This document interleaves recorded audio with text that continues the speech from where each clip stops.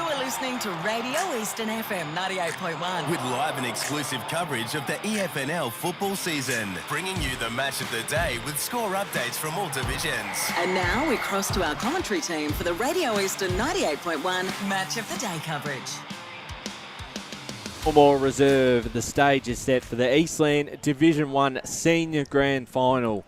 Mitcham versus Park Orchards. The Tigers, the former powerhouse of the East, seek flag number 18 and a return to the top flight of the Eastern Football Netball League for the first time since season 2006. They meet Park Orchards today, the best side of 2024 in Division 1, home and away record of 17-1.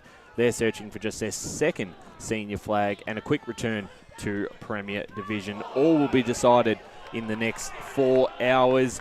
I'm Ryan Long, media manager with the EFNL, joined today by Josh Ward, Matt Spiderlee and Wayne Brasher. Josh, I'll start with you. We couldn't have asked for any better weather conditions this morning. It's been a great morning with the beautiful skies today, but it's either way, it's grand final footing. We love it. Yeah, well, I wouldn't consider it was that. It was more 4 seasons in one morning, which is what you absolutely get, which is no surprise given it is Melbourne. But it is great being out here at Tormore Reserve, being out here in the van. Really looking forward to this massive Division 1 decider, and for both sides, there's plenty on the line in this game. Oh, there certainly is, and it doesn't matter what sort of conditions there are. Finals footy is finals football, and particularly with grand finals. Matt Spiderlee is no stranger to grand finals. You've obviously been here for a lot over the years, and at this ground too at Tormore Reserve, so I know you're excited for another chapter in the league's history. Afternoon, everyone. Great to be here. Yes, it's one of those interesting days. Started amazingly well with the rain, and must say, just thanks to Brash for dropping by and transporting. We got our way through down Burwood Highway, didn't we, with that rain? Wasn't that unbelievable? Mate, it took me half an hour to get out of your driveway. Let's not make any bones about it. Exactly. It was like driving through the jungle. It was. It wasn't the easiest sort of 3 points you've ever done. But interesting start to the day, but all good. No, looking forward to the game ahead, and it just has so many interesting factors that we're going to, across the day that are going to come across us. So I think from that point of view, it's going to be an arm wrestle. Both clubs are determined to put their best foot forward, and by the end of the day, I think we're going to really have a close grand final. It feels like it's going to be one of those afternoons. It's not going to be decided until really late. It's certainly right, and Wayne Brasher, I probably can't sum it up, set up the game as well as you can, as you did last week, but I'm sure you're very excited for this because it is a very interesting storyline between the two sides, and a lot on the line to return, not only just to win the flag, but to return to Premier Division. For Park Orchards, it's only one season that they've come into Division 1, already made a statement. Mitcham, it's been a long time, 2006. So for one of them, it's back up to Premier next year. Yeah, and I think that is the storyline of this grand final. One side, right, who has come down from Premier and rightfully so have gone through this season playing like they want to get back in, but then on the other hand, we have a side, right, that's been working their way back through the divisions and building the club organically. And last year they took a big step into making sure that the club was set on firmer ground for this season, and they've now consolidated it to a point where it's been an achievement in itself to get back into the grand final, and they're in an undeniable position this afternoon because the way the ground has played out, basically they are facing similar conditions in the surface that they played on last year, which was right down their alley, Ryan. And I will say you were very sarcastic about our weather too. Yeah, well, and obviously we haven't got the camera on the screen on the screen at the moment. But if you tune into the reserves game, you can probably get a bit of an idea of it. It does look like the rain has probably had its impact now. I don't think we're going to have too much more in the afternoon. But we said this multiple times off air, Josh, just standing around here, and then it's come with another big shower. But the ground is obviously quite affected from it. There's nothing you can do about that. That is weather, and that's Melbourne. So, in racing parlance, Spider, I reckon it'll be a soft 10. Yeah, we've been a soft 10. Well, I've been to Warrnambool over the years, and I reckon we've seen about it. I reckon we've even had heavy 30s, and they've still raced. So looking forward to what's going to happen this afternoon. And the thing is, it's there for both teams, so they're going to have to deal with it. And I think that's the thing. Whoever deals with it the best is going to come out trumps, and that's the reality of it. Whoever handles the conditions and plays to the conditions today will give themselves the best opportunity to win the game. Yeah, certainly right. And there's a lot to talk about with this matchup, as well as the two other games that are happening around the grounds today. Let's start with a bit more onto this game before we move on to the prelim out at Bayswater Oval today, as well as a quick look at tomorrow's game, but we'll touch on that a bit later. This game, you look at the two sides, it probably has been the best two teams this year, and obviously Mitcham ended up finishing third, and South Belgrave had the right to host that. I mean, you played at Tullamore either way, but they finished second and had the home rooms out here at Tullamore. But Mitcham had their number quite quickly in that game in the first qualifying final. Park Orchards won 17 out of 18 games in the home and away season, and their only loss came to Mitcham, which, Josh, was a game we were at Walker Park, where similar sort of conditions, different ground, completely different ground, but the rain came early. Mitcham piled on the goals, and it worked in their favour. Yeah, and that game, I wasn't out there, but just looking back at that game as well, they were super slick, super clean in those conditions, were Mitcham, particularly around the stoppage, and that's something that's going to hold them in really good stead today. Park Orchards have won in wet conditions, mind you, against I think they won in wet conditions against South Belgrave in the middle of the season as well, which isn't easy to go out to South Belgrave and win in the wet, but I think that might give them a bit of confidence as well. But it's not their preference, really. I mean, they're more of a fast ball-moving team with their transition. The way that they're set up across the ground, they defend strongly. They've been kicking big scores throughout the year, so that's probably been their strength, whereas Mitcham tend to be able to temper their game. They can play different methods and systems. They have that fast play, but they can also play the slow game as well and play the stoppage and clearance game. So they're the sort of teams that can adapt, and I think that's why we probably all feel that the game is in Mitcham's side in terms of the conditions. So it's up to Park Orchards to see whether they can adapt. I think one of the best things that I've noticed about Mitcham is I love the way throughout the year that they are able to play it at a tempo, right? And then when they need to seize the moment where they sort of feel like that the opposition are just a little bit off, it's almost like they pounce. Yeah. Right? And it's almost like once you let them in, they don't let you out. And that was exactly I was in that game at Mitcham in these very similar type conditions early. They didn't give that. Park Orchards were never a chance after that in that game.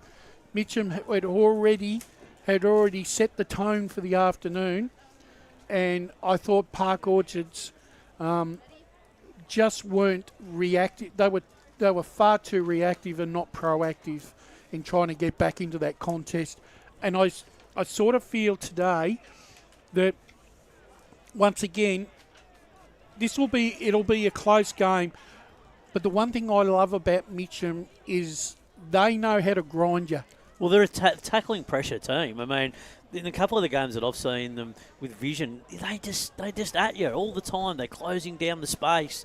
They're very good at putting that pressure on. They force turnover, and then they surge. They play that old Richmond-style game so well, and it's like they've crafted their game to a model that they really know each other's game, and when they do surge, they all run forward and they set each other up and they play together, and I think that's been their big thing. And when they have been able to kick some scores, on the counter attack, they've really made every post to win it. So I think for them that's why it's in their hands, and Park Orchards are really going to have to play well today. I think too, and I've had a look at the two.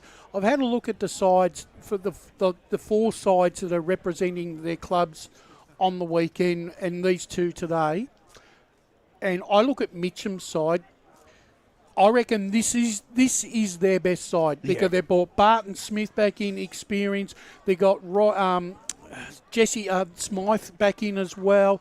And, look, Guy Lachlan comes Guy back. Lachlan. Jack And Stallo. the thing is, when you got two guys, Cherry and Uren, off that half back line, if they go unchecked this afternoon, they're going to run havoc through that Park Orchards midfield, because they just know the positions to run to, and then and they're both very good at directing the forward traffic where they get their forwards to go and lead to, so they can put the ball in the position that they want them to go to. Well, they're two of the most dangerous players on the ground, by far, for the Tigers. Yeah. And I think there is this, and we spoke to both Jesse Wren and Josh May on Tuesday, and the videos come out on socials if you want to check that out before the big game. And they talked a lot about this belief, that they had the group. And I know it's a stock standard thing that every club could say this, but I think it is genuine with Mitcham, and I think that is real. And there is a real strong connection between the playing group, and it's been proven on the field. And I think even in the early stages of the season, where we may have been scratching our heads at the early season form spider, they were 1-3, they lose to Bayswater, they get smacked by Montrose, and I think maybe from an outside point of view, you start to go, well, is that, did they get a bit lucky last year, and is this not the same side? But to their credit, they never was ever any doubt in their mind that they'll get back to their form, and it just took a bit more time to get going this season, Spider. Yeah, I think it took them a little while to work themselves into the season, without question. Look, sure, there was a few players coming in and out of the team in the early part of the season. They probably didn't settle the team down as early and as quick as what they would like. But as the season gradually got going, they started to get a little bit more momentum. Their rhythm in their game started to become a bit more evident, and I think they just started to believe a little bit more that they could once again be a real contender. And I think once they got that continuity amongst the team, that really played a big part in their second part of the year with their performances. And the group as well, they've played a lot of footy together. They were part of that most of them were part of that 2019 premiership. I mean, I think a lot of them came from Ferntree Gully as well, so they know each other's games, they know each other's strengths, and the guys that have come in, Tom Lovell, he's been around at Mitcham for a couple of years now, Josh May as well. They all know their strengths and weaknesses, Brash. They certainly do, and I guess that comes from understanding. Good coaches understand what they need on a year-to-year basis to build a squad that needs to improve year upon year. And Neil Winton, once again, has proven the master stroke here, because I can see of at least half a dozen players in this Mitcham lineup last year that weren't in this, that didn't play in last year's grand final. So the club once again has evolved, and there's been a group of 6 or 7 players that have been able, through form throughout the season, to be able to force their way into this grand final side, and I think that speaks volumes about the depth of the club. Yeah, it does, and depth is really important, and I think selection integrity, but also having. I think it's so important, you can't just turn up with the same team year after year. No. You have to add to it, because you need to get better, because the competition gets better, and the standards need to get better, and the expectation gets better. And there was expectation on Mitcham this year, and they have delivered mostly in the second part of the season. So for them to build on that depth, continue that belief, I think that's a really important part going into this game. And I think Neil has done a terrific job in being able to get the most out of the players going into the back half of the year, because, yes, they were slow to start, but now they've set themselves up for a real crack at the title. However, on the flip side, let's sort of turn our attention a little bit to Park Orchards, right? Yeah.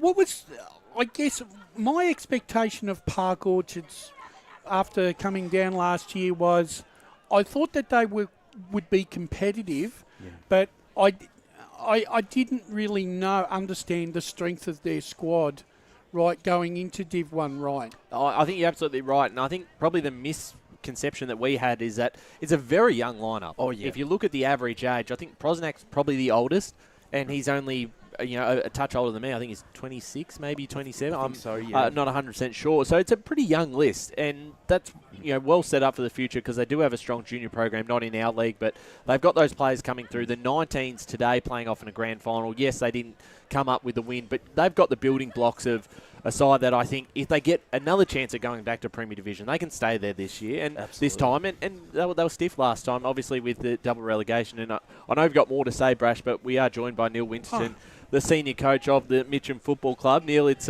great to have you back for another grand final, back-to-back grand finals for you, and potentially a chance to get promoted into the top flight of the EFNL.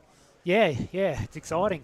Melbourne have turned on a beautiful summer's day for us, and we're looking forward to getting Sense of deja vu from last year, mate. It is, yeah. Well, actually, it was really wet last Friday, last year on the Friday, and I saw a few photos of the ground last year, and it actually turned out all right. But no, today it's good day for footy. Is that something the group embraces? We've been there a couple of times this year. It's been wet weather, and you've got on top very quickly and dominated the contest. Is this something that it doesn't really matter what the conditions are, and a ground that you've now won 5 finals in a row at, you must just enjoy it either way?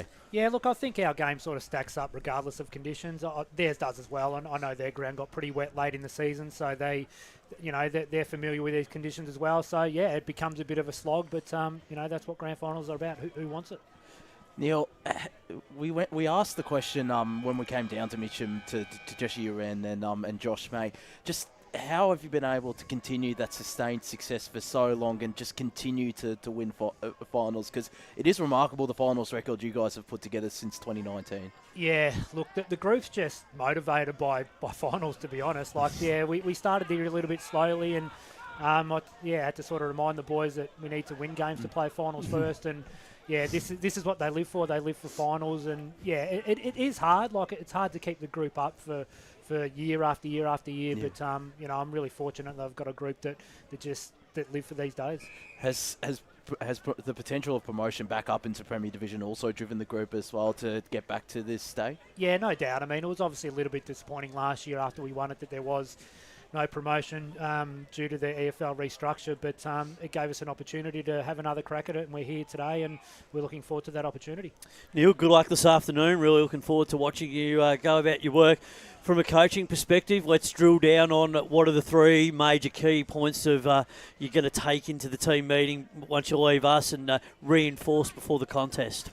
Well, Park Orchards like to move the ball really quickly. They particularly off half-back, that they springboard off that. So we need to try and negate that as much as possible, which is easier said than done a lot of the times. But and probably just adapting to the conditions. It's not one of those days where you're going to be able to play beautiful footy and link up by hand and lace guys out. It's just about getting territory, owning ground position and going to work from there. Yeah, it's really important, isn't it? Because you take out all the other fundamental elements of the game. Like, obviously, these are conditions that you have probably come across at some points during the year. So it's just the reinforcement of connection with each other to say, well, you've got to bring every aspect of the game to the table today, because everything's going to be on the line at all periods of time. And more importantly, it's going to be your tackling pressure as well, because the ball's going to be in dispute.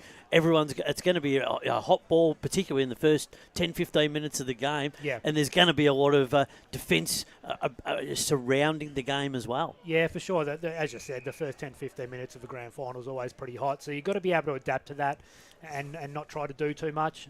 In terms of the conditions, we haven't played a lot of wet games this year. I mean, the surface water on this ground's probably, we haven't really played in these conditions over the last couple of years, to be honest. So it's a little bit of a spanner in the works, I suppose. But yeah, we think we can adapt to it. And when you're coming up against another coach, opposition guy, particularly someone like Paris, it's one of those things, because he's been around the competition for such a long period of time. It's like it's a bit like going up against you're one of the younger guys going around. But thanks for calling me young. I call you young, but you like young. But I like to say that. But he's been around for a very long time. He's had a lot of coaching experience. So it's a little bit of the cat and mouse game, isn't it? Because you're going to have to play some cards. He's going to try and see what cards you're going to deal. So you're going to be sort of trying to counter each other as the afternoon progresses. Yeah, no doubt. As you said, Paris has been around a long time, tasted a lot of success, got a lot of respect for the way he goes about things. And, obviously the results that Park Orchards have had this year are off the back of what he's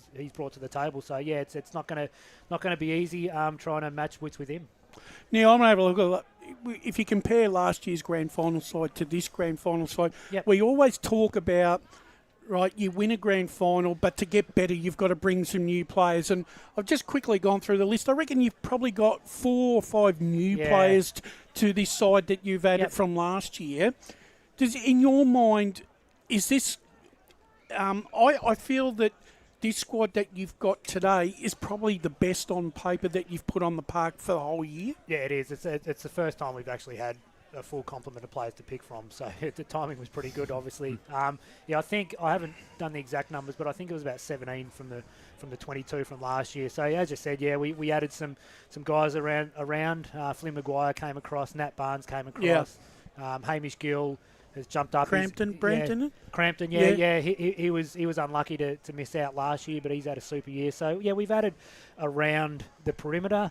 We've still got the nucleus of the team that won it for us last year, but I think we're a bit better a bit stronger of a side than last year. That was leading into my next question. Where do you think that this playing group from winning the grand final last year? What have you noticed with this year's group that's a little bit different to last year's group? Probably a bit more confidence, I suppose. Once you've done it, you get that little bit of inner confidence that you can do it again. Not that most of our boys lack any confidence, but they've because we're able to do it last year. I think that they know whatever situation we're able to get ourselves into, we can get ourselves out of it if we play our brand of footy.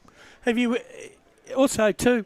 I mean, as a coach, you coach a premiership side and you think, oh well, yeah, my game plan worked well with this sort of group this year. Do you have to go back to the drawing board at the start of each season and think, oh, yeah, I've got this game plan in my back pocket because I know it works, but do you have to add a bit more strings to your bow with another game plan to suit that playing group that's coming through? Yeah, look, I don't think you don't make wholesale changes. You might, tweak a couple of things here or there and a few structures or here or whatever, but I think you need to be too careful. Like if you've got a game plan that works with your group, not to change it for the sake of changing it. Like you'll change it if you're not getting the results. And we've been lucky enough to get the results the last couple of years. The guys are pretty comfortable with it, and I think having that continuity and everybody's familiar with what's required is certainly a bonus for us. And one thing about that game plan as well, even when your depth was tested, like obviously we saw you guys when you played Montrose, and that was when the depth was tested. It must be really pleasing that you're able to bring those players in and they're able to adjust to the game style. Yeah, for sure. Yeah, we had a pretty torrid run with injuries there during the season. I think when we played Montrose, we might have had 10, 11, 12 guys out or something that day. And yeah, it's a real credit to the guys. Like this year more so than ever, it's been a real squad mentality. We've had a lot of guys who have really stiff to not be here today, and I had to drop 2 guys during the week, which was not great. Jack Coleman and Ant Marrick. Let's talk about that. I mean, how hard is that? No, but as a coach, that's the role of the coach. So it is always the tough decision. But I think sometimes you get players that say, blow this, all that sort of stuff, and they can walk away. But as a playing group, that's really important things that everyone can get around each other and support when a decision like this is made, because it's actually for the best interests of the team. It is. Yep. For sure. So how do you continue that message to guys and say, guys, it's all about the team. We've got a premiership to win here this afternoon. So you are, although you're not running out there on the ground with us, you're still with us because you've put all the work in to try and get us there as well. Yeah, look, that was a message I did tell them. That's obviously a really difficult thing for them to hear, that they're going to miss out on a grand final. But to their credit, like both of those guys will warm up with us today, and hopefully we get no injuries in the warm up. But they're there as backup, so that they handled it really, really well. Obviously, really disappointing, but they handled it well. Absolutely, Neil. It's a massive afternoon. We really appreciate your time, not just today, but throughout every season. All the best. It's a big game for you, and hopefully by 5 o'clock, for your sake, it's another Mitcham premiership. Tiger time. Yeah, that'd be great. I'd love to see a bit of Tiger time at 5 o'clock. Absolutely. Neil Thanks, Mitchelton, the senior coach of the Mitcham Football Club, who has already had such an incredible career as a senior coach, and potentially can add another chapter over his time. He's done a magnificent job. He has. Very good player in his own right. Oh, yeah. He was a wonderful player. Just when he was playing VFL, but then also came back to the EFNL. He almost felt, Spider, he was a natural fit to be a coach, wasn't it? Yeah, he absolutely, and he's guided them to 3 premierships, and it's not just his work as well, but Matt McCubbin, the work he's done. Yeah, Mac has done. You're right, and between those two and everyone in the committee, it goes back to 2015 was that drought-breaking flag. It was I think 37 years, maybe, Spider, not quite 37. No, it wasn't. Early actually, 30s? no. Well, They had the 81. 81. So it was a fair while. And 34 years, and then also they played in a couple like in 85 and 92 and lost. Rams beat him 92 in both 85 and 92, as Stewie Cook always tells me. Because no, it's all, look, from that perspective, they had some really good teams in that period, and they were playing regular finals, but just at the end, back into the 90s, couldn't sustain it. And then, obviously, in the early 2000s, Andy Collins came to the club, rebuilt the club for a short period of time, and then, unfortunately for them, the wheels fell off. But now they've got their club back in order, and that's a really good thing. And a guy like Matt McCubbin, from an administration point of view, put a lot of time and effort in.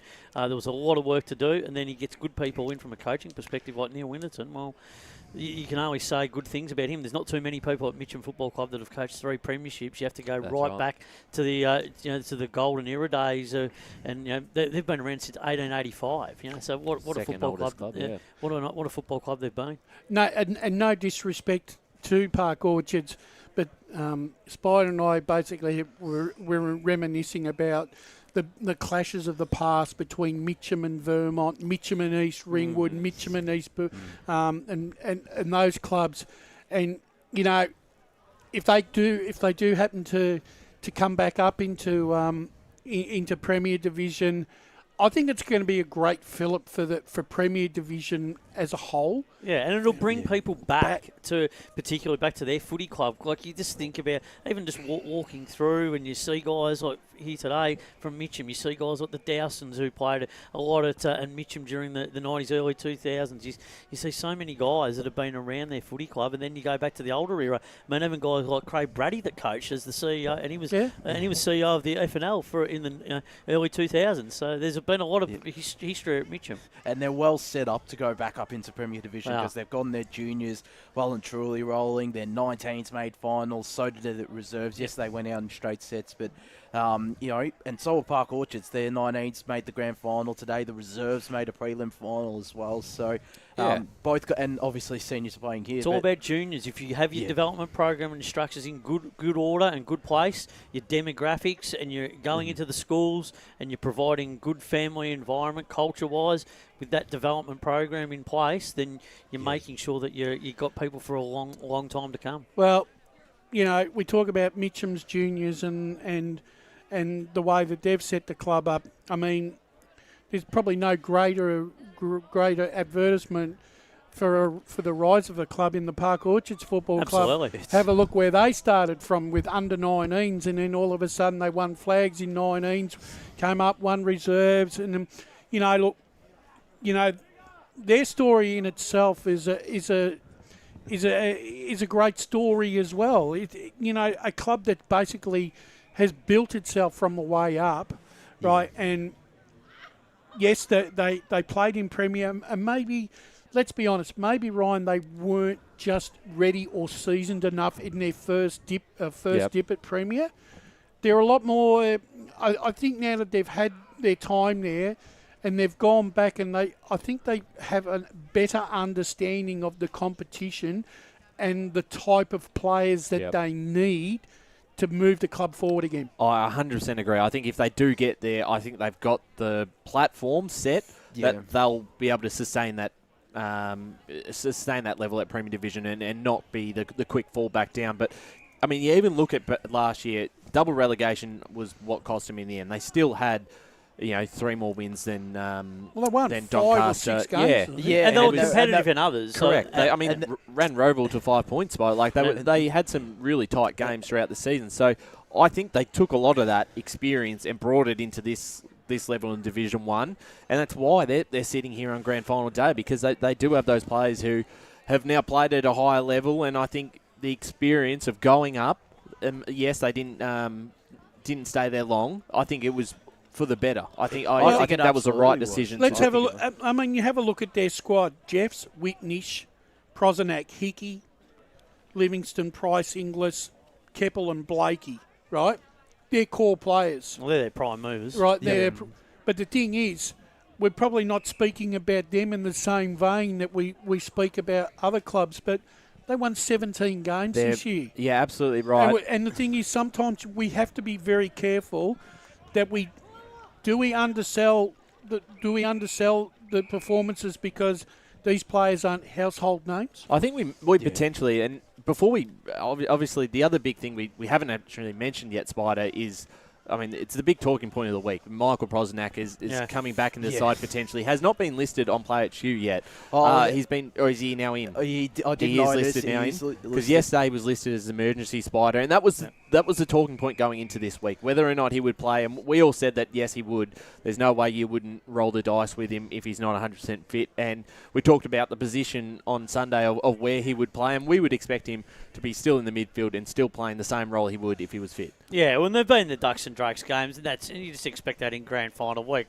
And the clubs do the testing, and they have a real good think about the best way that they can utilise a player of his quality. But I've always been at the belief that if you're going to play the player, you have to play him in their position, in that role that they've been playing, and where they're going to be best utilised. There's no point playing them in a restricted or a modified, watered-down role, because otherwise they're just basically, you put them into a position where they're not really out there in a sense, and like you need your big guns playing in where they do best and where they do their work. So that's the challenge. Look, they might have to modify it in some aspects and give him a little bit more of a rest, from a minute perspective. But I think quality time in his normal position is what is required, because he's their gun player. So that's what we're after here this afternoon. And he's one of the players with the most experience in this Park Orchards lineup, and their average games played, senior games played, is just over 60 games per player, which is just... Well, that's not a bad average, Josh. It's not a bad average. Yeah. And we always talk about 60 to 80 games when players tend to hit their experience and their core maturity, and I think they're just on that fringe. They're just on that at the moment. So those guys are not too far from playing some of their best footy as senior players. Yep. Well, Michael Prosnack has certainly played... Well, he's played his, but the rest of the group from their profile. And he still is, I reckon. Yeah. The thing is, as we discussed last Sunday, just reiterating on the point that we know that Michael Prosnack has had to go through his concussion protocols. Yep. Right? And we all agreed last Sunday, and which you just mentioned again, Spider, that if he came in and they put him in a forward pocket, right?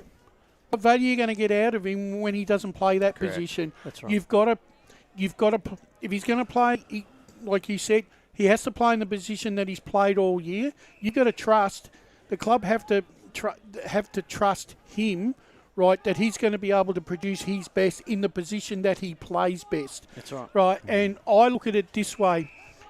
If he plays his normal position, right, and they don't want him to take him off the ground as a rotation, by all means, plonk him in a forward pocket. Yeah, he can rest there. Yeah, rest, and you might be able to snare you a couple of goals, even from a forward pocket. Right. He was able to do that in that round 7 game against Bayswater, where he just went up forward. Obviously, a couple of goals were from midfield, but he was still able to do that. I think it's averaging 2 goals a game, which is not bad. It's still good. Yeah, absolutely right, and he is, I think, the most dangerous player in this competition. And the other thing is too, I mean, I know things, we talk about that everything seems to revolve around Prosnack, but another important play for them today that really will need to hit the scoreboard is Keppel. Yeah, he's going to have to take the lead if Prosnack is not able to have the influence with his goal kicking. Yeah, him and Connor Hickey as well. Yeah. He's going to need to have a big game up forward, Hickey.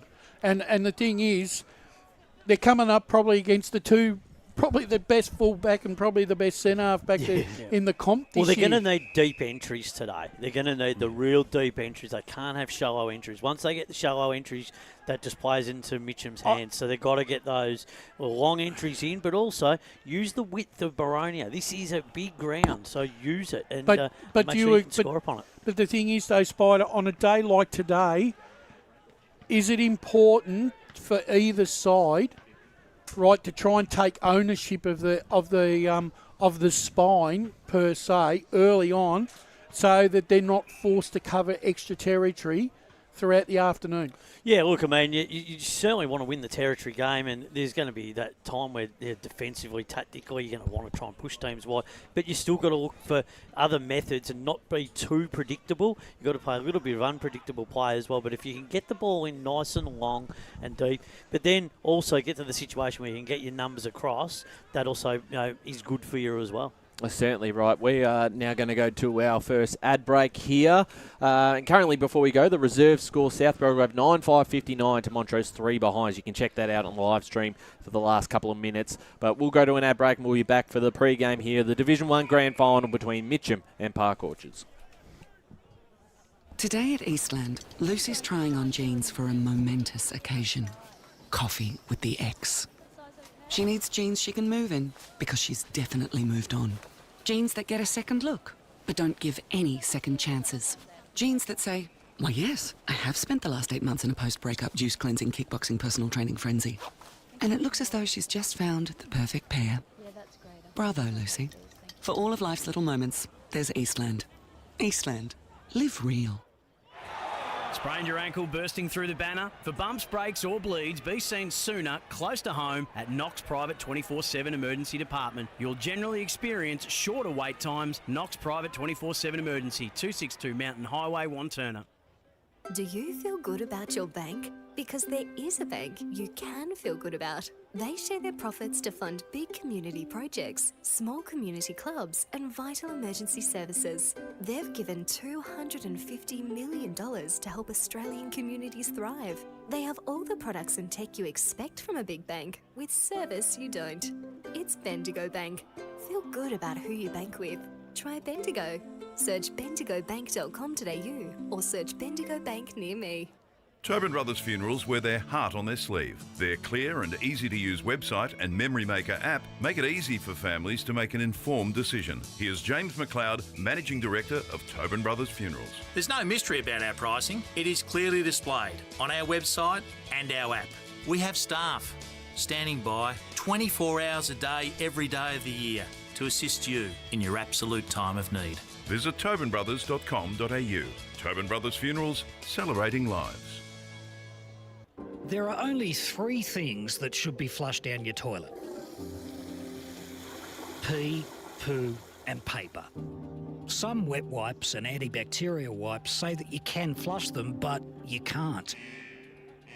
They clog up the toilet and pipes, causing expensive blockages. Save yourself a truckload of trouble. Put your wet wipes in the bin. To learn more, head to the Yarra Valley Water website, yvw.com.au/wet-wipes. Hi, Dylan Dow from the Baroni Football Netball Club here. When I need to grab a quick coffee or a bite to eat, I'm popping into Eastland. Eastland's more than a shopping centre. They support a range of community organisations and have been a major partner of the EFNL since 2018. Cheers, Eastland.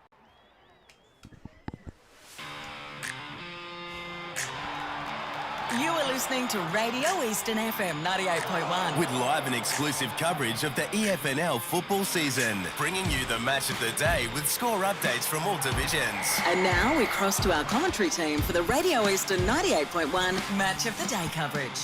Yes, welcome back to Tullamore Reserve, the Division 1 Eastland Grand Final, and you can hear the South Belgrave song in the background because they've just walked away the premiers of the reserves in 2024. 9-5-59 South Belgrave, 4 behind Montrose, and that is an absolute spanking on Grand Final day. Put it out there. Misery Montrose in that game. And according to Blake Tennant, it was the talk of the town, this reserves Grand Final. I don't think they'll talk about it too much. They'll be reviewing it. Yeah, well, I don't know if you bother after that game, but obviously we've got a big game here to discuss. We've had a pretty good crack at it so far, talking to Neil Winterton, as well as dissecting the two sides. We're going to move away from that game just slightly and talk about the Premier Division preliminary final happening out at Bayswater Oval today between East Ringwood and Roval. And Brash, I'll start with you because the three of us had a bit of a chat about this on the podcast yesterday, and the way that both sides have gone into this game. You look at East Ringwood, the pressure is on them to respond after a surprise loss last week. Yeah, it was a surprise loss. And the thing was, it wasn't like they got blown off the park either. It could have been a game, but it almost seemed like that Baldwin probably played the perfect game of tempo footy last week. They just seemed to be able to have the game on their terms all afternoon. Yeah, it took a bit of speed off the game, and that's what they do when they're defending so strongly, give themselves that opportunity to score, and they did with their efficiency at one stage being 8 straight. So East Ringwood had their chances late in the game, but just couldn't quite get over the line. But you could tell that they still have something to offer in this game, and I think if they get the game on their terms today, they'll be really hard to beat, particularly on the inside, because that's where they are very dangerous. And if they get that ball even onto the outside, it'll be a real contest. But as we know, Roval, they're questioned always in the wet, aren't they? Their weather form hasn't been great in previous times. Spider, I've got Lee Green has something to say in just a second, but on that point, I said on the podcast, it won't be too bad. I didn't think the weather was going to be that bad this morning. Yes, that will have an impact. But we've got Lee Green at the moment, actually. Yeah, look, I just wanted to have it was a quick shout out to Andy from Four Lanes Coffee. We didn't quite anticipate that we would have a couple of power problems today. I've been running on battery on the van all morning, and not quite enough. So Andy's actually provided us with a generator for a couple of hours. So he hasn't charged me yet. So thank you, Andy. Thank you, Andy. I might owe him a couple of coffees. They do make some pretty good coffee as well. I have the to line is very good coffee. The line is back to Dorset Road, I believe. Always go there whenever we're down here at Tormal Reserve for finals. Yeah. Look, just quickly before hopefully we get our next guest. I think the game, Roval don't play as well in wet weather conditions. I don't think that their game plan is it's more suited to a dry surface. I think East Ringwood on the overall balance of the season. I think they deserve another crack at the title again today. I don't think.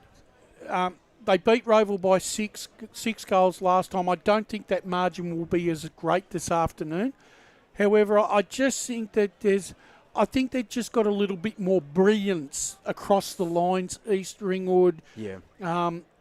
This year, I think their midfield is just going a little bit better than Roval's. It is, and I think they'll be able to grind the game out in these conditions. I think the game is tailor-made for Bearlow and Corey Preston this afternoon, where I think these sort of conditions, and you sort of sense that this is the sort of game that Sam Lowson will once again want to try and impact and have a say in East Ringwood's forward to the grand final, Josh. Well, he kicked 4 of 7 goals for East Ringwood last week, and he will definitely want another big one on a bigger stage and a much tougher contest at that. And then it comes down to the likes of Corey Creston or even some of their midfielders get on the scoreboard as well, Grash. Admittedly, though, with Roval, I mean, look, losing McDonald in that midfield and young Jai Coleclough who's played that crumbing forward role for Roval exceptionally well.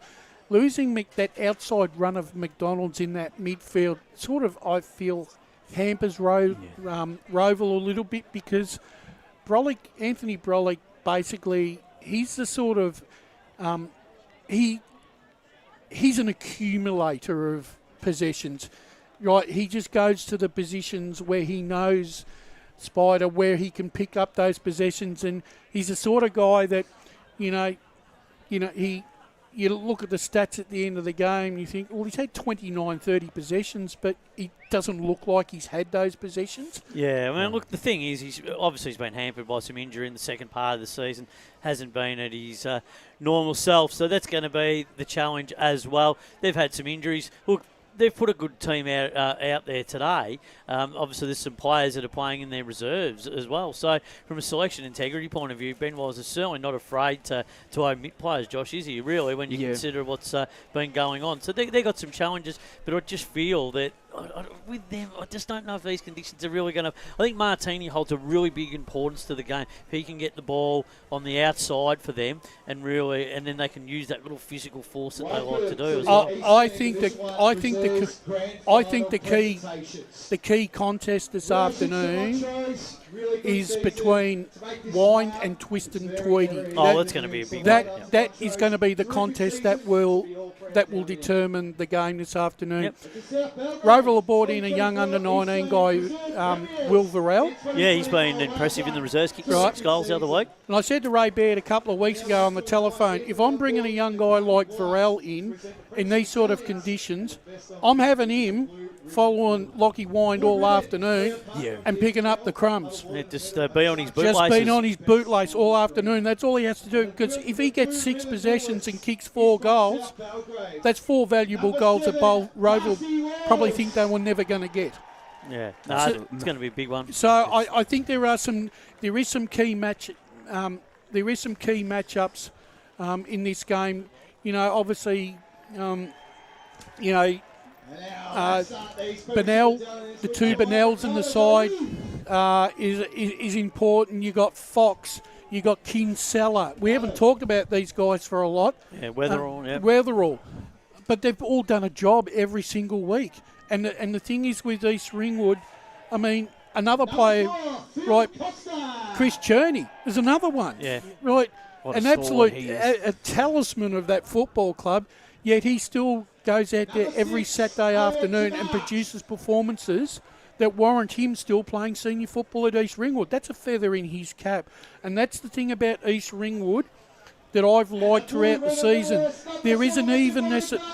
There has been an evenness about their side all year, right, where, all right, there might be 6 or 7 players that have had better games than the other 12, but the other 12 have also made contributions, whereas I feel with Roval, it's always been on a certain group of players. Yeah, it's been a reliance, on certain players, Brolick, McDonald, Wind, Stapleton and Schoenmakers. They're definitive type players. And they need all those players to be playing well. Yeah, and they need to be played regularly as well, and they haven't had that continuity as other clubs have during the year. And that's where they have been a bit vulnerable at times, so that's been really proven. So it's going to be a big challenge for Roval today, and I think it'll be a pretty close game. But I just think it'll be grinded out in the end. I think East Ringwood about 20 points. Yeah, I've got East Ringwood by just a couple of goals. Has the Oracle put his tips in for the? Well, we might have a look at that in just a second. We'll see if we can get that loaded. But looking at the game, I agree with you, Brash. I don't think there'll be much in it. I really think it would be that 2 to 3 goal margin. I mean, these weather conditions, there's not going to be a blowout either side. I don't think. I think it will remain tight. It's probably that 11 or 12 goals will probably win it for you. As the rain starts to come down again, it's almost, as we're speaking. I reckon it's hailing now, actually. Well, it was actually hail, I can confirm. Yeah, well, it's certainly not the ideal conditions for the day ahead, and it's just one of those days. But that's the two sides have got to get used to today, because it's not going to be easy out there. And I went for a walk on the ground in the morning. In your gum boots? I've got my boots on. I never wear the boots to a ground, but I was walking in puddles. And remarkably, he was still in shorts somehow, or you were still in shorts somehow. Well, I had to, because I knew I was going to get drenched, and I did.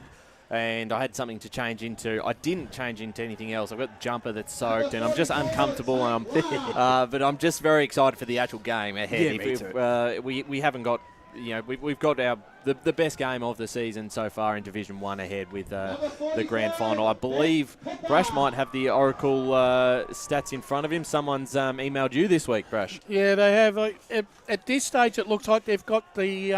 Oracle at hotmail.com, I can see. Yeah. I think they've got the Oracle at about... at 87 for East Ringwood, and for Roval, 75. Okay, game. Pretty much what you said, 2 goals in it. Yep. In Mitcham and Park Orchards, the Oracle pick. Yeah. Mitcham, it's Mitcham 73 we've got, and Park Orchards 81. All right, well, that'd certainly be interesting if that's the final result today. We were here last year, Brash, in this game, and it was, I think, just the 16 goals kicked between Mitcham and South Belgrave. Mitcham won with a score of 8 goals, 10-58. Are you expecting something like this again? Is that probably around the market that 8 to 10 goals could be enough today? It could be enough, but the funny thing is, just until that rain shower just hit us, I pushed my expectations up back to a 10-goal to 8 game.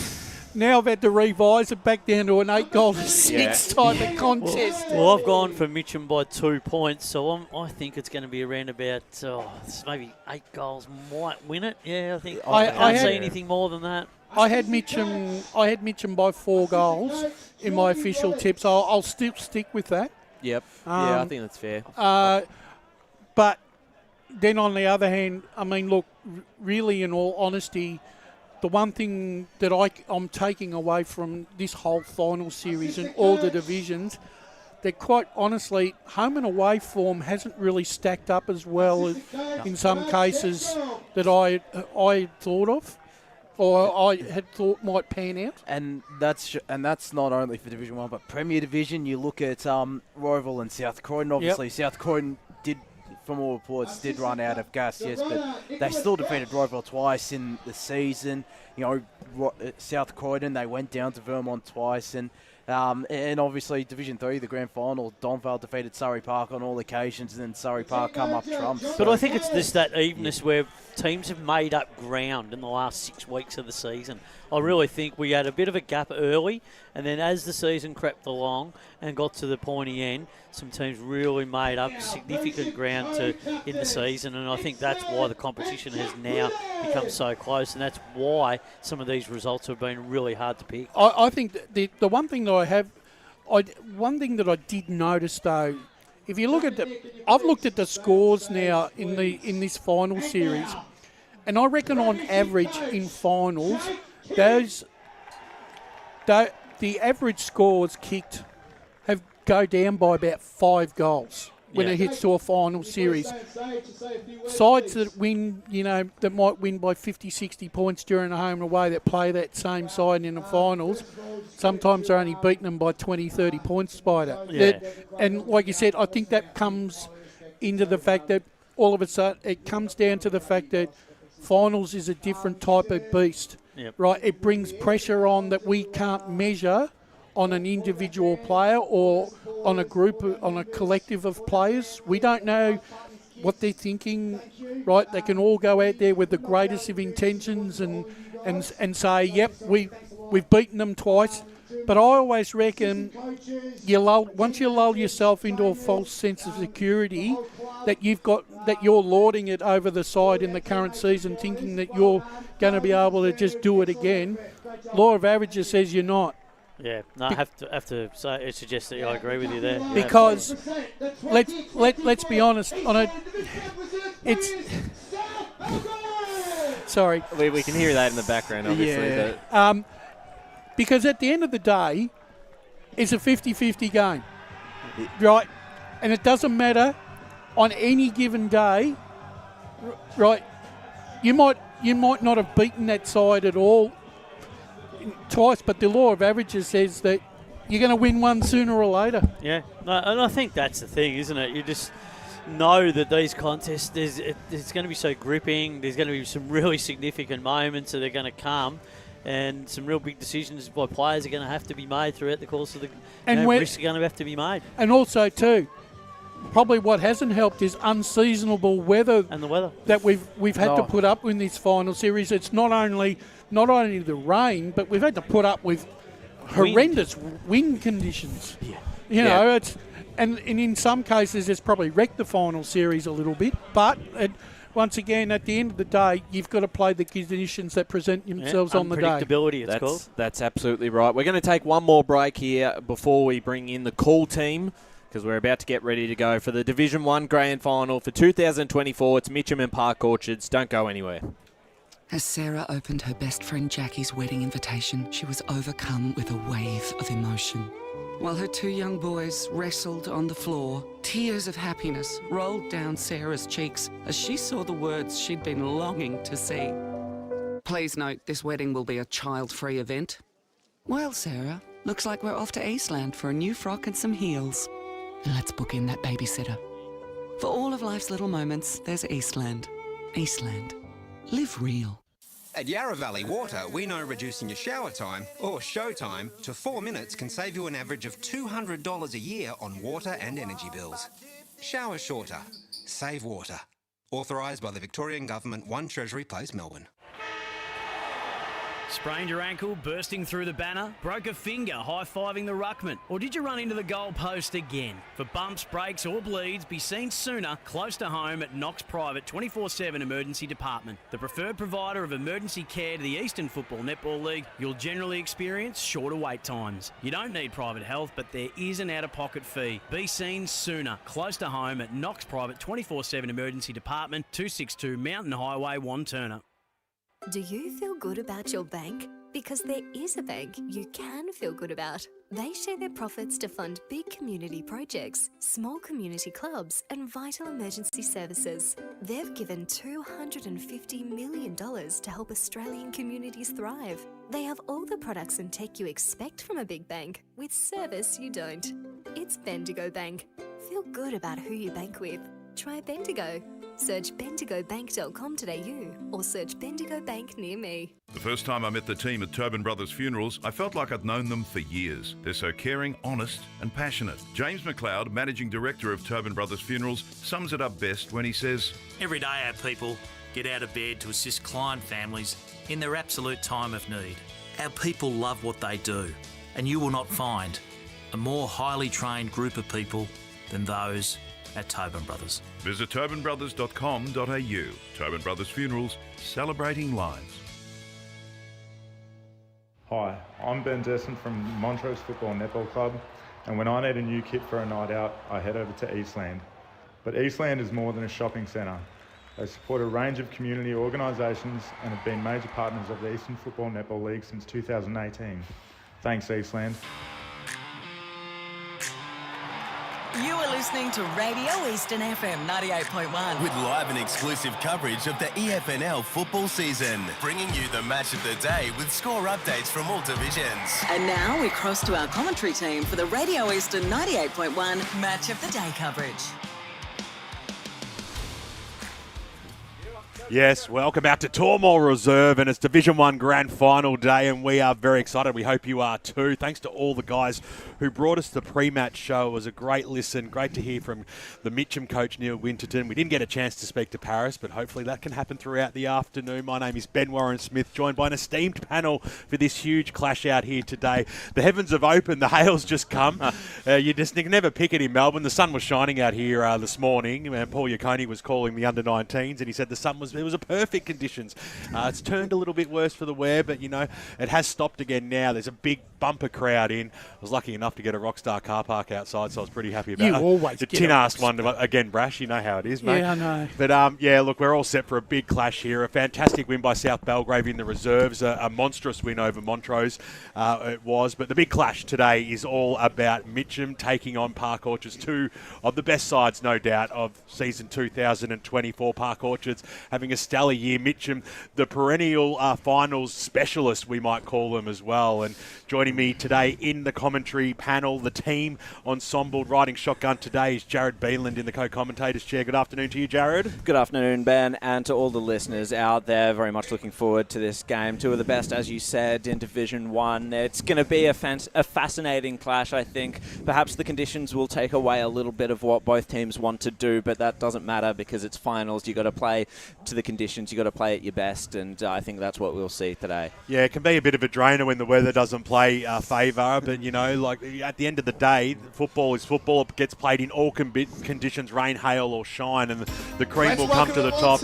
As you can hear our very own whispers, not very whispery today, Blake Tennant on the surprising being the MC, but as Park Orchards enter the arena. On the special comments today, we have Josh Ward, who's just been living on cloud 9 all week. Good afternoon to you, Josh. Yeah, and it's continued today with Surrey Park winning the under-19s premiership in what was a very scrappy affair. But absolutely. Looking forward to this game. I'm really looking forward to seeing both the Tigers and Sharks in action. You are right, BWS. They were the two best sides and have been the two best sides in Division 1 all season long, so we're going to be in for an absolute cracking contest. Well, when we think of finals time, we know that one man's going to be in position A, and he's our number one special comments man for a long, long time now, and we wouldn't be the same without him sitting here in the chair. Very good afternoon to you, Wayne Brasher. Thank you very much, BWS, and welcome to. I'm looking forward to. I always look forward to a grand final. It's been one of many that I've been involved with. I never get tired of being part of a grand final team, BWS. It's such a special day. Doesn't matter what division it is. It's just it's a special day for clubs and media people, and we all live to call these type of games. And once again, I'm privileged to be part of the team. And we're privileged to have you part of it. And of course, the number one stats man in local football around the country is without a doubt Paul Yacconi. Very good afternoon to you, Paul. Yeah, good afternoon, BWS. Good afternoon, everyone. It always is a thrill, grand final day. And I was out here earlier calling the under 19.5 grand final with Josh, in which Surrey got up, but it's always a day on the calendar to look forward to. Well, nice to have you, Paul, and of course let's go boundary side, and the boys have got the brollies out. They've got the gum boots on as well, and it's a very good afternoon to Brett Beston and Chris Curtis, boundary side. Thanks, boys. Look, there's no need for brollies at the moment. The sun has poked its head through. I think we're probably going to get some more rain later in the afternoon, but at the moment it's it's just holding, not the rain that we had this morning. Ground conditions very, very wet, obviously, and a lot of mud, particularly with the two games that we've had. But looking for a great game, I think, today.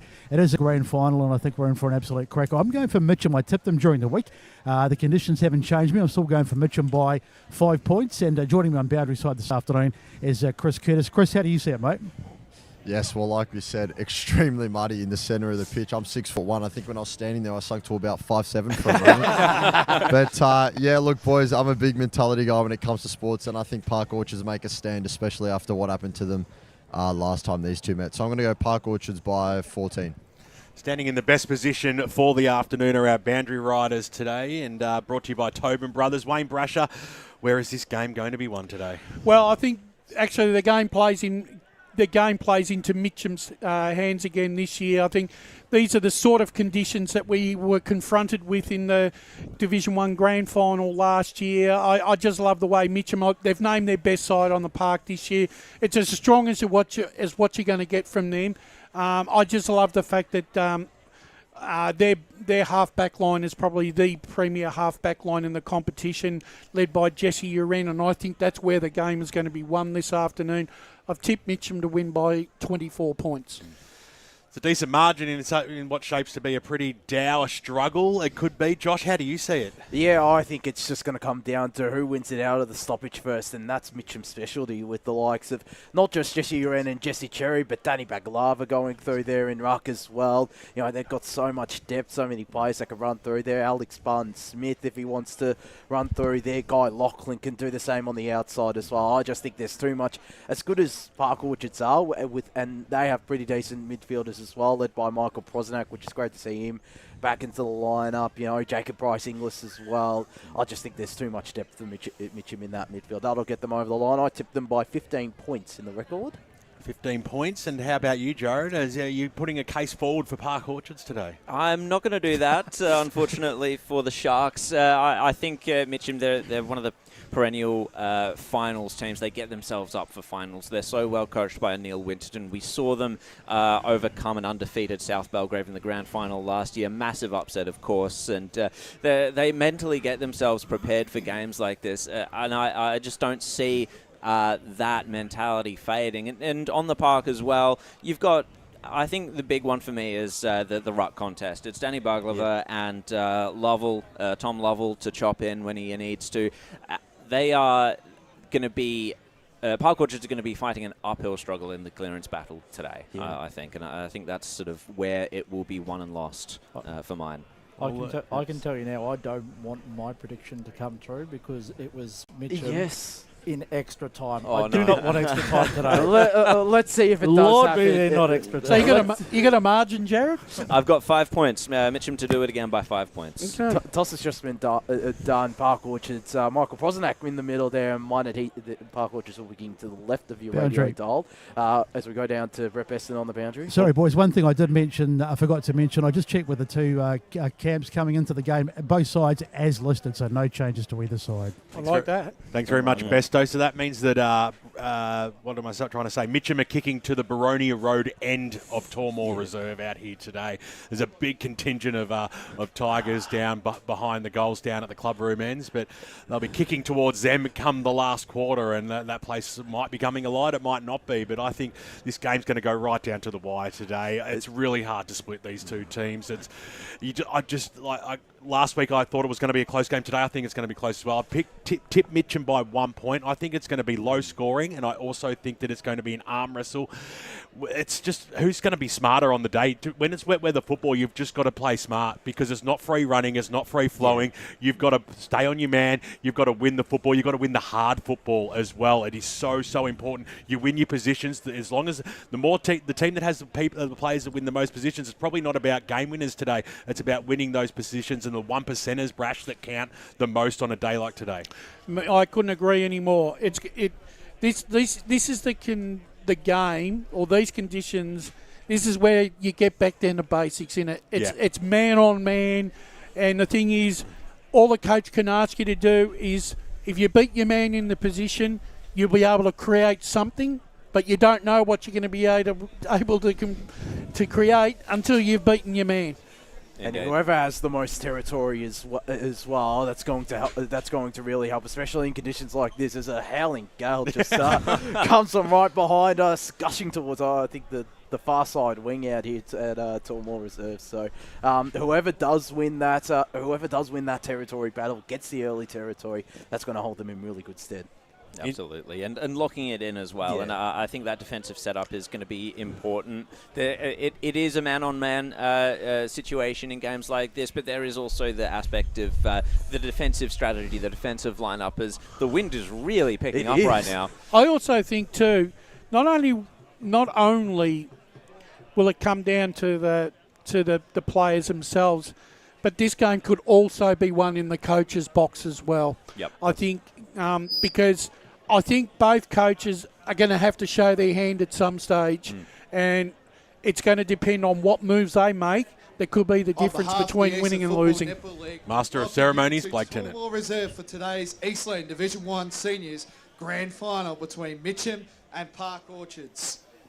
Mitcham progressed through to today's decider by winning by 28 points in the semi-final over Park Orchards, while Park Orchards had to do it the hard way in the prelim final by 4 points over Beaconsfield. We begin today by acknowledging the traditional custodians of the land on which we gather and pay our respects to their elders past and present. We extend that respect to all Aboriginal and Torres Strait Islander people here today. Congratulations and best of luck to both teams in today's decider. Officiating umpires for today's match are in the field Daniel Phillips, Dan Beard and Nicholas Dorr. In the boundary we have Ryan Paravicini, Ryan Muscan, Samuel Rattray and Thomas Linett. In the goal we have Jesse Fry and of course Andrew Wasty. I'll now like you all to be upstanding with the players and umpires for the national anthem of Australia.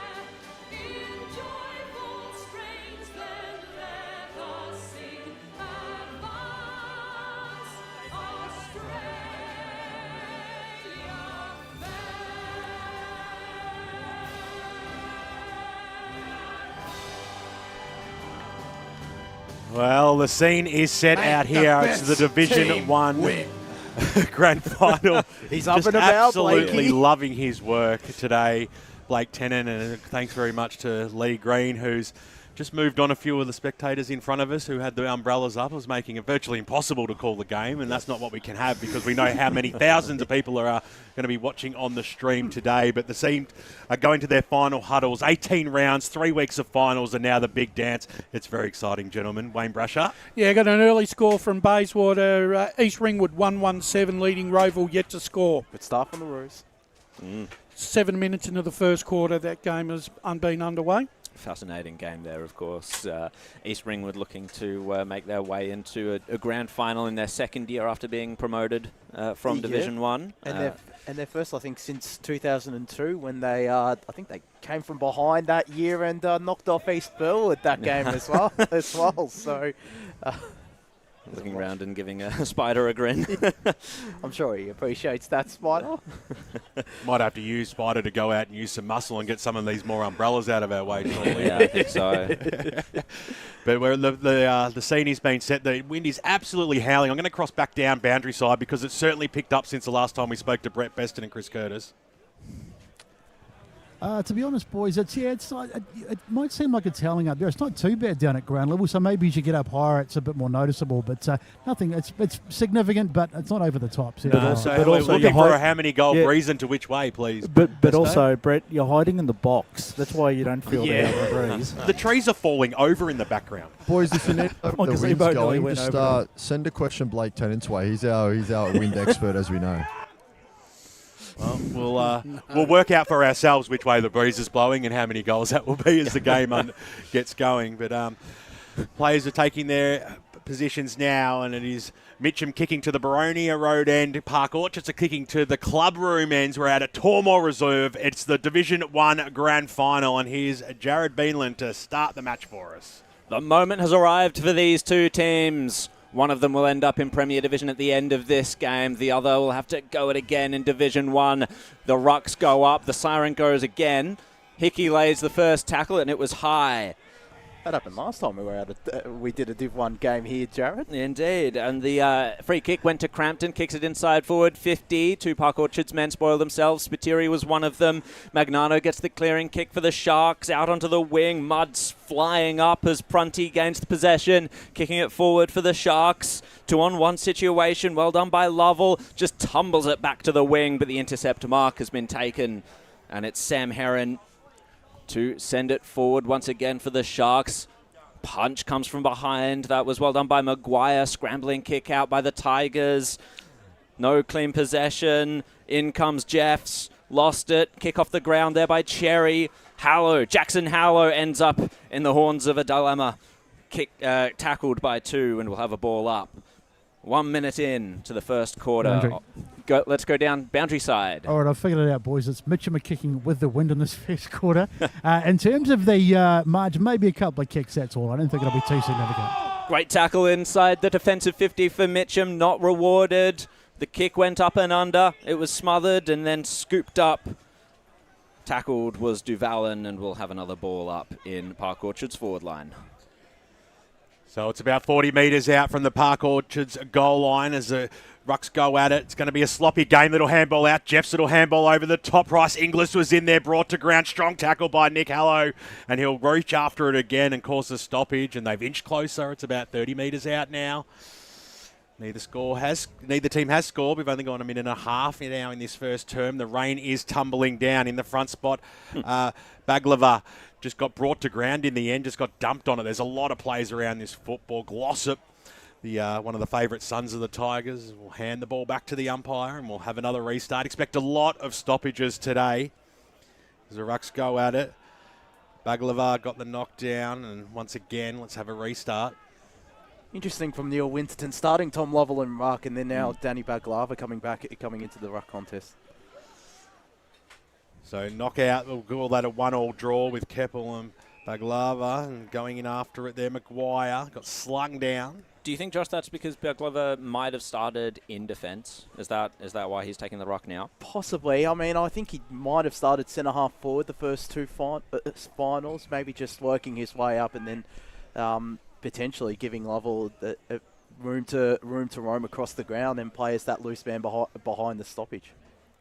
It's got the essence of a Little League game at the moment. All players just following the footy from stoppage to stoppage as we have another boundary throw in, a very, very shallow one picked up by Jeffson. Goes goalward and kicked a banana out of bounds on the full. So it'll be a free kick to the Tigers to bring the ball back into play. Right forward pocket. Neither side have scored, and we've gone 3 minutes here in the first two. Jesse Uren already covered in mud. Goodness me. It looks like he's played a full game out there. It's been 3 and a bit minutes. Strong mark taken from Uren's kick. And now it's Lovell, Tom Lovell, former Upper Ferntree Gully man. He really whiffed on that one. Intercepted by Park Orchards. Kick inside forward 50. Good spoil by May.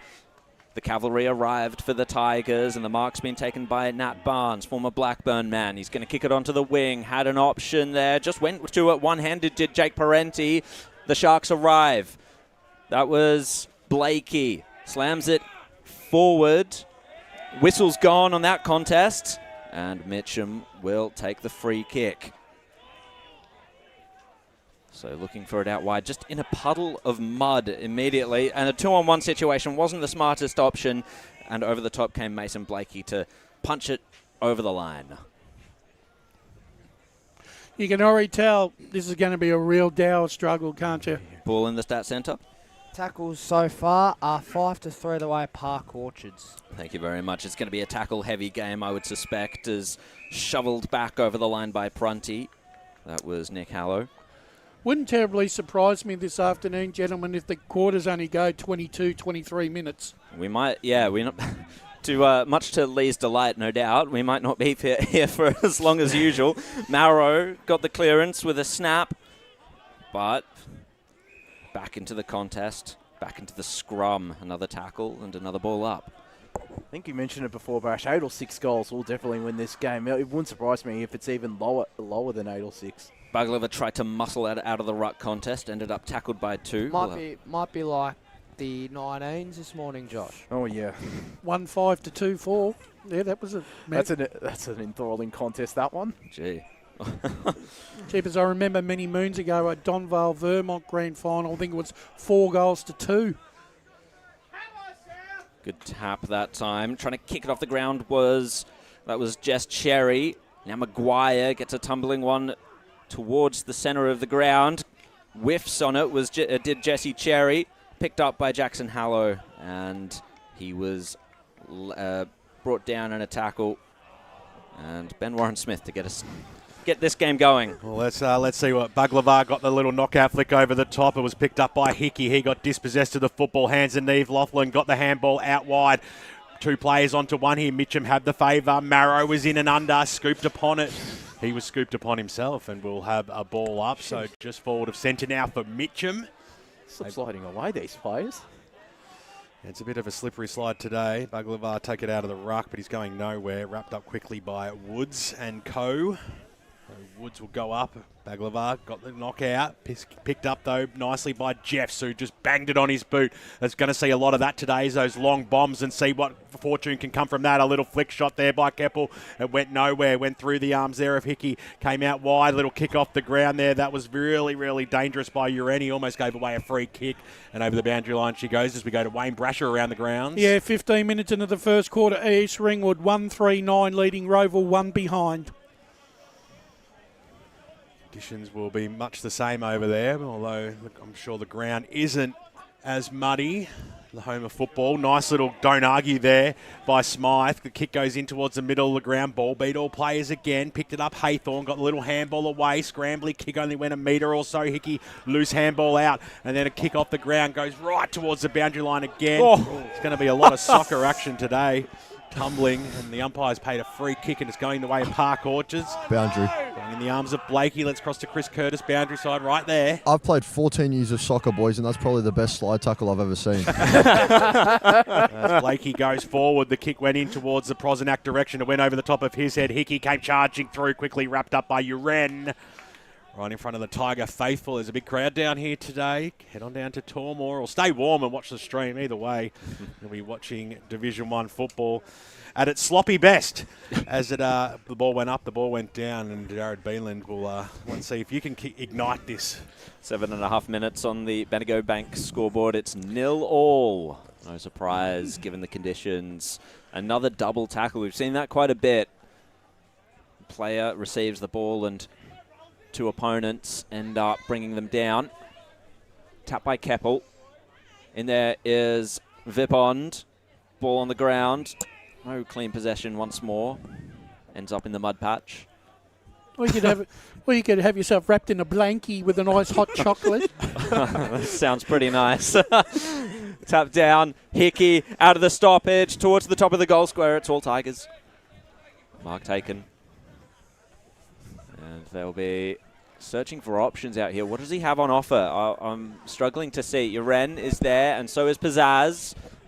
Knocked out of Pizzaz's hands to Jeffs. Now Hickey tries that snap again towards the top of the goal square again. No mark taken there by Prosenak into the goal square. Dangerous time for the Tigers. Oh, trying to kick it off the ground there was Whitnish. Couldn't quite make contact, and it's a pile-on. Absolute stacks on in the Park Orchards goal square. Looks like they're ready to run a try, wouldn't it? So in the screen, it's all Tigers, but Park Orchards no doubt holding their width. Bit of volleyball there. Uren ends up with it. Upended. Ball spills free, just. How long is that going to last for? Not at all. You almost reckon they're going to have to swap the balls at the end of each quarter. Yeah, I think they will. Up we go again. Again at a dangerous spot for Mitcham. Trying to bust through was Elms. He was brought down in another tackle. I was about to say, it looks like literally every player on the ground has mud on them except for Connor Hickey and Kane Keppel. Josh Chappell as well, I think. Don't worry, they'll get their turn. Oh, they will, no doubt. Elms this time lays the tackle on Keppel. Another ball up.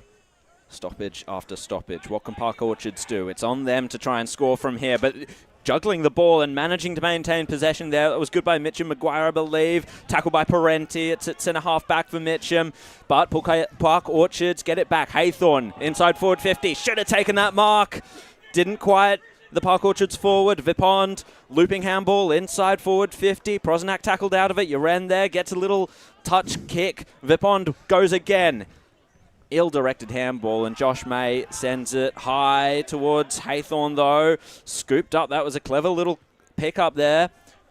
And inside forward 50 once again. May puts himself in the way. Mitcham get the clearing kick. For how long, though? Amir busts his way straight into the tackle of Devalin. Ball back in dispute. No clean hands. Prosenak now gets it out to Amir again. Fresh air kick. Ball bouncing round. Uren lays the tackle. I feel like and it's going to be a ball up. I feel like Jesse Uren's the name we've called the most today. Paul in the stat centre. The inside 50 so far are 9-1 the way of Park Orchards. Well, the ball's still across the half-forward line for Park Orchards. Can they work themselves forward? It slips out once again. Little kick off the ground by Barton Smith. It trickled 10 metres over the boundary line, right in front of the broadcast position here. We go to Paul Yaconi again down south.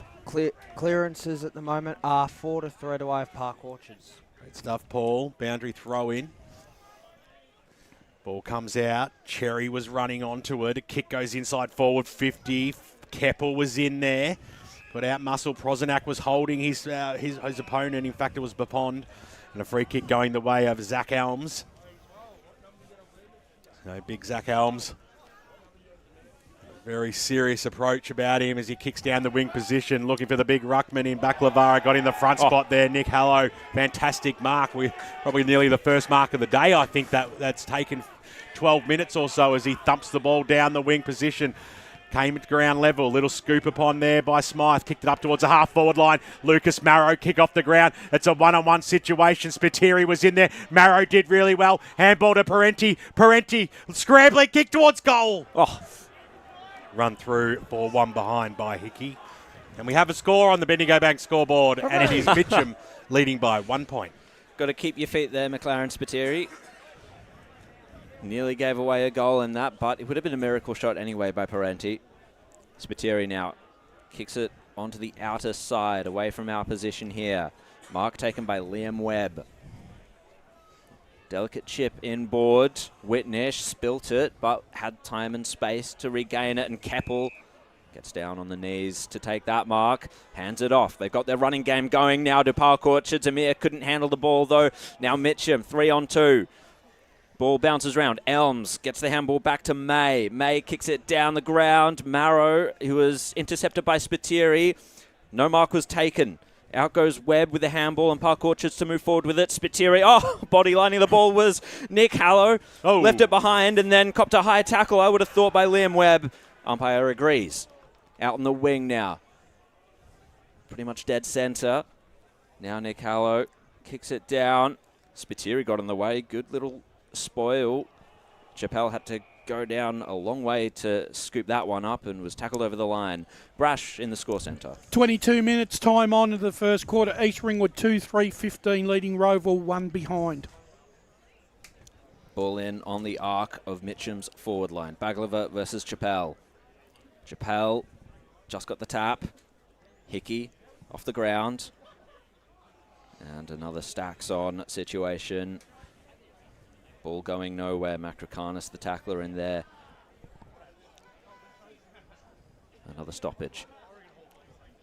Ball hits the ground. Nick Hallow tackled by two again. I think the hardest thing, Josh, when we're trying to do some special comments here, it's very hard to make a case for Mitcham at the moment because they've only had one inside 50 with, you know, for a behind.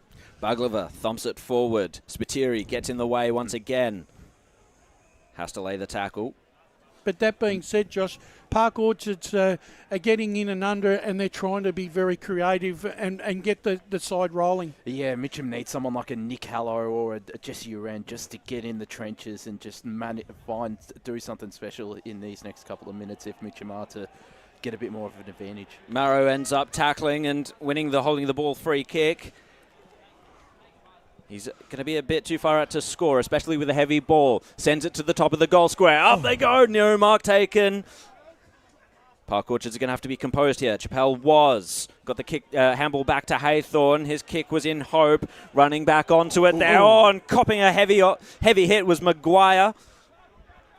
No, Nick Hallow now, and a scrambling kick forward there by Mitcham. He's copping it as Crampton. Lining up for goal from the arc. And not kicking it was Cameron Pizzazz. Had a lot more time there, did Cameron Pizzazz. Did. Nathan Crampton is looking sore after copping a couple of heavy hits. Probably not enough talk there and telling Pizzazz he had more time. Just a couple of nerves in these early stages, I reckon, of this grand final. Well, the score is 2 behinds to Mitcham. Park Orchards yet to score. They only just put the score on the board. It's not like they've been busy. 25-metre penalty. They'll take that every day of the week. The Sharks wasting no time. The kick went up to DeVallen, who took the mark. Fantastic. So there's still 2 kicks from home, just inside the centre square here. Park Orchards looking for the options forward. You can see all players getting back. It makes it really tight. The kick goes inside forward 50. Nicely chopped off there by Nathan Crampton, who was in position A. Just filled the hole and very nicely. Drives the ball out wide.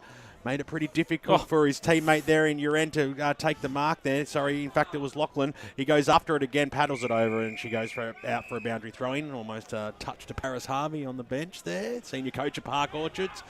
Dual premiership coach, looking for number 3 today with his 3rd club. Of course, his kids play at Park Orchard, so the natural transition for him was to come through and be the senior coach. As it comes out now, Glossop was in there, slung down by Whitnish in a strong tackle. Support comes from everywhere. And we will have another ball up, 60 metres out from the Park Orchards goal line, currently trailing by 2 points. Haven't seen a goal yet in the big dance. As we cross almost the 17-minute mark in this first quarter of the Division 1 Grand Final. Hope you're enjoying the broadcast, although it might be hard to listen to. 98.1 Radio Eastern, and of course streaming live around the globe, YouTube and Facebook. Prozanak spent it before he had it, threw his arms up in the air, asking God what happened there, and goes back to position. So a boundary throw in right in front of the grandstand here. Big crowd. Baglava got the knockout. No avail. They've got players streaming through on hands and knees. Nick Hallow was there. Umpire said, give it back to me and we'll have another ball up. Up we go again, Baglava and Chappelle. Baglava really starting to try and gain territory with those thumps out of the ruck. Handball over the line by Mitcham. Just saw one of the comments before. Someone's watching from Bali, Brad Slater. Sure, he's living it up there. Yeah. Better weather than here, no doubt. And I bet you the bintangs are real cold too. Absolutely. The throw-in went over the heads of the ruckman. In the end, Park Orchards gave away a free kick. It's going to be Uren. Oh, tackled round the neck was Hallow. Uren nearly stepped his way into some trouble, but Prozanak came in and made sure that Mitcham had the ball again. Nick Hallow just kicked it. It wasn't a great kick. Onto the wing. Tackle had to be laid by Mitcham. In went Crampton.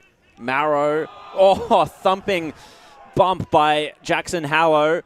Nearly regained Mitcham the ball again. Haythorne's in there now. Parenti. Ferocious in that tackle. Yeah, you can't and it was a sling. No, that's stupid there. Haythorne to take the free kick. Paul in the stat centre. Free kicks are 6-3 away Mitcham, and it's kicking off here. It is. Maybe that's what it needs, a bit of spice, because I tell you what, there isn't much coming in the way of scores. It's a towel stroke. Yellow card to Jake I thought that Parenti. might be the case. That is pretty big. That is. Gee, we're getting a point every 9 minutes at the moment. It's a great stat. So this could really loosen up Matt Haythorne with Parenti off the ground for a while. Had a look at the stats from their last game between these two teams. 16 spoils by Matt Haythorne. I think Parenti still had a pretty decent day in front of the big sticks as well. He did indeed. So up went, that was Woods. Ball spelt to ground, taken away by Whitnish. Inside forward 50, diving. Mark on the knees.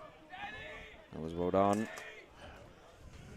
Mitcham to take it out again. Baglava the target, out of his hands. And over the line. It was Nick Caulfield who took that intercept mark earlier. Been impressed with this game in defence. He's been good. Brash in the score centre. Quarter time, East Ringwood 2-3-15, leading Roval 1 behind. Thank you very much. Back into play. Baglava tries to get the tap forward. Roved by Prunty. Tackled, holding the ball.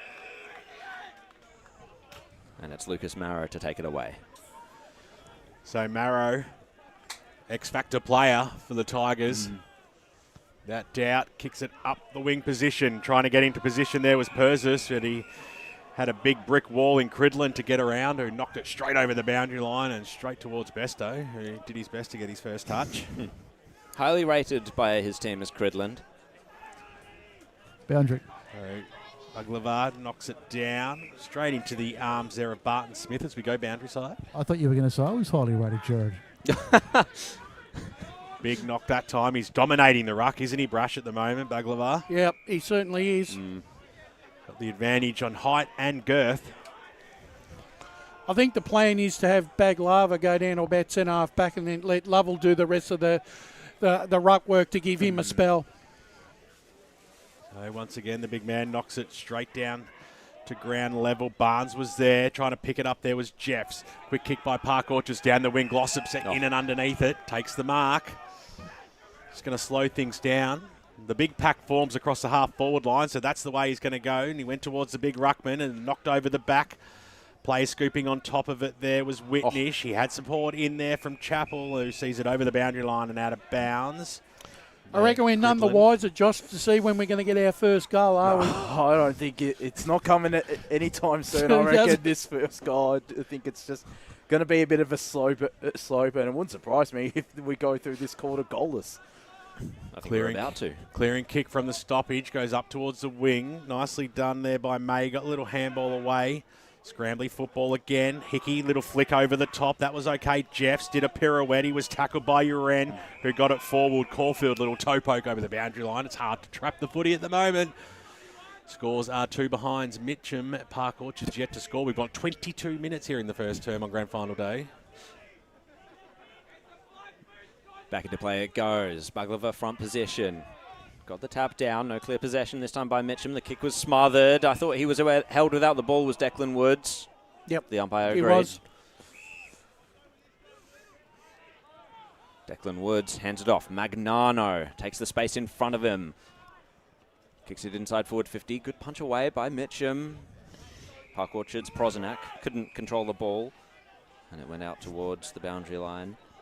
I reckon at this rate, 5 or 6 goals will probably win this game, even that. I know. It's going to be a unique-looking scoreboard at the end of this game, I think, for games that we often see. Whistle's gone in that contest, and it's gone the way of Park Orchards. We could have our first goal. Dan Beard coming in from off the side with holding. Very experienced umpire. Free kick going the way of Jai Whitnish. Well, I guarantee you had a very cruisy 20 minutes, Dan Beard. He was standing down that centre forward line. The ball wasn't down there. He wouldn't have raised a sweat, I reckon. Jai Whitnish. He's kicked 5 goals for the year. 3 of them came last week. Can he kick a most important one now in the grand final? No, it faded out to the right. Spoiled over the line. Mitcham breathe a sigh of relief. They wouldn't want to give up a goal in the late stages of this quarter after such a low-scoring encounter. Well, they've halved the margin. It's 2 plays 1. It's Maguire. Big kick out that time. Got a lot of purchase on that. 60 metres it went before it was knocked over the boundary line and out of bounds. How long do you reckon this quarter will go for, Grush? No, there wouldn't be. I reckon it's not far off being done now. Another half minute, I think. Well, let's not forget it's stoppage after stoppage after stoppage. Yeah, it could actually be long quarters, not quite the opposite. As it comes in now, getting down your end was there. Scooped upon, though, by Whitnish, who was tackled strongly by Caulfield, who's going to receive the free kick. He's been very good in this first term, the young fella. Then again, you could be right, BWS, because it almost feels like you had 10, 15 seconds to the clock for every stoppage. Correct. The kick went straight down the throat of Liam Webb, who once again will wind up, send the ball long. Where is Prozanak? He wasn't there that time as the ball's knocked away. Halo of the Jackson variety was in there. Whitnish, who's been very lively, Whitnish, came in for the hip and shoulder, and over she goes for a boundary throw-in. The one thing I will say, I think Park Orchards at the moment look like the side that might kick the first goal. I think they're playing a little bit more aggressive at the contest. Marrow was in there. He was dispossessed. Whitnish once again on the bottom of the pack. And we will have another ball up. Just need to find a way to get through the likes of Nicholas Caulfield and Jackson Glossop, who have just been immense in this first quarter for Mitcham. Baglivar, little knock over the top. It was okay. Kick goes up towards the top of the goal square, and standing strong, standing true, Zach Elms, who's done it a couple of times now, takes the mark. Just kicks it out of that danger zone. Uren had the front spot. He got one bite on it. The Dukes just couldn't stick. On hands and knees, players reach for it. They stretch for it. They want the loose ball, but they can't get it. Another ball up, 50 metres out from the Sharks' goal line. Up we go again. I would say, well, Baglivar went to ground there, and that allowed Woods to win the ruck contest. Maybe a rare occurrence. Tackle ended up being laid by Price Inglis. Almost feel like Baglivar dragged Woods down then. Yeah. Woods unlucky. Woods unlucky, I thought, not to get a free. Up we go again. Baglivar taps it over the back. Kick inside forward 50 off the ground by Park Orchards. Results in a scramble. And Mitcham will take it away through Josh May. Out onto the outer, or actually up the corridor it was. Scooped up by Park Orchards. The handball came away. No. Mitcham gaining territory towards the arc. Pizzazz versus Cridland. Cridland first to it. Pizzazz is there again. Gets the handball away. Mitcham spiraling ball towards the boundary line. At least it's territory. No. I thought it was going to go out, but it was... it bounced for Webb. His kick was dropped by Heron. He had time and space to wheel around and send it back down the line. Magnano's there, roving it. And it was Elms tackling him. And another ball up on the outer side. So ball moved probably more than we've seen it move in that last minute. But, of course, it just resulted in a stoppage. Prunty now out to Price Inglis. Thumps it down the ground. It's all Tigers and the boundary line. Good kick. It was a good kick. It was pure territory. And another inside 50 to Park Orchards just after Mitcham looked to have an opportunity. So you can feel, just by looking at the players, how drained they are. Although... Oh, has the siren gone? No siren. Well, everyone seems to be walking out as if there's quarter time. I reckon it must be quarter time. We didn't hear that. Did we? Well, there was certainly no siren. There was no siren, but the umpires have obviously called it based on the time, though. We heard nothing down here, boys. They typically keep their own time as well sometimes. That makes sense. Well, there it is. Quarter time in the Division 1 Grand Final. It's all happening out at Tormore. Thank you very much for joining us. It is Mitcham, 2 behind Park Orchards. Did they score a behind in the end? It doesn't. I think they did. I'm pretty sure they did. They did. They both had 2 on the board. Yeah, no, it's 2-1, and the scoreboard's been working overtime, so they might have missed that last point. Has Megan got it right or not? Don't look at that one there. No. It's 2 points to 1 point. Park Orchards definitely kicked it behind late in that first term. So it's a 1 point margin to Mitcham at quarter time. Hope you're enjoying the broadcast. 98.1 Radio Eastern is streaming live around the globe on YouTube and Facebook. Let's hope this game can pick up. Let's hope there's a spark. Let's hope there's something coming up right after this. Let's go to an ad, shall we? As Sarah opened her best friend Jackie's wedding invitation, she was overcome with a wave of emotion. While her 2 young boys wrestled on the floor, tears of happiness rolled down Sarah's cheeks as she saw the words she'd been longing to see. Please note, this wedding will be a child-free event. Well, Sarah, looks like we're off to Eastland for a new frock and some heels. And let's book in that babysitter. For all of life's little moments, there's Eastland. Eastland. Live real. Sprained your ankle, bursting through the banner? Broke a finger, high-fiving the ruckman? Or did you run into the goal post again? For bumps, breaks or bleeds, be seen sooner, close to home at Knox Private 24/7 Emergency Department. The preferred provider of emergency care to the Eastern Football Netball League, you'll generally experience shorter wait times. You don't need private health, but there is an out-of-pocket fee. Be seen sooner, close to home at Knox Private 24/7 Emergency Department, 262 Mountain Highway, Wanturna. Do you feel good about your bank? Because there is a bank you can feel good about. They share their profits to fund big community projects, small community clubs, and vital emergency services. They've given $250 million to help Australian communities thrive. They have all the products and tech you expect from a big bank, with service you don't. It's Bendigo Bank. Feel good about who you bank with. Try Bendigo. Search bendigobank.com.au or search Bendigo Bank near me. Tobin Brothers Funerals wear their heart on their sleeve. Their clear and easy-to-use website and Memory Maker app make it easy for families to make an informed decision. Here's James McLeod, Managing Director of Tobin Brothers Funerals. We pride ourselves on being the most transparent funeral company. All pricing on goods and services are available on our website. It's all there for you to see and make very informed decisions when planning a loved one's funeral. Visit tobinbrothers.com.au. Tobin Brothers Funerals, celebrating lives. At Yarra Valley Water, we know reducing your shower time, or show time, to 4 minutes can save you an average of $200 a year on water and energy bills. Shower shorter. Save water.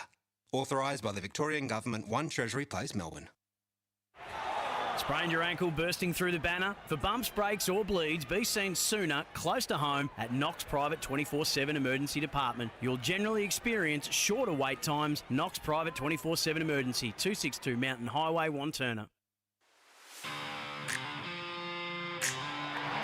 You are listening to Radio Eastern FM 98.1. With live and exclusive coverage of the EFNL football season. Bringing you the match of the day with score updates from all divisions. And now we cross to our commentary team for the Radio Eastern 98.1 Match of the Day coverage.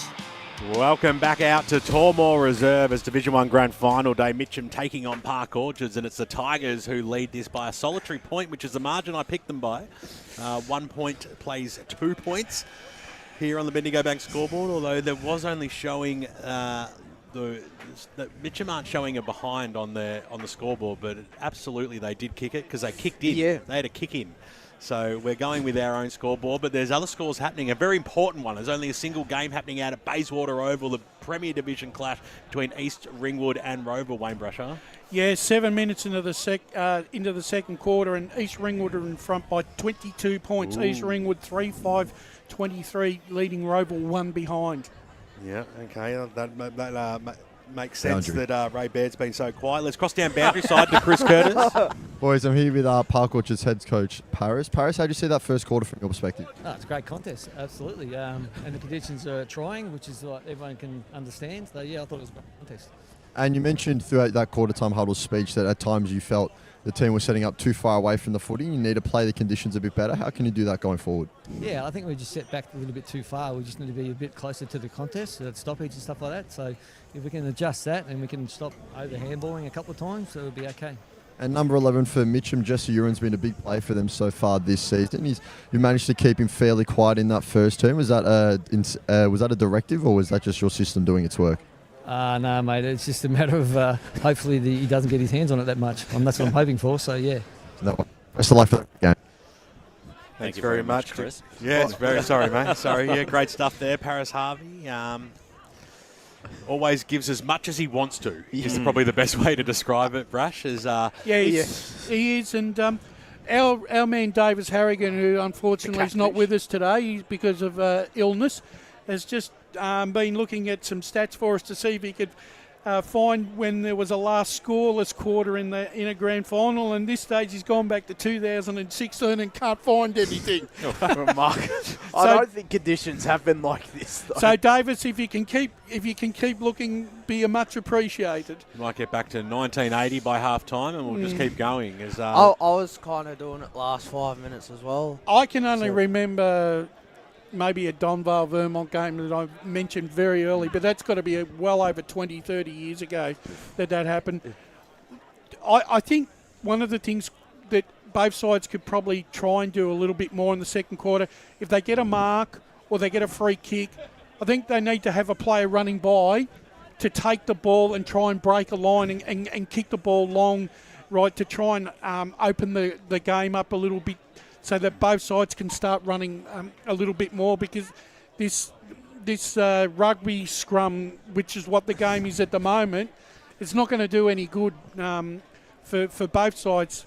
It's stifling their creativity. Yeah, need someone like a McLaren Spiteri for Park Orchards to just break through, or for Mitcham, Josh May to do that sort of stuff. Underway in the second quarter of the Division 1 Grand Final. Lovell gets the tap down, sharked immediately by Prunty. Slipped as he kicked it, but it was still an effective kick. Scooped up by Mitcham. They'll send it to the outer side on the wing. Good tackle laid. I believe that was on your end. Absolute scrum out there. And the rolling maul comes to a close. Let's go down to the boundary line with Brett Beston, who is very with the Mitcham composed. Neil Winterton with his side. He's looking for more intensity in this particular quarter. He just wants them to watch the kickouts. He said they've given it away a couple of times from kickouts, so he wants them to just take their time, show some composure. And there is a player out for just a minute till I flick over my page. I do apologise. Out of the side is Crampton, Nathan Crampton. He's out with concussion, so he'll take no further part in the game for Mitcham. That is unfortunate there. Good player, Crampton. Barnes ends up tackled by two once more. Again, we see that a lot. Two players ending up tackling. And that is from both teams. Slapped by Baglava. That seems ironic, Crampton, because as Neil Winterton alluded to, he missed out last year's grand final because of injury, and he's already out of the game in this year as well, Josh. And I reckon he'd enjoy these type of conditions. Yeah, it would have been right down his alley. Getting down into the trenches, particularly inside that forward 50 where he can be creative. Scoreboard's been updated. Good to see, good to see. Back into play, Woods versus Baglava. The much bigger Baglava gets the tap. Hickey ends up at the bottom of the Jesse Cherry tackle. Another ball up. Stoppage after stoppage here, of course. If you saw the ground today, the mud, the conditions, you wouldn't be surprised. Another boundary throw in. Let's go down to Chris Curtis. Just got confirmation, boys. We are switching the balls each quarter, so a new ball out there for this one. Well, I'm positive. The sun is starting to shine through out here for once today. How much will that improve play? We shall see. Baglava just continuously gaining territory with his ruck contests. I wish I shared your confidence, Josh. I reckon it's an aberration, mate. Another ball up as Jackson Hallow was tackled. Here we go again. Lovell this time gets the tap.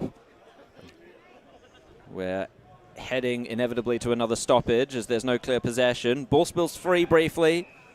Jumping on top of it was Michael Boundary. Prozanak and Jackson Hallow. Let's go boundary side. Actually, I just want to back Josh up, Brace. Actually, the sun's been out for a while. It's probably as good as it's been all day. There's tons of blue sky around at the moment. It's probably, best conditions of the day.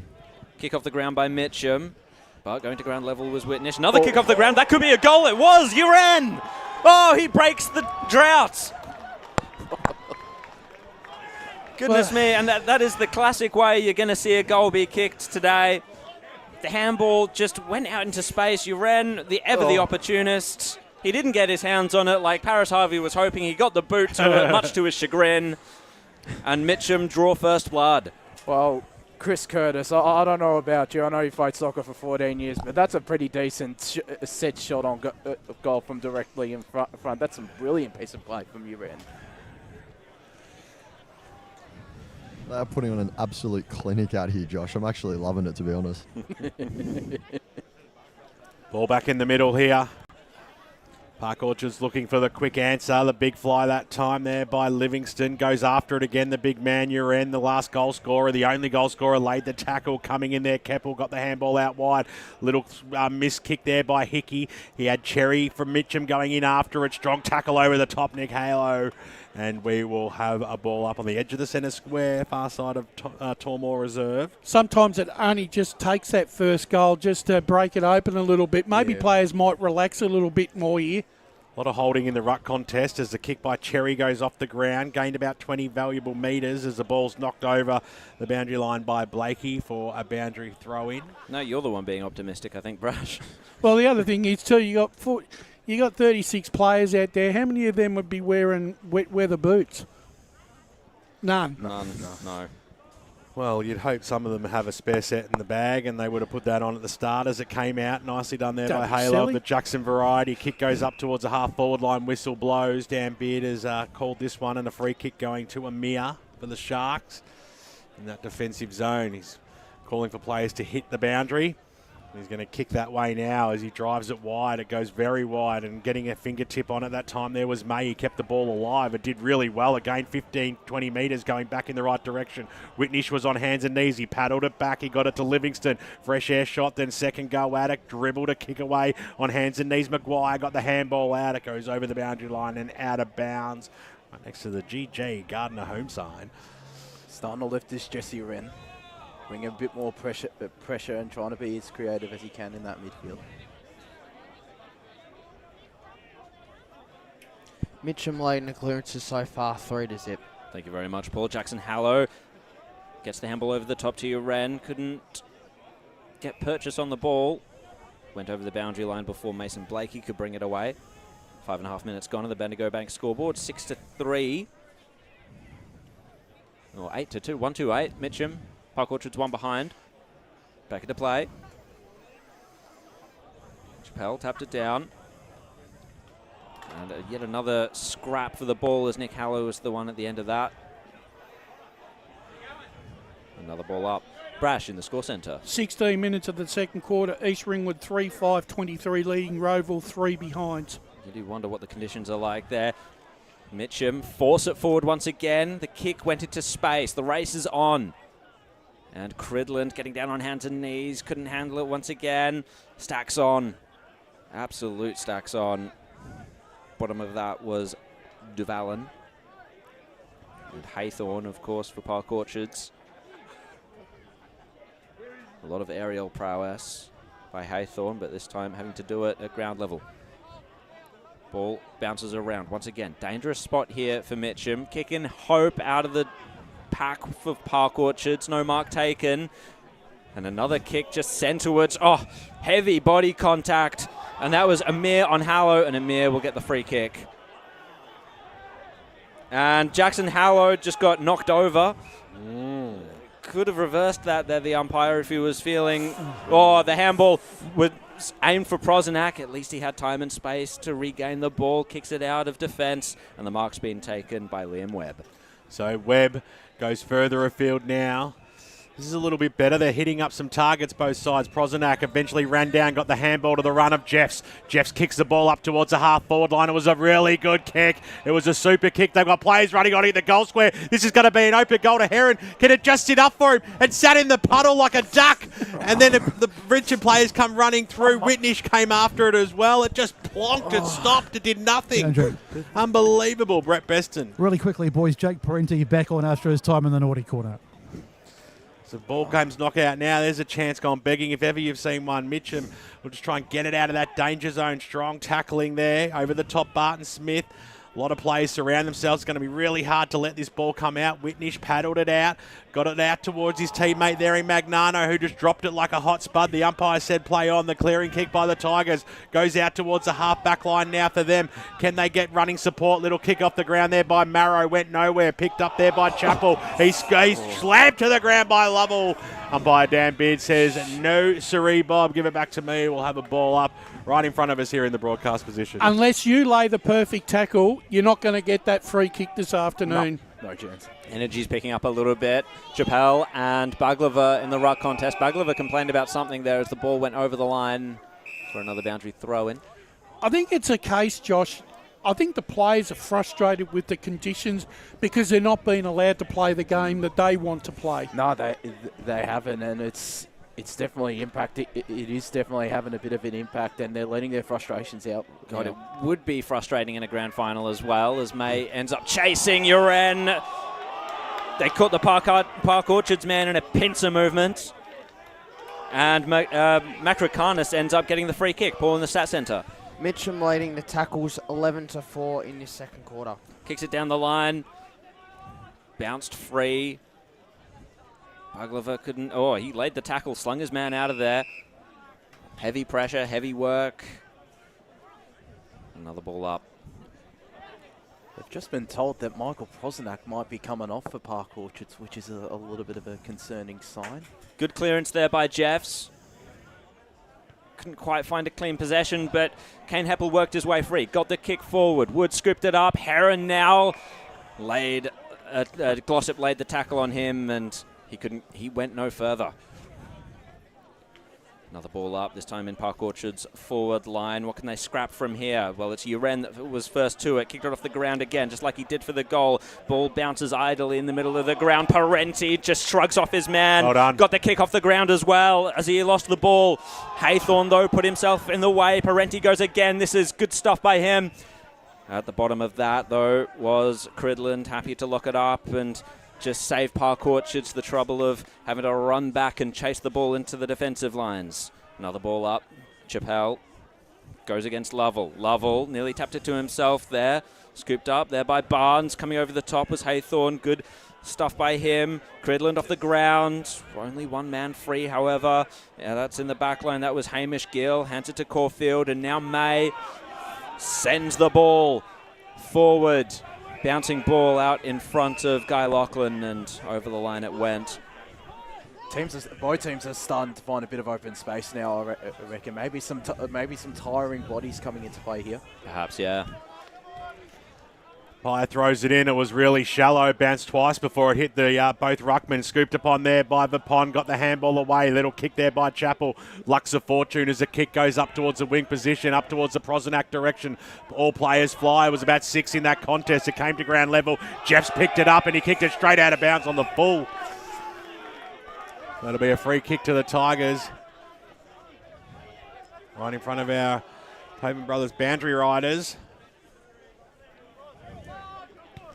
So the kick, the long kick there by May. He's a player you wanted in that sort of a situation. Little push at centre half forward.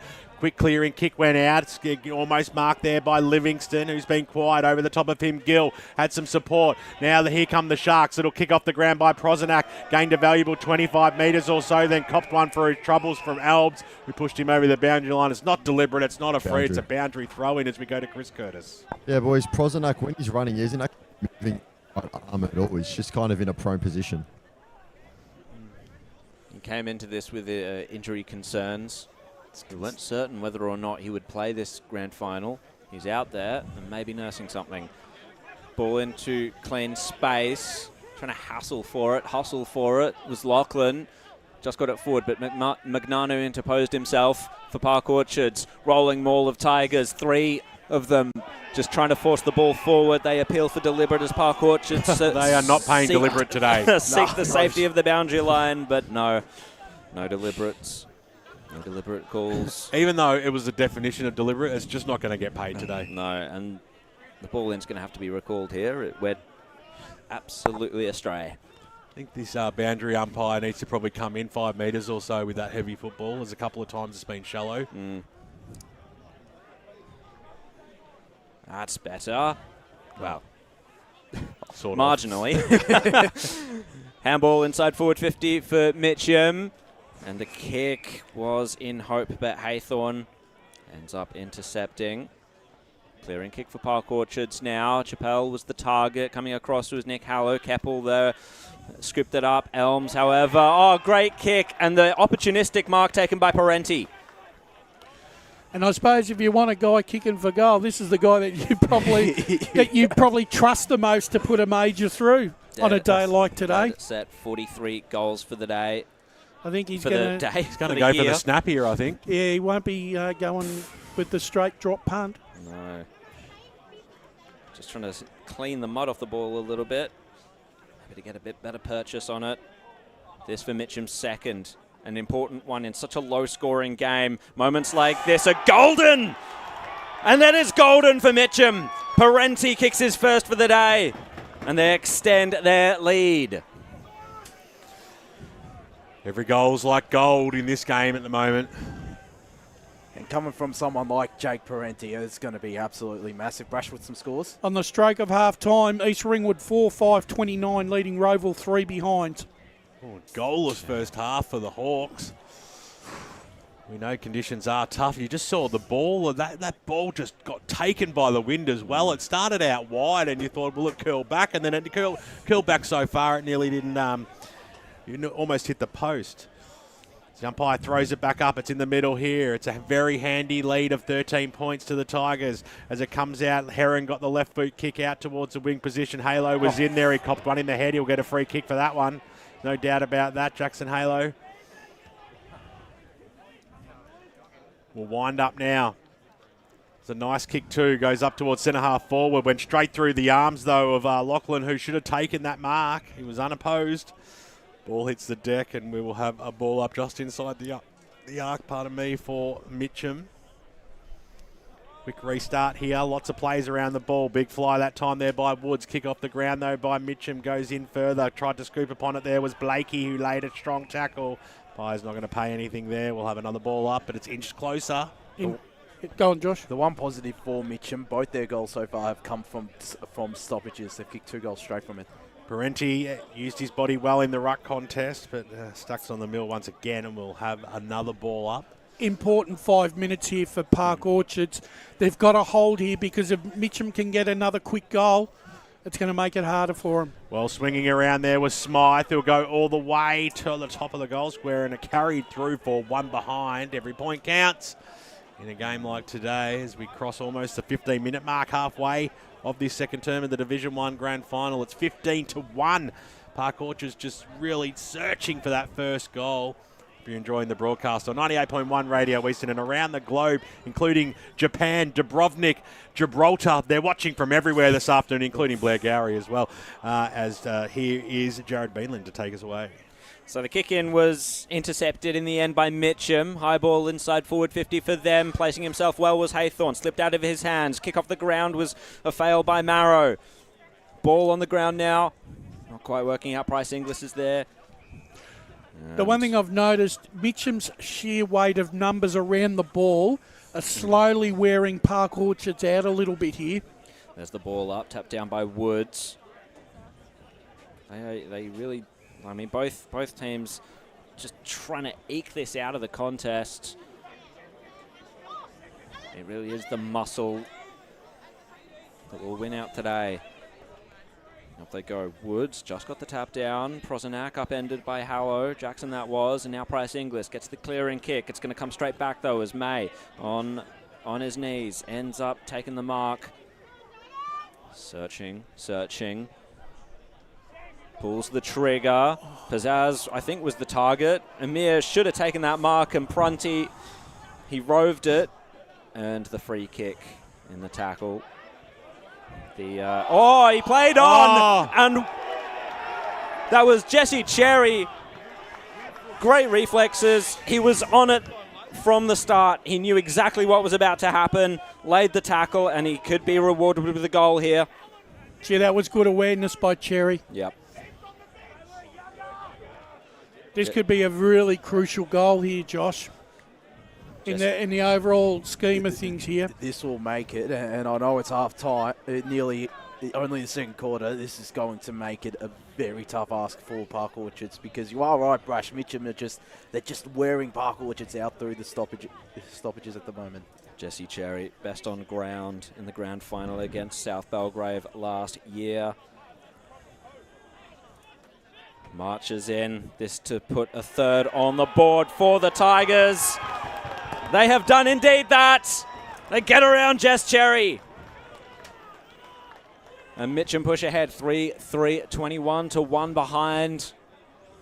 The grand final of Division 1, Park Orchards. They're going to need to find a response, and soon. And that is Mitcham's first goal from turnover this game. Brash, with some scores. Yeah, East Ringwood 4-5-29. Rove will kick their first goal 1-4-10. Well, it's basically time on here in the second term. I know the clock on the main scoreboard didn't start till we were a couple of minutes in, and it's currently showing 17 and a half. Little knock over the top there by Woods that time. The Tigers are going forward again. Can they make it 4 in a row? Went straight through the arms there of Marrow. It was picked up by Persis. Persis shoots for goal! And it's Tiger time out here at Tormore. What a second quarter it's been by the Mitcham Football Club. What a clearance it was. And the crowd went right up with that one.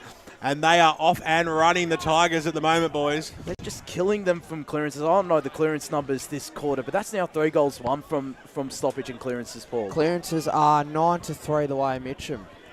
They're just getting it done on the inside. The likes of Cherry, Nick Hallow, Jesse Uren, they really are wearing out this Park Orchard's got to get their hands dirty in the middle. Yeah. Mm-hmm. Absolutely, they need to... This could be the match-winning 6 minutes of football that Mitcham have played here at the moment. I mean, they usually call the third quarter the premiership quarter. Mitcham could have summoned that a quarter early. We'll have a secondary ball up from that. No clear clearance for either team. Park Orchards, they're going to need to lift here in the clearances. Is Declan Woods the man to do it? And not against Baglava, not in the evidence of that. Jesse Cherry, he tried to break free, but holding the ball. Park Orchards get a chance here now through Liam Jeffs. That was poor. They really are going to need to find something here in the closing stages of the second quarter. Hickey tackles. Maybe Park Orchards might want to play I want to break free at halftime because they've been completely shackled here. They absolutely have. Punch towards the boundary line. He couldn't trap it, could Nick Hallow. And then it was Hickey upended as he kicked it. He'll get another throw in. I almost feel like that Paris may have to throw the magnets around at halftime to try and generate some scoring opportunities because it's not happening for this side at the moment. They need more grunt on the inside. They need the bigger body in there. Absolutely. Jesse Uren lays the tackle after that clearance. Well, the stoppage anyway. It wasn't really a clearance. They did look a bit light, Park Orchards, when you looked at the two sides when they lined up, like in physical sense. Yeah, the day definitely doesn't favour Park Orchards. That's the headline. Baglava got the tap down. Jesse Uren whiffs. Another tackle. As the second quarter will draw to a close soon. Ben Warren-Smith, can we get this game going again? Right in front of Ray Baird's Dominoes on the far side of Tormore Reserve. I knew Lee would like that one as it came out Woods, little fresh air shot. Scrambly kick up towards the half-forward line. They need something. They need a little bit of luck. Can they scramble something as the kick goes in ball? But Jackson Hallow takes the mark. Always serviceable. Waste no time either. got a lot underneath this kick as well. It went 50 metres down the wing position. Pack flies. Little pick there by Baglava. He had support there also. The kick goes forward by May up towards the half-forward line. Parenti was in there, fell over at the crucial stage, paddled it back to Marrow, who scoops upon it. Can he keep it alive? He cannot. And over she goes. Declan Woods was seen hobbling off there. Hopefully the Boundary boys will keep an eye on that. Brash with some scores though meanwhile. Half-time, East Ringwood 4-5-29, leading Roval 1-4-10. Is big result looms out there to see who will play off in the big dance next Saturday at Bayswater Oval. As Mitcham just keep inching closer and closer to the goals, where they currently lead at 4-3-27 to Park Orchards, one behind. Nobody really saw this one coming. Here's a chance for the Tigers again. They just raiding goals out here at Tormore Reserve. Fantastic play there. Martin Smith just scooped upon it from the stoppage and then banged it on his boot. They can do no wrong at the moment, Mitcham. And not only are they scoring heavily from stoppages, they're getting a wide spread of goal kickers, 5 goals kick, and individual goal kickers, which just shows the strength of this side, Brash. Yeah, most definitely. And it's just the fact that it's all based on, Josh, the fact that they've just had numbers around every single contest, and the fact that they just can't cope with it, Park Orchards, at the moment. Here comes the rain again. Yeah, Andre. Oh dear. Besto on the boundary line. Yeah, boys, it's getting very, very dark down here, and as you've just alluded to, the rain is coming down, but yeah, there's some really nasty black clouds above us, so I think we're going to cop it pretty. In fact, we've got hail just coming in as well, so it's all happening down here. So once again, it's a skirmish inside Mitcham's forward line. And who said the sunshine was going to last? Fronty laid the tackle. Oh dear. Oh my word, this is apocalyptic at the moment. I reckon we'll get snow in a minute. The way thunder. Hear the thunder as well. Up we go again. Baglava taps it down. Nick Hallow, what can he do in these tumultuous conditions? Down goes Uran. Chaos reigns. Uran scrags it off the ground into the pocket. Blakey was the first to it. No, it was Amir instead. His kick was smothered. Uran, what can he do? Hands it off. Another handball, chain of handballs by Mitcham. They were just interrupted out at the last moment. As you can see, the chaotic conditions. We'll have a ball up in the pocket. It reminds me of the Waverley Park, Brisbane versus St Kilda game where Paul Pios kicked a goal and he couldn't even see. And you can see some of the plays as well. They're just... They genuinely cannot see a single thing at all. Lovell got the tap down. Haythorne ended up having to tackle another ball up. Isn't this fun? You'd almost feel like now, Josh, that Mitcham have got an unassailable...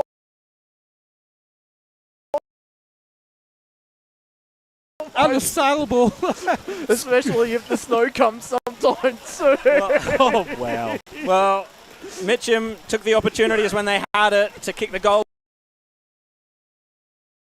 when the conditions were actually somewhat serviceable. Makes me wonder where look at the people over on the far side. Makes me wonder.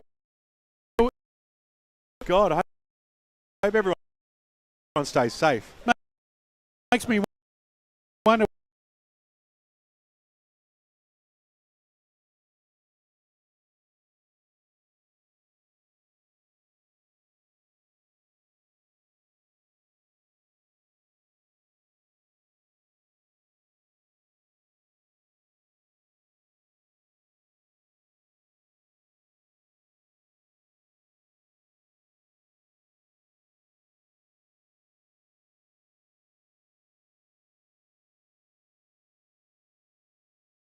Side to Besto. Just staying on the weather theme, boys. I just had a look at the temperature. It's 9 degrees, but it feels like temperature is 3. The ball was just thrown in and it nearly went back over the line.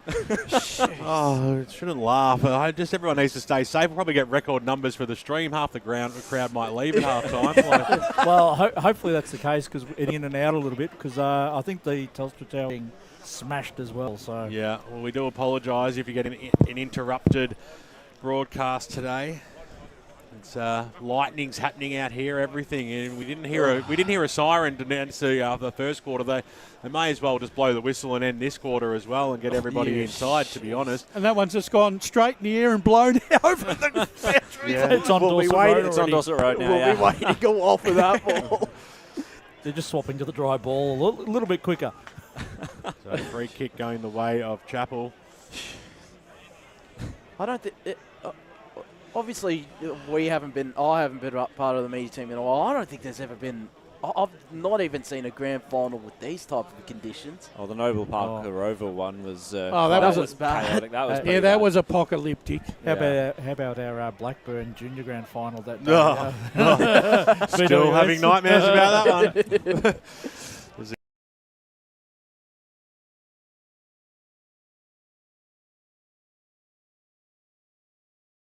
The kick goes up by Chapel up towards the wing. Baklava got the big.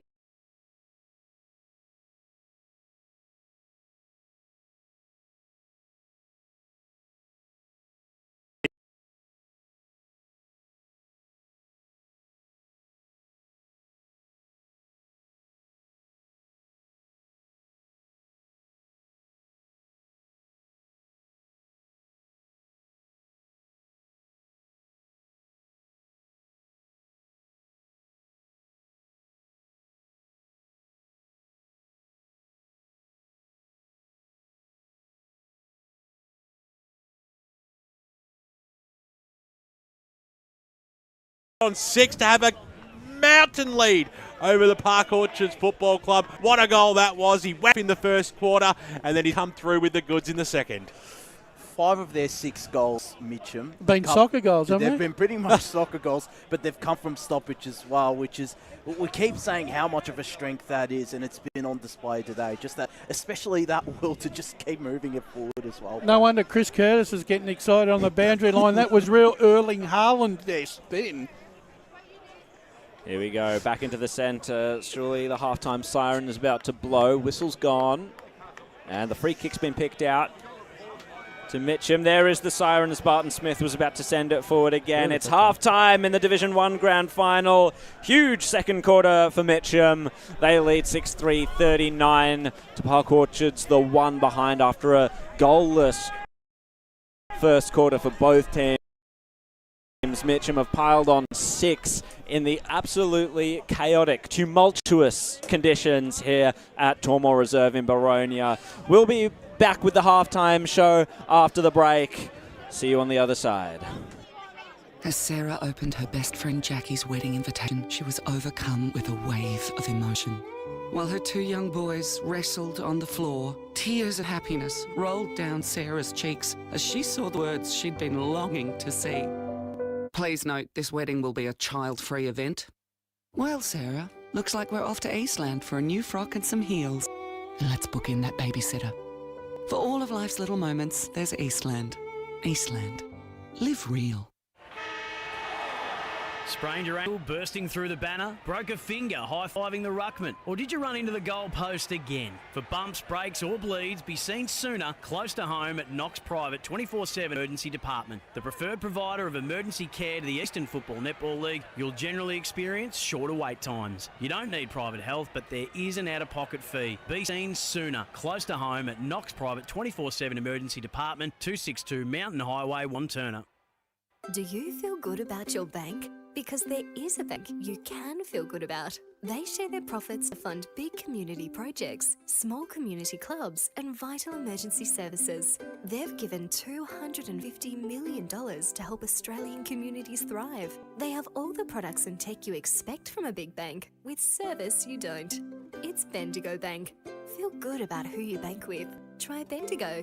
Search bendigobank.com.au or search Bendigo Bank near me. Tobin Brothers Funerals wear their heart on their sleeve. Their clear and easy-to-use website and Memory Maker app make it easy for families to make an informed decision. Here's James McLeod, Managing Director of Tobin Brothers Funerals.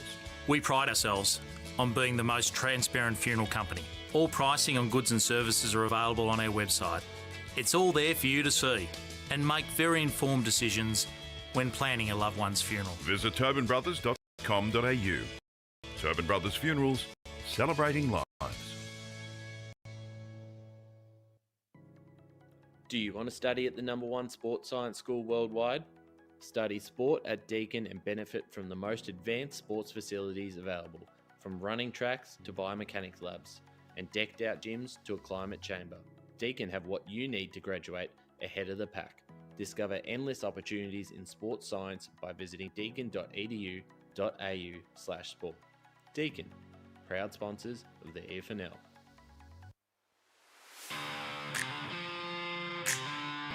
You are listening to Radio Eastern FM 98.1. With live and exclusive coverage of the EFNL football season, bringing you the match of the day with score updates from all divisions. And now we cross to our commentary team for the Radio Eastern 98.1 Match of the Day coverage.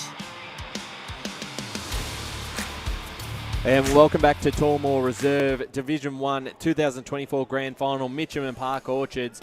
It's half-time here, and it's the Tigers 6-3-39 to Park Orchards, 1 behind in incredible conditions. Spider, it's been we've had a pretty much a mix of everything throughout the day. Every time we think we're safe, we get another shower, and it changes the game again. But it's been the Tigers, particularly in that second quarter. Blake Tennant also joined us. But the Tigers in that second quarter hit the scoreboard, and now they've got a very handy 38-point lead, which feels a lot more than what it actually is due to the weather. Yeah, absolutely, Ryan. I think what you've got to understand if you're watching this game, and particularly at the ground, just how these conditions are so difficult to play in. But Mitcham are coping with it far better than what Park Orchards are, because they are cleaner.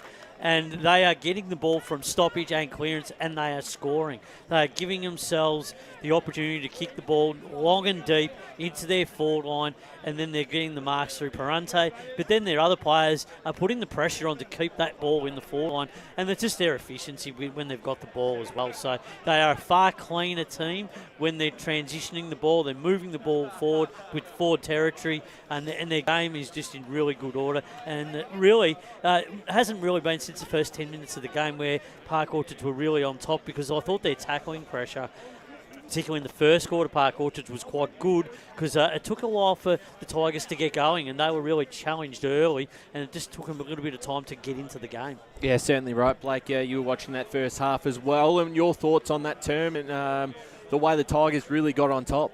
Yeah, it's just they're the wet weather kings, aren't they? I have to admit, we've seen them twice now, and they delivered against 3 times actually now.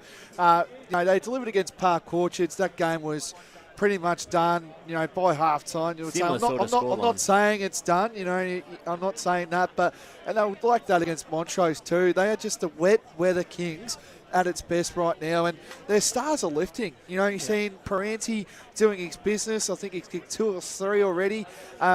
Jesse Cherry as well, kicking that one as well. Like, their stars are just lifting them for their premiership, where we know Park Orchards, right?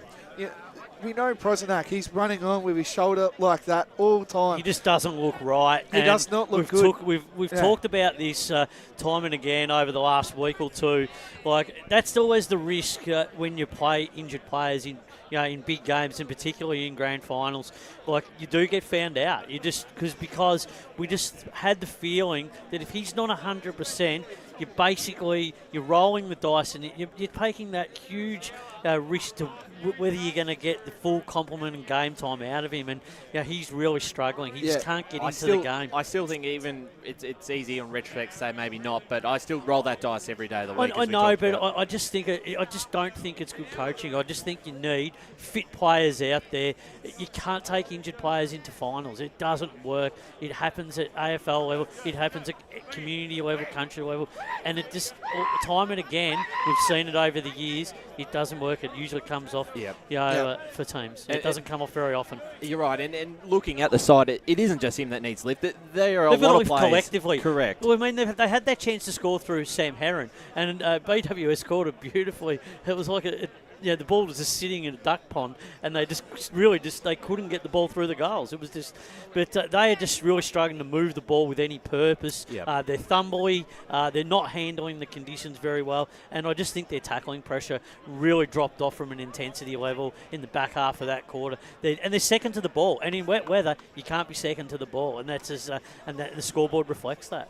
And Blake, and certainly listening to Neil at the start of the day, it was a couple of key things. One, just territory. It can't be pretty. It's got to be just get it forward and their ground positioning. And they've done that really well. And look, a 38-point lead, as we said, feels a lot more like pretty much a 50 to 60-point lead. 50 to 60 points. Yeah.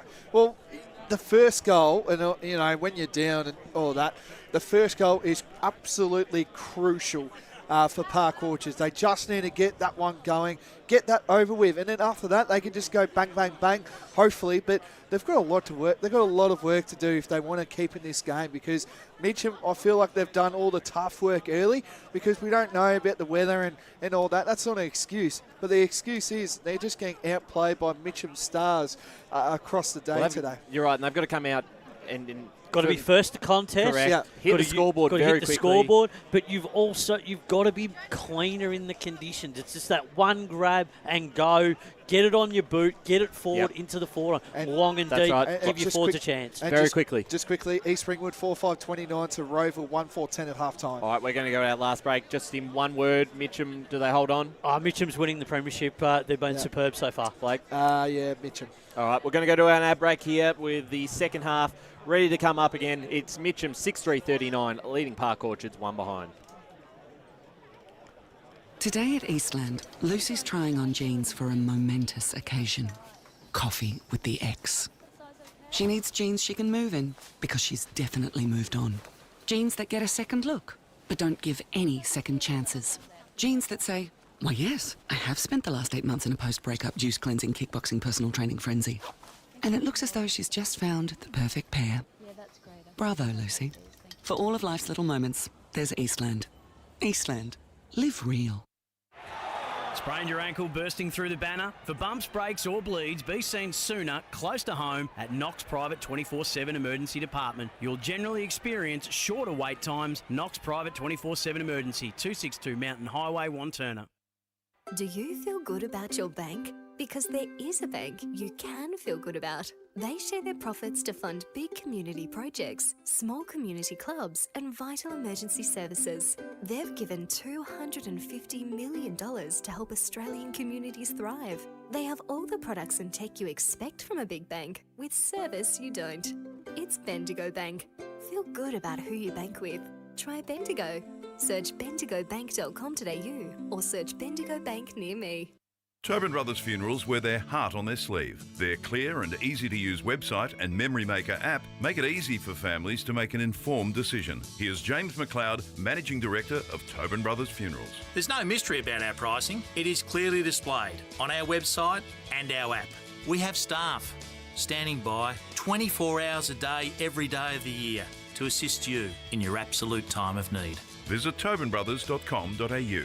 Tobin Brothers Funerals, celebrating lives. There are only 3 things that should be flushed down your toilet: pee, poo, and paper. Some wet wipes and antibacterial wipes say that you can flush them, but you can't. They clog up the toilet and pipes, causing expensive blockages. Save yourself a truckload of trouble. Put your wet wipes in the bin. To learn more, head to the Yarra Valley Water website, yvw.com.au/wet-wipes. Hi, Dylan Dow from the Baroni Football Netball Club here. When I need to grab a quick coffee or a bite to eat, I'm popping into Eastland. Eastland's more than a shopping centre. They support a range of community organisations and have been a major partner of the EFNL since 2018. Cheers, Eastland.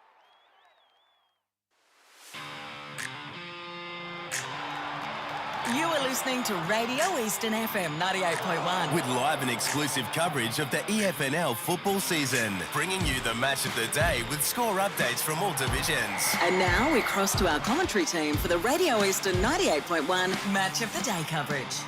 Welcome back to EFNL Game Day. This is the Division 1 Grand Final. Mitcham versus Park Orchards, and we're here at a torn-up, tumultuous, torrential Tormore Reserve. as Mitcham leads 6-3, 39 to Park Orchards, just the one behind, goalless for an entire half, the Sharks. Let's see if they can get going as we go down to the boundary line to Brett Beston, braving the conditions. Yeah, thanks, boys. Neil Winton, and of course, Mitcham coach with me. Neil, what was the message at halftime? I guess more of the same. Yeah, pretty much. It's one of those days where it's uncomplicated footy. It's really wet and slippery, so just continue to take territory whenever you get the chance, and yeah, more of the same, basically.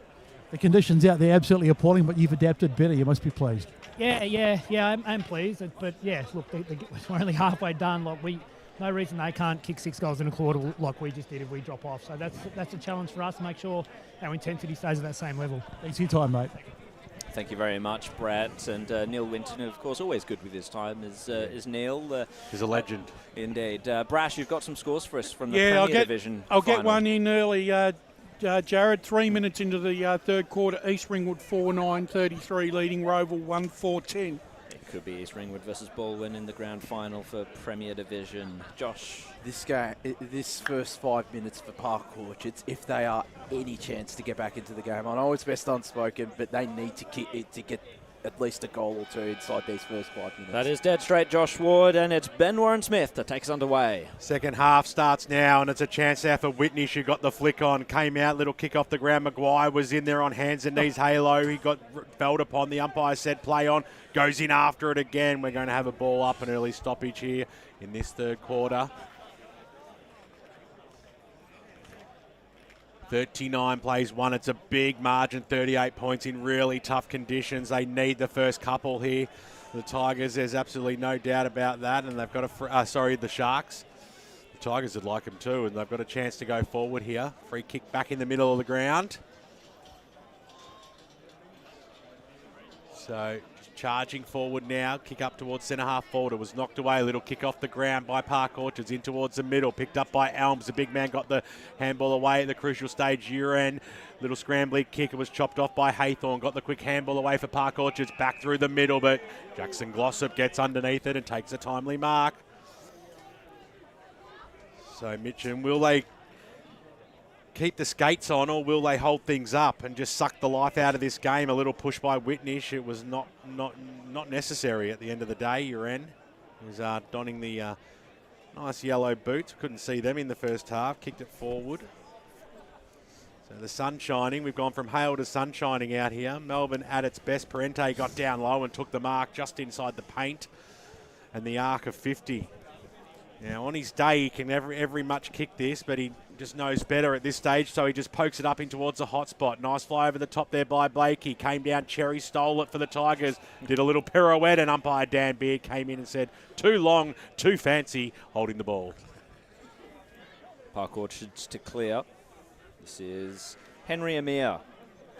As the Park Orchards class strips are starting to look a bit more like their home jumpers, given all the mud. Down the line goes Amir. It's a nice class strip. It is quite nice, isn't it? I do enjoy the Park Orchards white strip. I don't generally like white jumpers, just as a personal preference. Gee, that was a bad turnover. Alex Barton-Smith got in the way in the corridor. His kick was a little pedestrian, but it sat up for Lachlan. Lachlan inside forward 50, running for it is Parenti. Can the Tigers get the first on the board? And the second half, not quite. It was just a little too narrow. The snap by Parenti. One behind. Mitcham moved to 40. Park Orchards, the one behind for themselves. In these conditions as well, remarkable efficiency in front of goal from Mitcham's to kick 6 goals for. McLaren Spiteri to bring the ball back in for the Sharks. Going to use the far side, takes off. Kick didn't get a lot of purchase on it, but it might work out okay here. Diving on top of the ball there was Webb. Got a little handball out, but it's stolen by the Tigers. Kick goes goalward up towards the top of the goal square. Getting underneath it. Fantastic mark, Lucas Marrow. Well, he's a tricky little thing at best of times, and he's taken a good mark there, and he'll want to get amongst the goal kickers because they've kicked 6 and he hasn't got one yet. He's provided a bit of presence inside that forward 50 at times as Lucas Marrow. His pressure's been really good, so good reward for effort if he kicks this one. Well, they might have Nailed in the bottom of the coffin at the moment, and they might just be adding another nail in here. As Lucas Marrow just weighs it up and snaps around the body, and he makes no mistake and gives a double fister to the crowd to celebrate. That's goal number 7 now for Mitcham, and they are running away with this grand final in Division 1 out at Tormore Reserve. And on the Bendigo Bank scoreboard, they lead by a very handy margin. 7 goals now on the board. Parente's the only major goal kicker. He's kicked 2. The rest are singles. They're spreading it around, Brash. They certainly are. 8 minutes into the third quarter. East Ringwood 5-9-39. Roval 1-4-10. Worrying times here for Roval. I wonder why Ray Baird's been quiet. He'll be probably pretty quiet tonight too, I reckon. Back into the centre. Mitcham picking up exactly where they left off in the second quarter.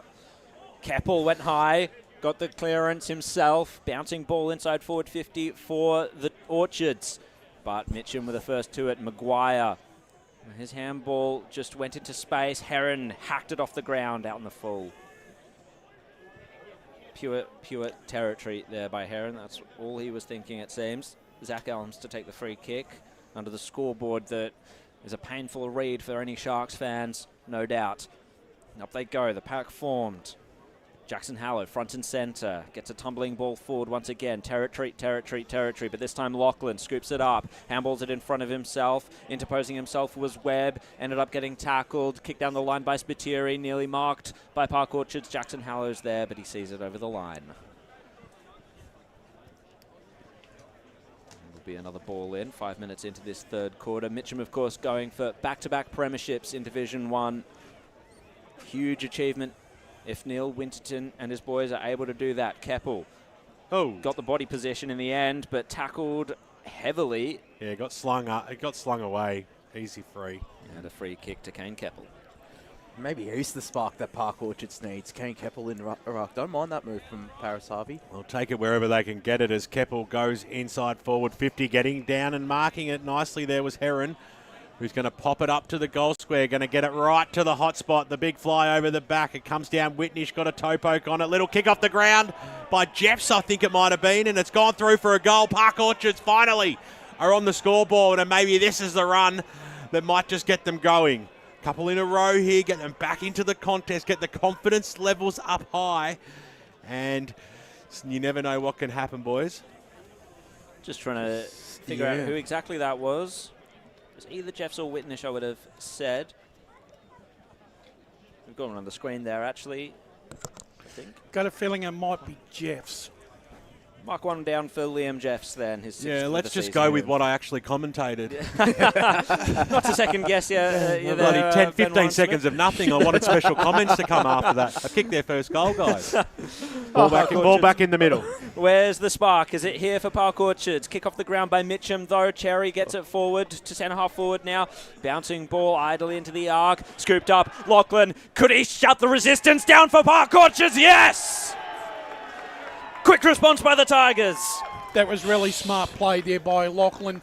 Didn't try to kick the cover of the ball. Knew the fact that the ball, if he had it gone for it, was going to go off the side of the boot, and he's just trickled it through beautifully. They've just kicked.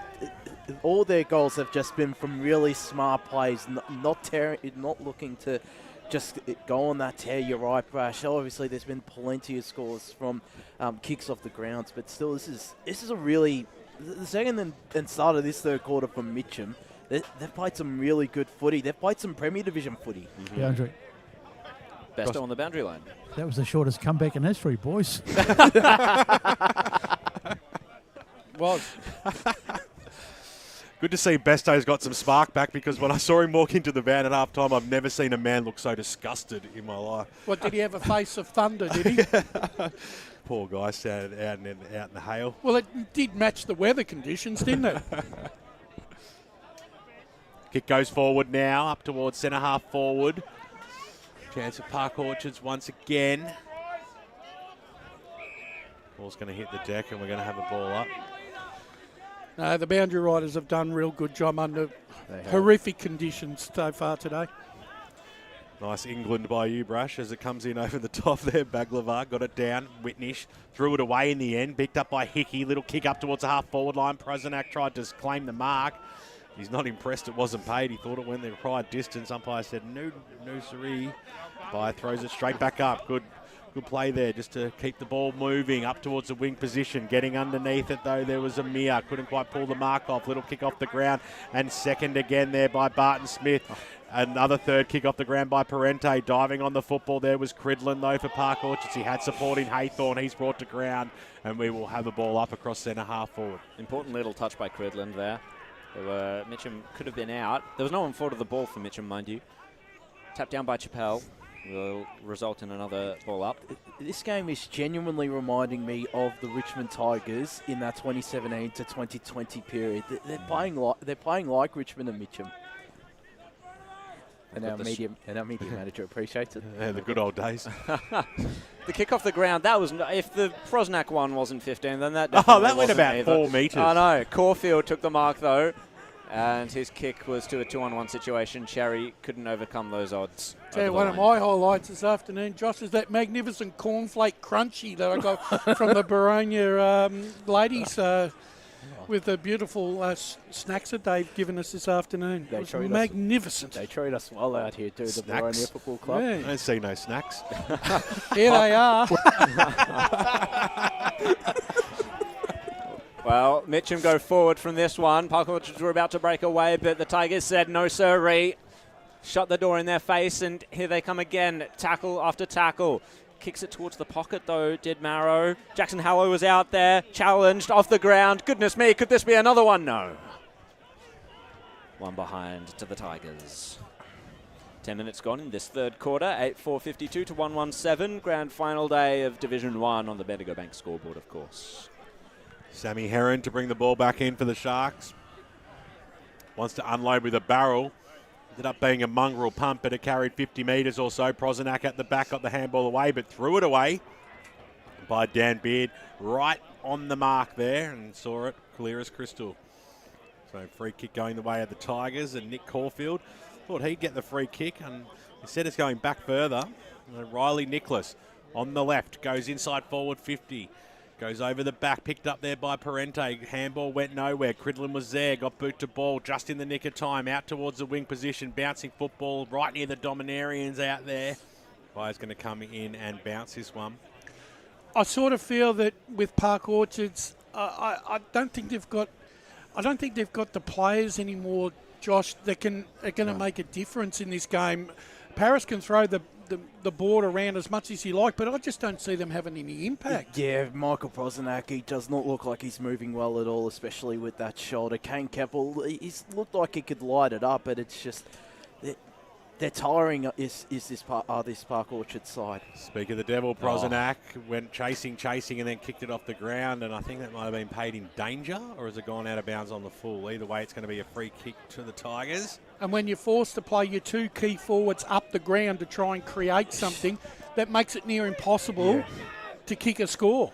Caulfield, a few players going for barrels out here at the moment. It'll kick off the ground there by Uren. It was a bit of a fresh air shot in looking for Barton Smith, who's kicked a goal. A little bit of argy-bargy in the background, sees the ball and a stoppage out on the far side.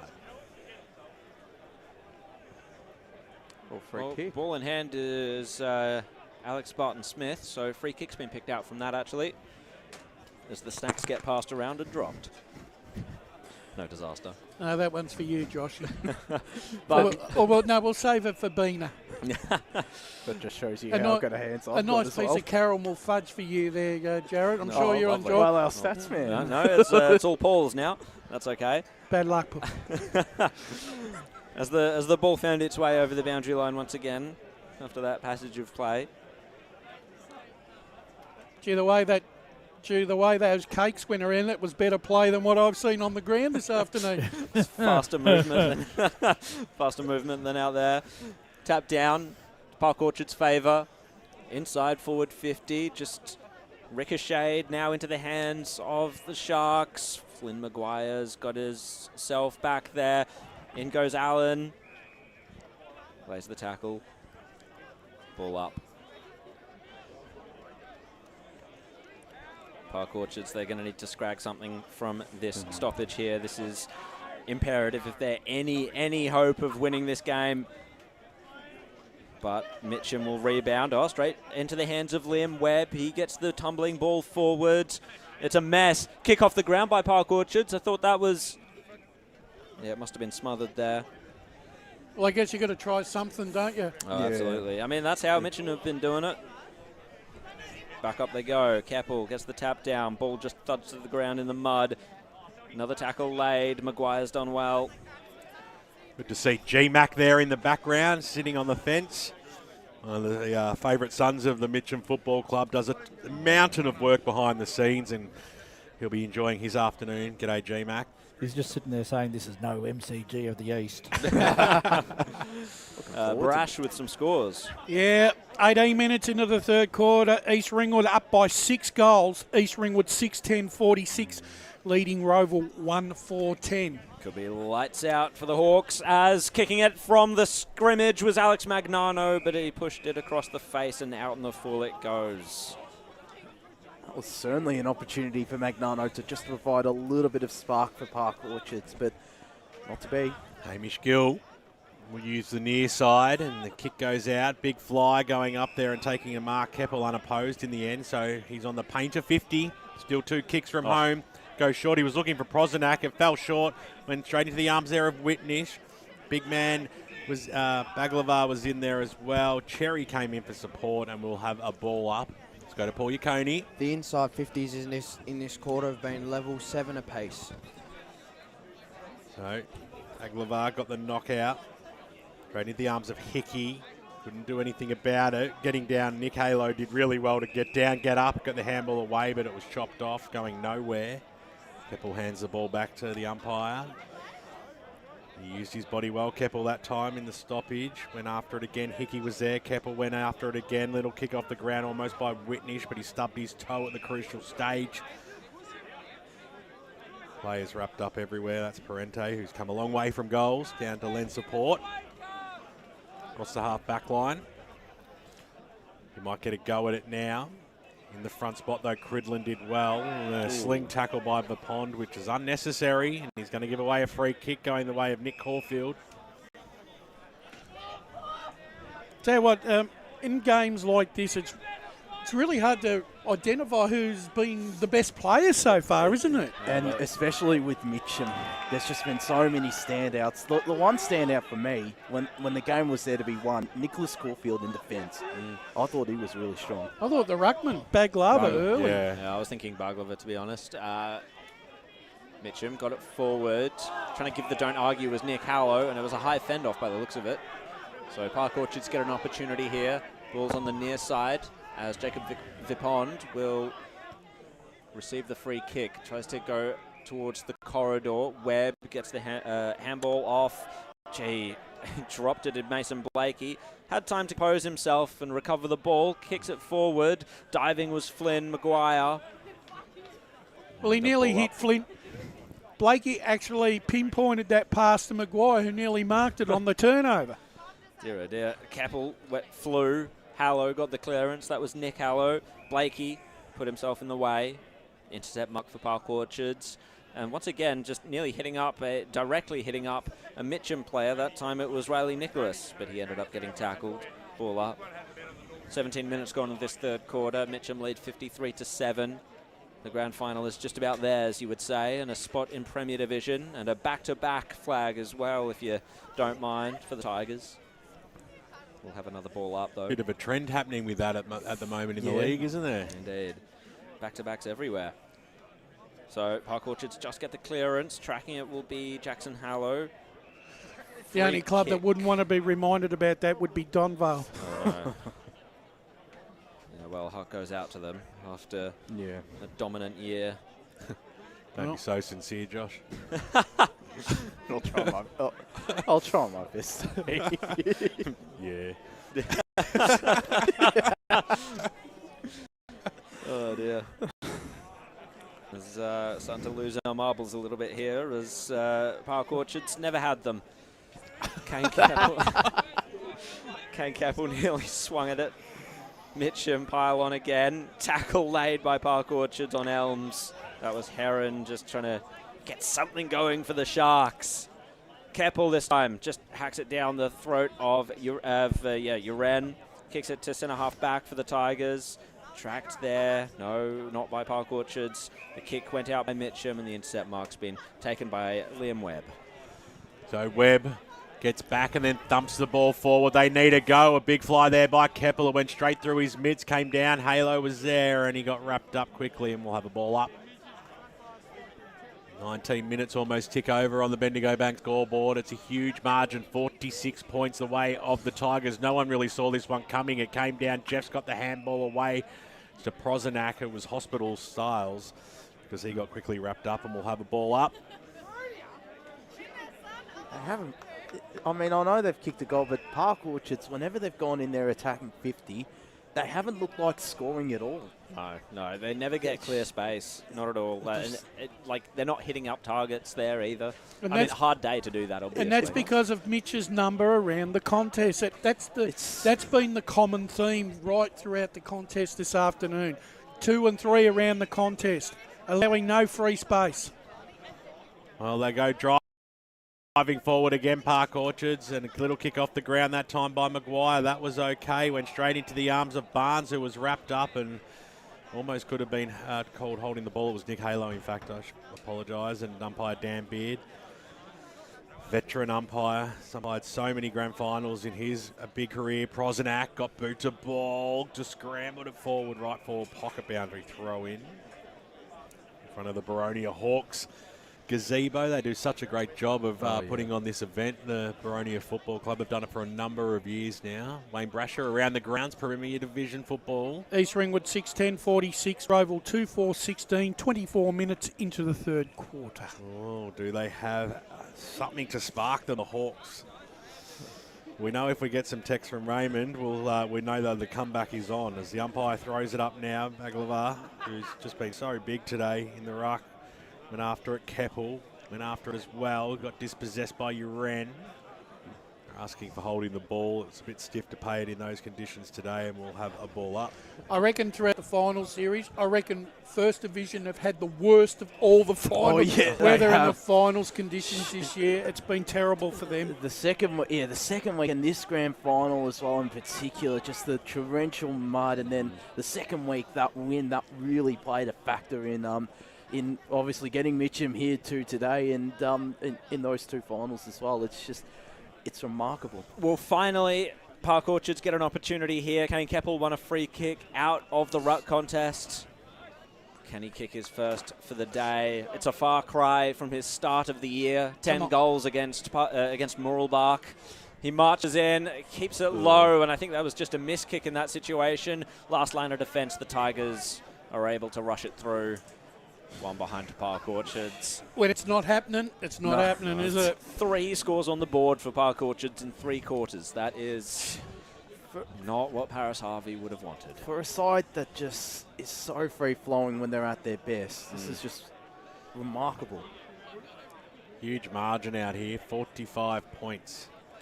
As a strong mark was taken by Perses, who kicked a cracking goal off the ground in the second quarter. Goes out towards the wing position. Mark's been taken by Jeffs, the only goal scorer for the Park Orchard side.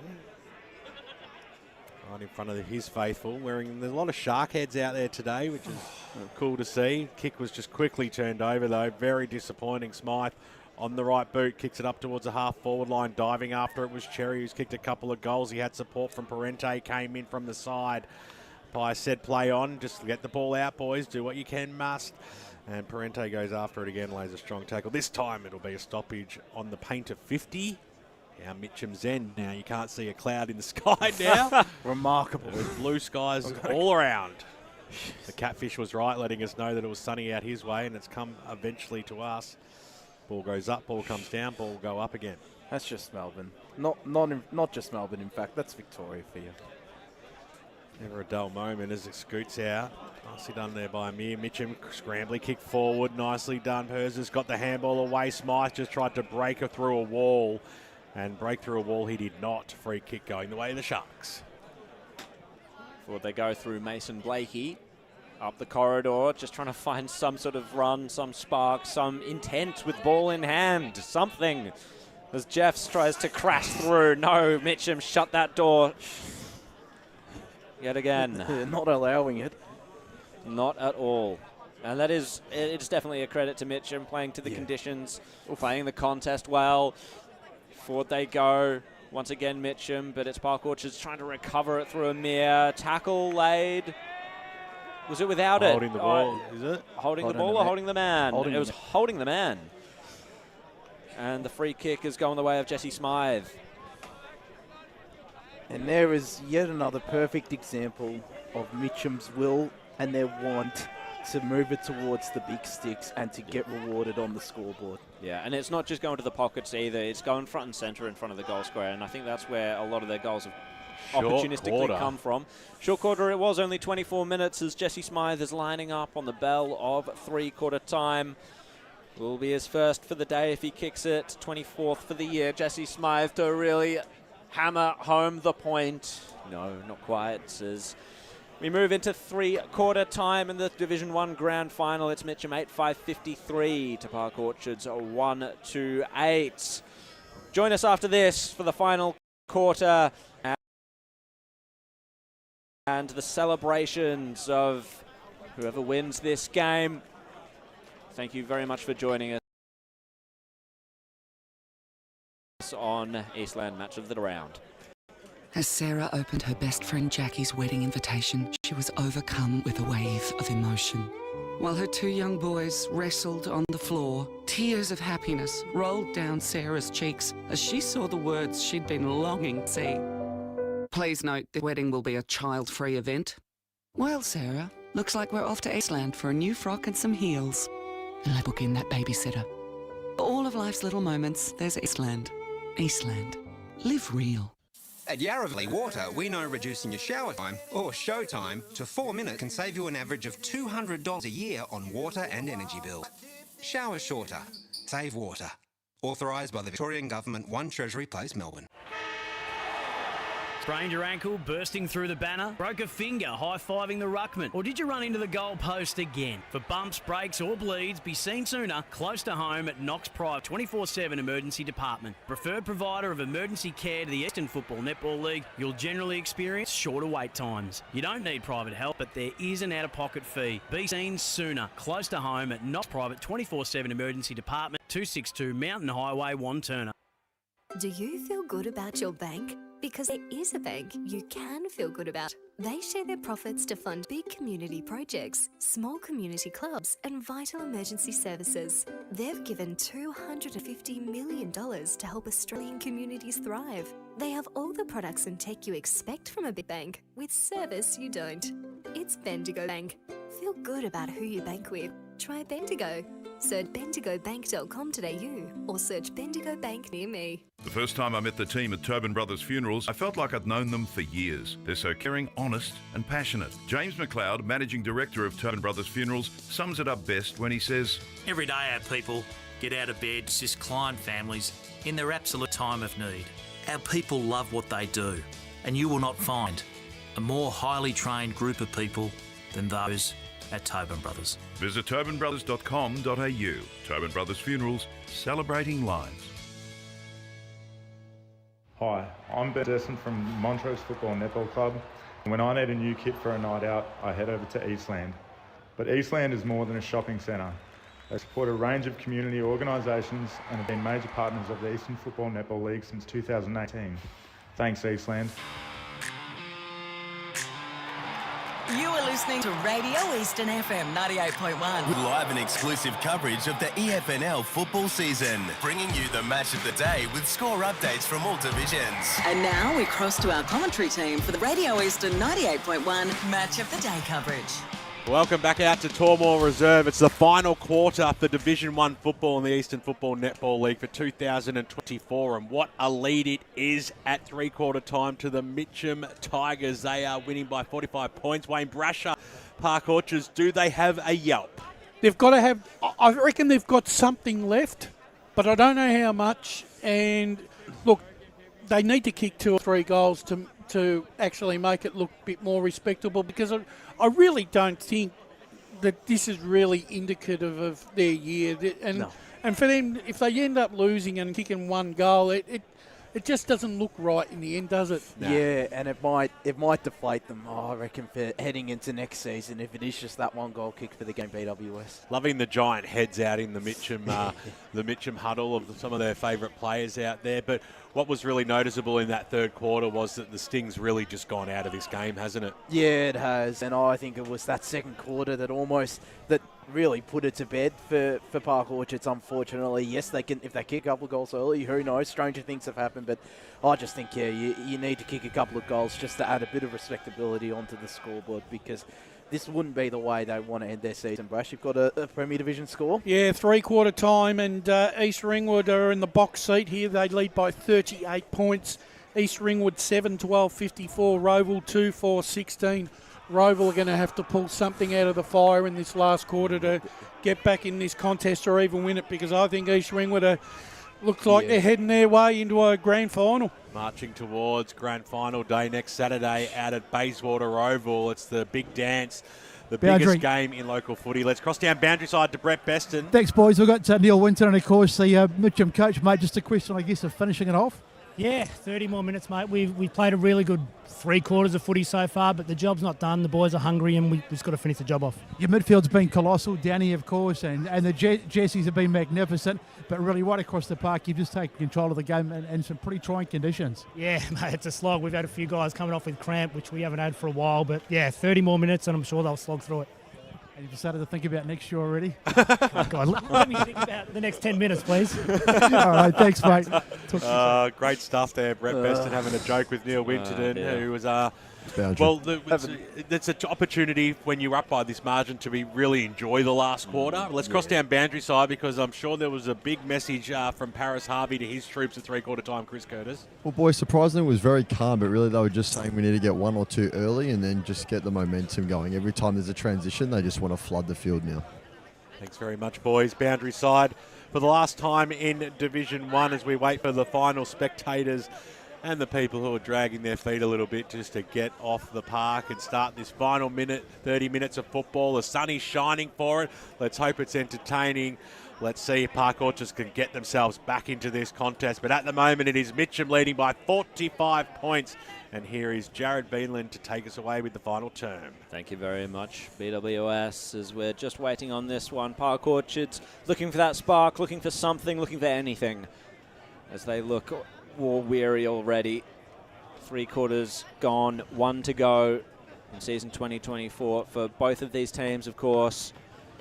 The winner, a spot in Premier Division on offering. Park Orchards, if they were to pull something out of the fire, they'd be moving back up there after just 1 year in Div 1, but it looks like this is all Mitcham's. Lovell goes up, wins the tap. Scooped, however, by Park Orchards. They get the clearance. Prosenak running onto it. He's going to just try and protect the drop of the ball with his body. Got the handball away as well. Magnano now tackled immediately. That was strong by Riley Nicholas. Mitcham, as Neil said, they are hungry. And that hunger will not dissipate, I do not doubt. But the kick was nearly intercepted. Just slipped through the fingers there of Park Orchards. I think that was Heron, I believe. Up we go again. Chappelle versus Baglova. Chappelle now in the ruck from the start. Barton Smith hunted it at ground level, but in comes Duvalin, tackled again by the 2 Sharks. Ball up on the wing. No clear tap down. Duvalin tried to force it forward. Magnano got in the way, broke away, got some space, got the kick down. Keppel nearly met it, but was stifled there. It comes out now to Spiteri. Inside out kick off the outside of the boot, marked by Heron. He's going to send it for opportunity for the Sharks. Now, great use of the body. That was fantastic by Makrikanis. And an opportunity presents itself in the opening couple of minutes for Park Orchards to get something going. This is what Paris Harvey wanted. Alex, probably their best piece of play all day, Park Orchards, the way they moved that ball. 26 goals for the year. Alex Makrikanis, none more important than this one, you would say. There it is. First goal of the final quarter goes to the Sharks. They move to 2-2-14, Mitcham 5-53, and the ignominy of kicking only one goal in the grand final at least avoided. Maybe that is the spark that Park Orchards needed, and that's probably Alex Macroconis' first touch of this game. He's been unsighted so far. Going to need a massive final quarter. And the Park Orchards crowd were in absolute raptures about it too, weren't they? Ball back in the middle here.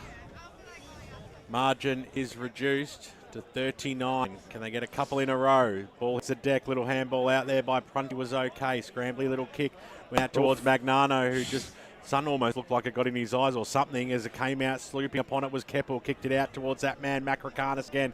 Little handball over the top there by Livingston. Was chopped off nicely by May. Got the handball away to Nicholas. Nicholas, an up and under kick, goes out of bounds on the full. So it'll be Hickey to bring the ball back into play. Kicked it straight into the man on the mark. And just absolute killer, that sort of stuff. As the handball over the top there by Blakey. Series of handballs. They're still alive though. And the umpire is going to pay a throw against. And a great tackle there by Hamish Gill to come in from the side and lay a strong one. What a great story Hamish Gill is. First season of senior footy this year, and he's slotted in seamlessly into the senior lineup. The umpire signalled to the boundary umpire to throw it in. I haven't really ever seen that one before. That's why I thought it was a throw. Came in, Chappell got the knockdown, picked up there by Uran, got the handball away to Glossop, who's run over the boundary line and out of bounds. Ball to come back into play. 3.5 gone, final term. 39-point lead to the Mitcham Tigers.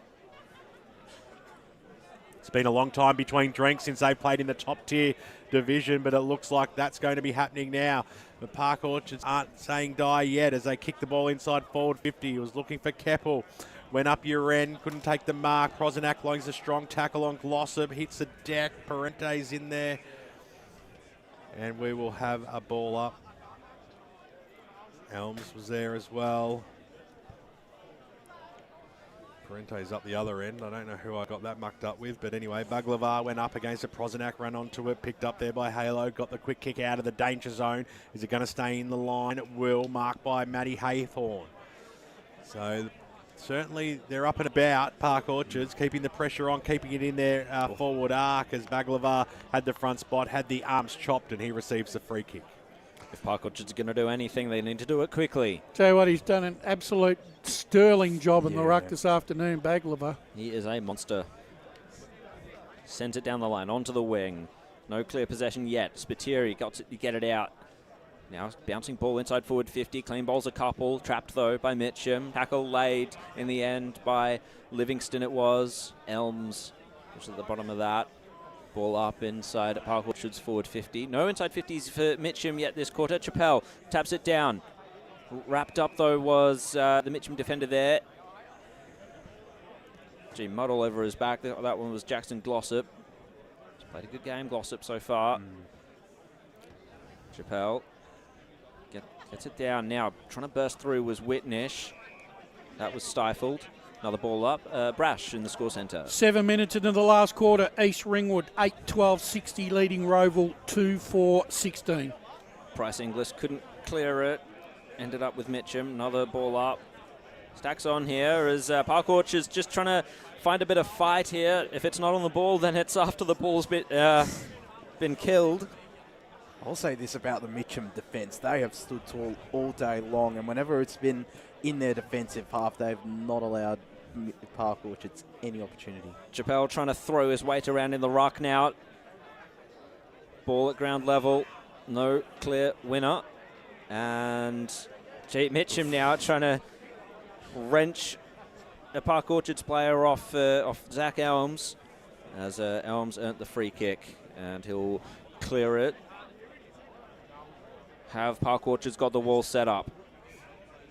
Well, spoiled over the line now, and a throw in on the wing. Stoppage after stoppage once again. This is familiar stuff, and a ball in on the wing. Try to bring it back now. Going up is Chappell over the back, got the little knockdown. Overrunning the football there was Whitnish. Little kick, a little fresh air shot that time by Smythe.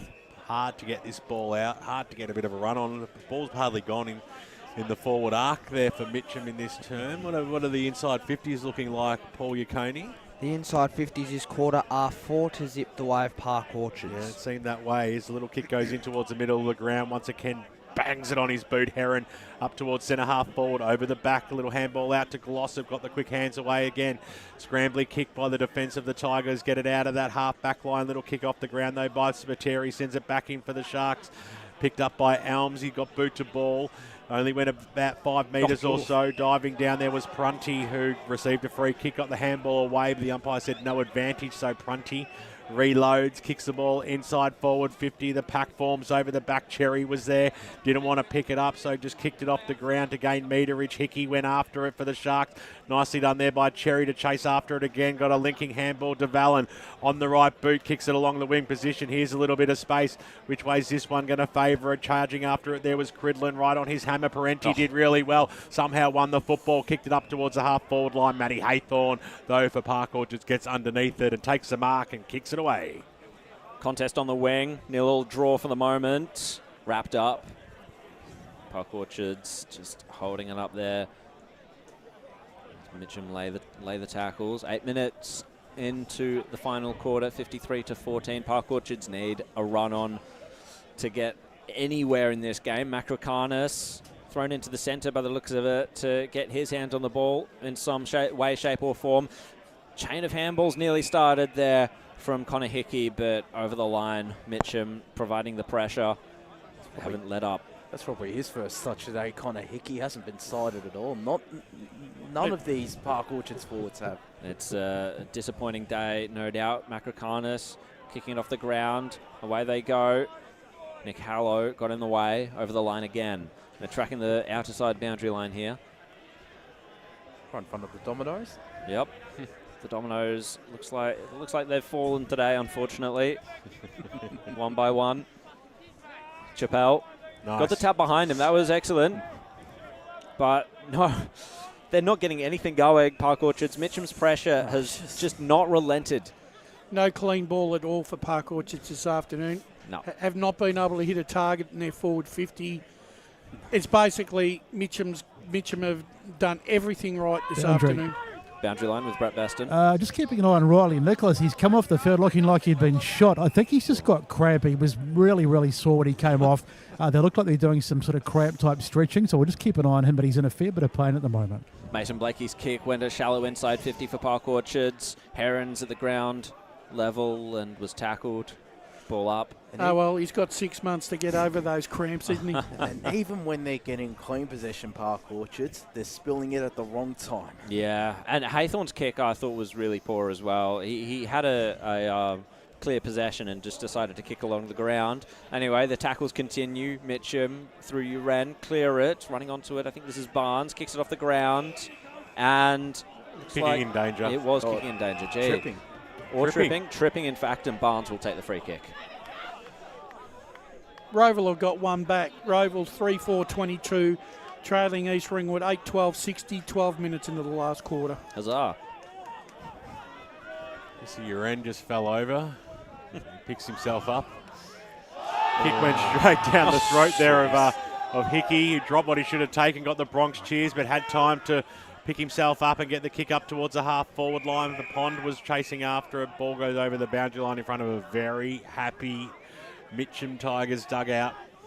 But even then, Hickey, when he ran in and delivered that ball, he actually couldn't find a target, and he kicked it to 3 Mitcham players. Pye throws it in now. Chappell did well over the back, got the double fister, looking for a running player to come onto it. Oh, nicely done by Hickey. Got the kick up in the air, but went nowhere. Charging after a good tackle, Whitney. She'll force a stoppage and we'll have a ball up centre half forward.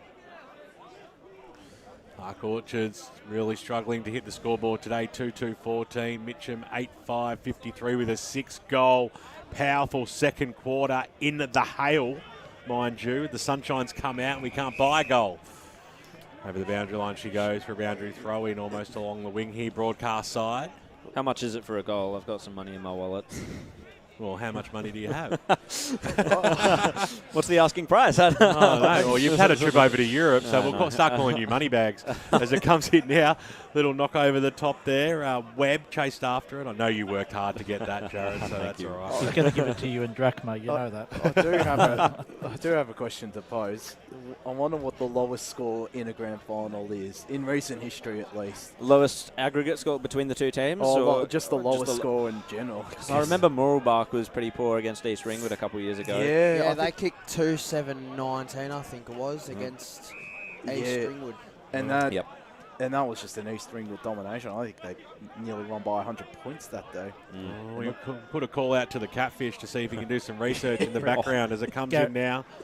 Magnano thumps it on his boot inside forward 50. This is where it sort of lived for most of this quarter. Caulfield picked it up. He's wrapped up by Livingston, and we'll have a ball up. Guaranteed Besto would have been calling that blowout. Wouldn't have surprised me. With his luck, Bagliva taps it down. Ground level ball. Zach Elms just trying to extract himself really, but nothing doing there. It all came back to Besto last week though with that classic. Surrey Park grand final. We gave him six close games that whole weekend. So Mitcham with the clearing kick. Park Orchards attempting to win it back. Nothing doing there. Aaron sees it over. But he just struggles to get a few in a row, our Besto. He comes out here today and then gets hailed on. Davis Harrigan's also confirmed that score 19 was the lowest he's seen in some. I seem to recall him mentioning the other day 300,000 photos he reckons he's taken in since doing photos for the EFNL. Wow. Inside 50 from Liam. Javs towards the top of the goal square. Elms places himself better than his opponent. You think a kick off the ground? They're just going to force it over the line of Mitcham, not letting Park Orchards get anything going at all. 14 minutes gone in this final quarter. Mitcham 53, Park Orchards now 15. And kicking it in will be the Tigers. Well, we'd like to see a few celebration goals because this game is certainly over and Mitcham are going to be premiers. There's no doubt about that. There's just clearly not enough time now left in this game for Park Orchards to manufacture a run, a scare, a spark. But they have been pushing really hard. Their aim will have no doubt been to win this quarter. And that's probably the most you can ask for a side who's done so well for the whole year. And since coming into this league, they've really stamped their authority on the league through a wonderful juniors program and working their way through the under-19s and the reserves. They're a successful football club, there's no doubt.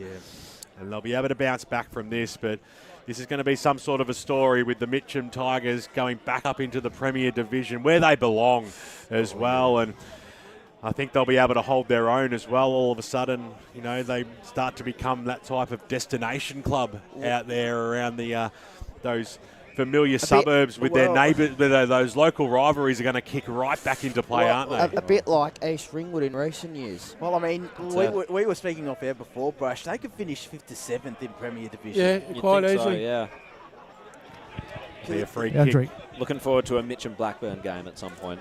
Mitcham Vermont too. Let's go to Besto. Just confirming, Wiley Nicholas is back on, boys.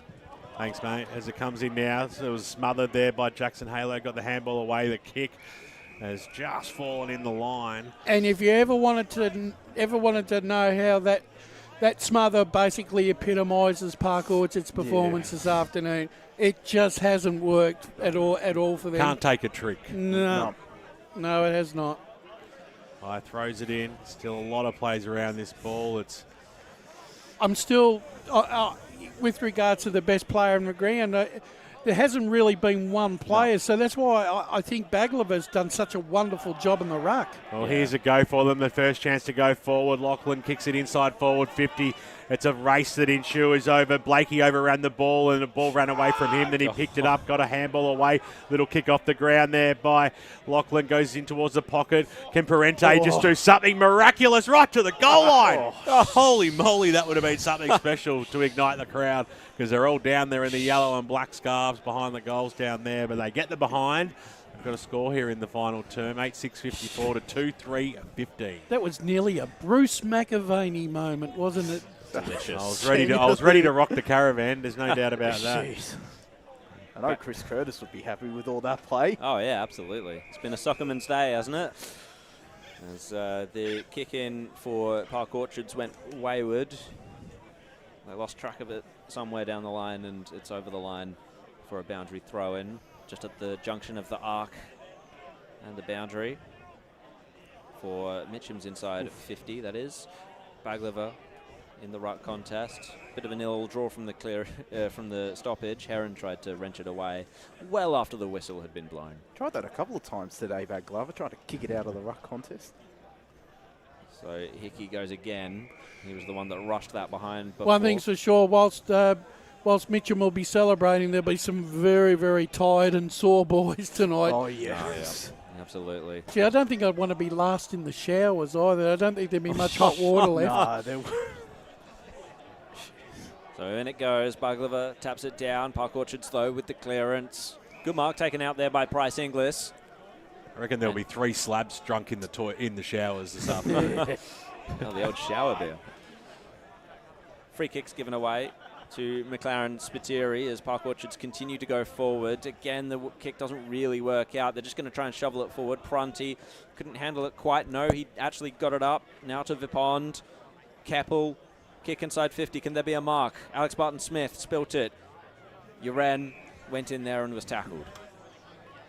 They're showing really good character, Park Orchards, when the game has been lost, just to keep their heads held high and keep pushing, keep trying to win this last quarter. They're doing a really good job of it, and that shows a lot of class. Yeah, you can't ask much more for what they're doing. And that'll hold them in really good stead next year as well. They'll grow a lot from this experience as well, given it is their first grand final in a long time, and they can definitely hold their heads up high, especially with this final quarter. Matter of pride for the Sharks to try and get one through. They won't. Mitcham with the numbers as if they've had all day. Nearly with a clearing kick, but Park Orchard's able to hold it up. Price Inglis takes it over the line. We'll be ticking into time on soon, and the celebrations will be beginning. It will be Tiger time at Tormore Reserve very, very shortly. High throws it in now. Little knock over the back there by Keppel. Goes cross towards centre half forward. It was picked up by Webb, who slams it on his boot into the left forward pocket. Do they have players there available? No, Caulfield's laying a strong tackle. We've hit time on in the last quarter at Bayswater. East Ringwood up by 6 goals, 8-12-60. Roval 3-6-24. I've also been corrected by Davis Harrigan. It was 320,000. I was a tad off, apparently. How nice of 1,000 here or there. You know. Yeah. Can't forget those 20,000 photos. That's a lot of photos. Big knock by Keppel. Came out, picked up by Nicholas. Spun around on a thrup and get the kick away. And ball brought to ground, and we'll have another ball up. Yeah, I reckon maybe another 4 or 5 minutes at tops, I reckon. Yeah. Here's hoping. But you'd like it a bit sooner, would you, Jared? Yeah, just a little bit. Jared went home. Quarter by the sounds of it. You've gone pretty unlucky, Jared, with your 2 grand finals. That's okay. Yeah, 3 goals to Whitehorse in one and 2 goals to Park Orchards in next. But that's okay. You can't have it all your own way. Gill went out wide. It was kicked by Halo. It was smothered, though, still across the half-forward line. What a quarter Keppel's having for the Sharks. Probably their best player today. Drives the ball inside forward 50, looking for Macrocanis. Couldn't quite win the football. Good second effort, and we'll have a ball up 25 metres out from the Park Orchards goals. I think, once again, what's proven this year, if you finish in the top 2 and everything goes right, you're meeting off in the grand final, because in all divisions, bar Division 4, it's been 1v2 playing off in the grand final. Whitehorse were the only exception. They finished 3rd. To ball this one back up. Today's broadcast brought to you on 98.1 Radio Eastern and, of course, YouTube and Facebook right around the globe. We've had many people text in from which country they're watching from today. We've hit about 7. Nice. So, which is great as it comes in now. Sharks up towards the top of the goal square. Who can be the flyer? Macrocanis was in there. He'll go after it again. He was brought to ground by Caulfield, who's been really solid today. Hospital handball went towards Allen. It was stolen, though, by Nick Halo, who drives it out of that danger zone. They'd love a couple of celebration goals just to put the icing on the cake, wouldn't they, the Tigers? we'd love to be able to get excited about something in this final turn as well. Well, I think especially with someone like a guy Lachlan, he seems like the type of guy that wouldn't mind a bit of a celebration. You would think so. I mean, how is it for... And the thing is, too, these are the honeymoon moments for a coach in the last 10 minutes of a grand final when everything's come to a plan and it's worked out, and he's just sitting there just thinking, yep, this is it. We've done it again. Yeah, Jackson Halo sees it over the boundary line and out of bounds. And it's just remarkable what they can do in finals as well, Mitcham. This is now 10 wins from 13 games in finals since 2019. Yeah, it's an unbelievable record. It is. In the modern age. Kick off the ground there by Marrow. To no avail, though. The kick goes inside forward, 50 again. Over the back, looking for Woods for Park Orchards. He's unable to pick it up. But we will have another stoppage just for something a little bit different. As it comes out now, Elms. Little kick goes up and under. He was looking in there for Blakey, who did really well on the second effort. Little kick off the ground. It was picked up, though, by Magnano, who kicks it to the top of the goal square. Oh, May, well done. But a fantastic mark by May, who had Macricanas coming in from the side, who maybe helped him hold on to that mark a little bit. Gave him a little hug for his troubles, and his kick goes out. Straight into the arms there of Smythe, who dropped it, but it came over the back. And here's Barnes. Barnes this way, that way. Little handball away. He's okay. Scrambly kick. Players asking for deliberate. That's not going to happen. Right in front of us here in the broadcast position. A boundary throw in. And the scores are 54-15, Jared Beeland. Could have paid it just for fun, I thought. The deliberate that was. In it goes again. Taken straight out of the ruck by Chappelle, but he lost handle of it as he tried to kick it. Baglava ended up with it, his direct opponent. Final scores out of Basie yet, Brash? No, it's still 36 points to the good of East Ringwood. Lots of smiles in front of us, and good on the supporters for sticking around. Both Mitcham and Park Orchards, after some horrible conditions, they've been rewarded with some more sunshine, and the Tigers supporters have been rewarded with an historic day here. Back-to-back premierships for Mitcham. And there's the pressure that's been there all day. As Mitcham, the supporters celebrating now every moment. I reckon I got a final. Oh, go on. East Ringwood into the grand final. 8-12-60 defeated Roval 3-6-24. 6-goal victory to East Ringwood. Right onto the Roos. Indeed. Calls of ball. I could just let the crowd commentate the game at this point. They are finding their voice. Okay, maybe not. Maybe we can recruit them for the media team next year.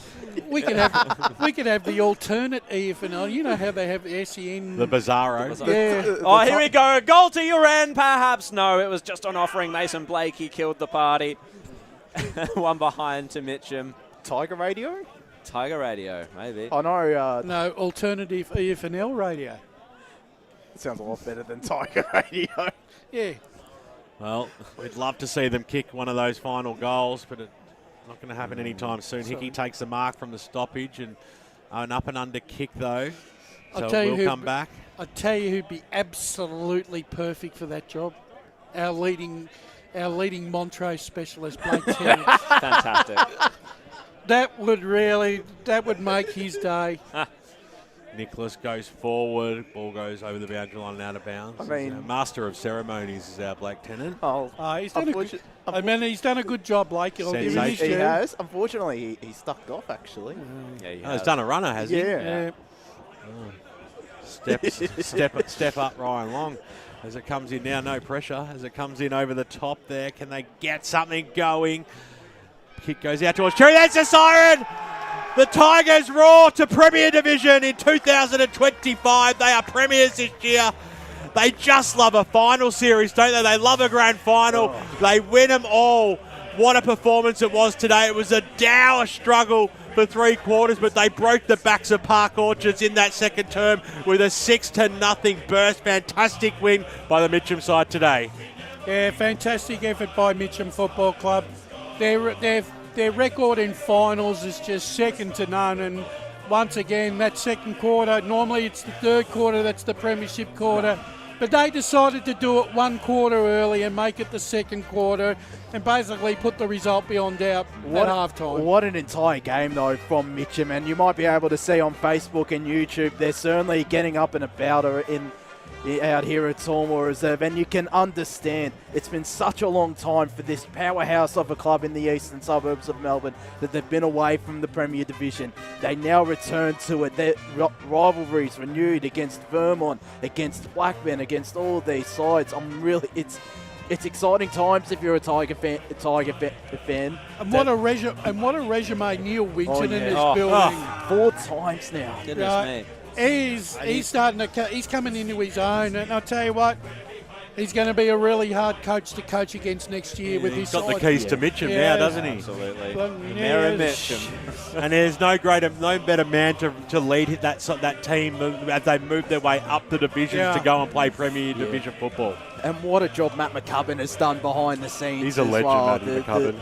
The committee, all the tireless hours they would have put through ever since 2008 when they were on the verge of falling to Division 4. Well, now actually, they were probably close to near extinction, I Yeah. reckon. They were. It's people like Matt McCubbin who have just put in tireless amounts of effort, doing multiple roles in the earlier days of his presidency, and being the youngest president in the league at the time, and putting his hand up to basically try and save the football club. And they've just gone from strength to strength, where they've got facilities that are some of the best in the league now. The culture down at Mitcham is where you want to go.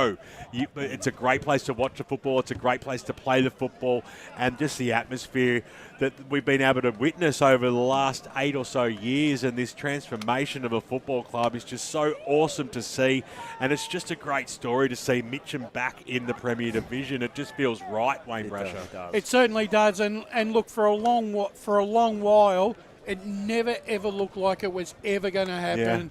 But I think the seeds were sown last year in last year's grand final victory, I reckon. Boundary boys. Let's go to Brett Beston. I think he's got Jackson Glossop with him. Jesse Smythe, boys. Jesse Absolutely Smythe. fantastic day, mate. This must mean so much. You won it last year. You didn't get to go up, but this year you get to go out and play with the big boys. Yeah, I mean, last year was a bit of a confidence building, but we just never look in doubt, to be honest. We always have belief in the group.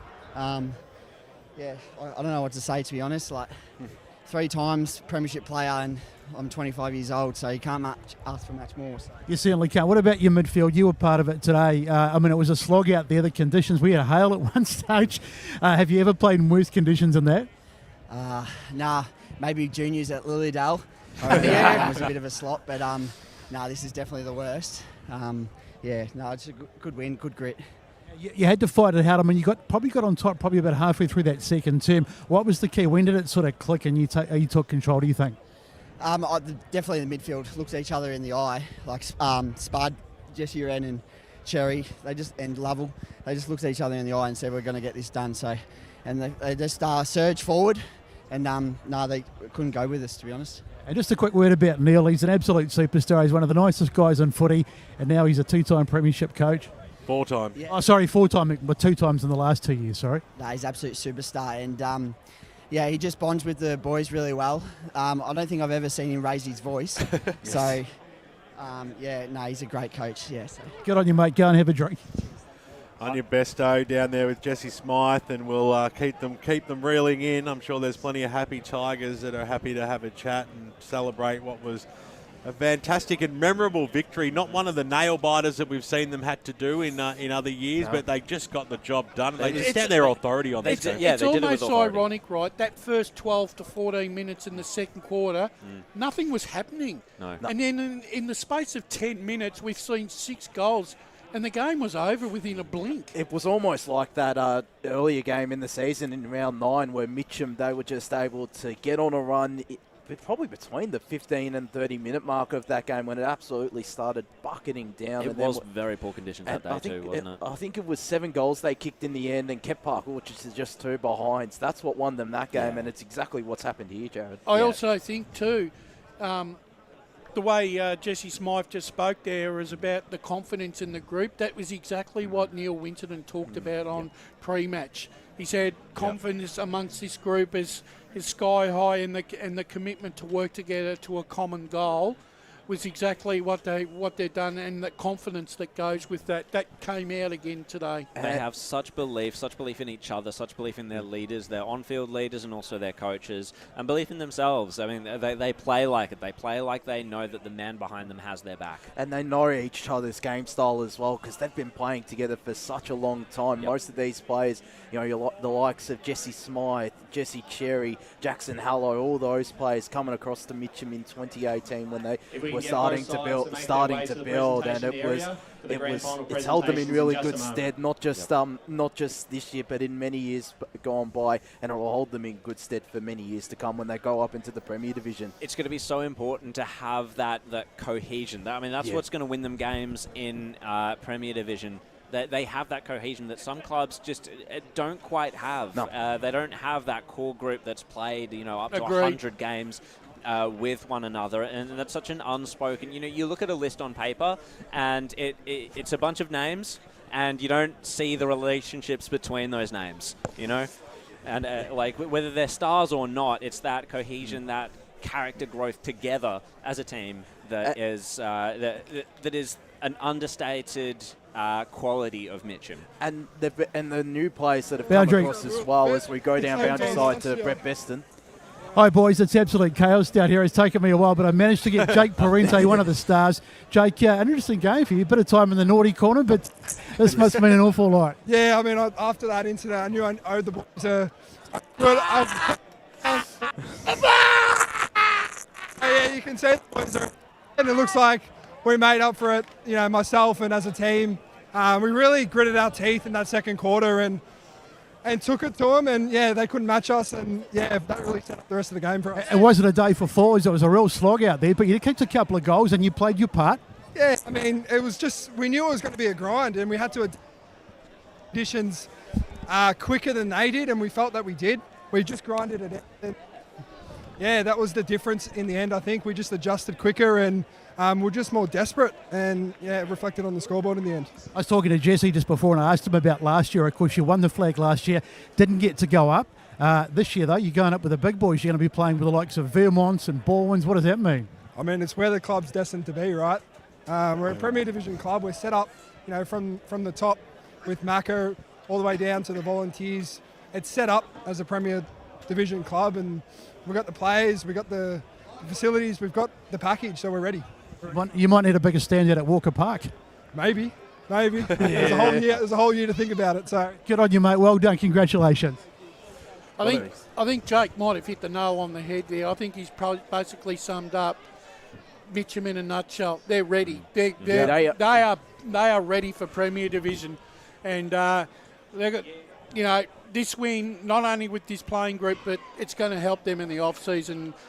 Hopefully attract even some more quality players to that club. And they've got the depth. They've got their 19s coming through. Right. They went out in straight sets, their 19s and the reserves as well. But still, the depth is there. The reserves made back-to-back grand finals the last couple of seasons, and they've got two 19s coming through as well. So they've gotten that pathway. The juniors are really strong as well. They're set up to not just have an immediate impact in Premier Division, but to stay there for a little bit. And the funny thing about it, Josh, is Mitcham itself demographically is a very, very old area. It doesn't have a lot of young families anymore. Yep. And I reckon Where do you live? I live in that area too. Welcome to the Eastland Division 1 Grand Final presentations to 2024. So I'd like to start by making a commiserations to the Park Orchards Football Netball Club. And a congratulations to the Mitcham Tigers 2024 Division 1 Premiers back-to-back. Hey. I'll now welcome to the stage EFNL Chairman Paul Barlow to present today's medals. Who wins the best on ground, guys? It's going to be hard. And for the best on ground medal, also known as the Gordon Parker Medal for 2024 from Mitcham, number 53, Nick Caulfield. Good call, Josh. I think you said Nick Caulfield early in the piece. I'm glad I did.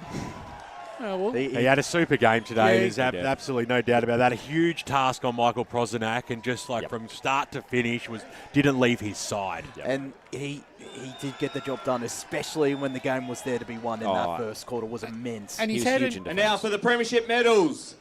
Starting with number 1, Jesse Cherry. Good. Two goals today. Yeah. Probably wasn't as dominant in this grand final as last year, but did his job. He did. Number 2, Lucas Marrow. He always threatened, didn't he? did. Didn't quite kick that goal in the end, but you can see that he was a likely chance. Number 3, Jackson Hallow. This guy always plays the role of the antagonist. He gets under people's skin a lot, and I think that's a good trait to have in a His first quarter was huge as well today. Number 4, Nick Hallow. Him and his brother, they certainly know how to play the role of the antagonist. And I was impressed with Hallow in that at times with his work underneath. Bit of yin and yang in there. Number 5, Nathan Crampton. Unfortunately for Nathan, had concussion early. Well, didn't have an impact, but he's part of a premiership side, and that's all that matters. Number 6, Alex Barton Smith. Kicked one goal the hyphen today and really serviceable, like all the rest of his teammates, winning his position on the ground. Number 7, Nat Barnes. Fought hard on a wing today, did Nat Barnes, running mostly on this broadcast side and didn't get rewarded on the scoreboard, but still did some good stuff. Again, won his position. The former Blackburn. Number 8, Danny Baglava. Huge. Colossal in ruck. Massive. Best big player on the ground this afternoon. Next to Nick Caulfield, I reckon he would have gone close to voting pretty well in the medal. For sure. His experience next year is going to be crucial in Premier Division. Oh, yeah. Especially against ball. Number 12, Jake Parenti. What can you say about Jake?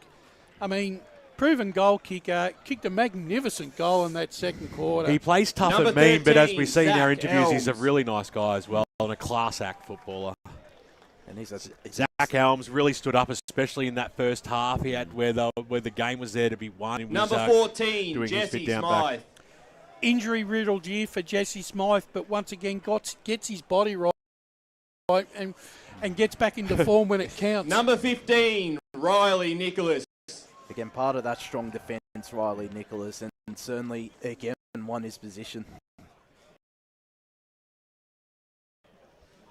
Number 17, Guy Lachlan. He's also had an injury-prone second half of the season, but has a lot of talent, this young man. Yeah, he did well. He was, kicked a goal. Number 18, having a bit Tom of fun. Lovell. I thought this guy was excellent off the half-back line. Didn't let much get past him. Like that roaming role of his. Number 26, Josh Duvalin. Solid. Yep. Solid game. Yep. Former Scoresby man is Duvalin, and it's been a nice one for him. Number 27, Cam Pizzazz. Kicked a ripping goal. He did. 16 goals in the reserve side this year. He's broken into the side and made an impact for Mitcham. Especially at the right time, isn't it, Jared? Oh, yeah, he's peaked at the right time indeed. Number 31, Flynn Maguire. Speaking of former reserves players, he was a Vermont reserves player last year, comes across to Mitcham, and what a move that was. So he goes back to Premier. Yeah. Number 38, Hamish Gill. Good story, as you said. Yeah, this earlier, is Josh. a good story. This is a great story. Started under 19s and I think played a fair few senior games this year in the end. Much like Angus Sutherland last week in the Surrey Park side. And Chris Allison too. Number 45, Josh May. I thought he stood up tall in that last quarter when Park Orchards were surging, but... And number 53, Nick Caulfield.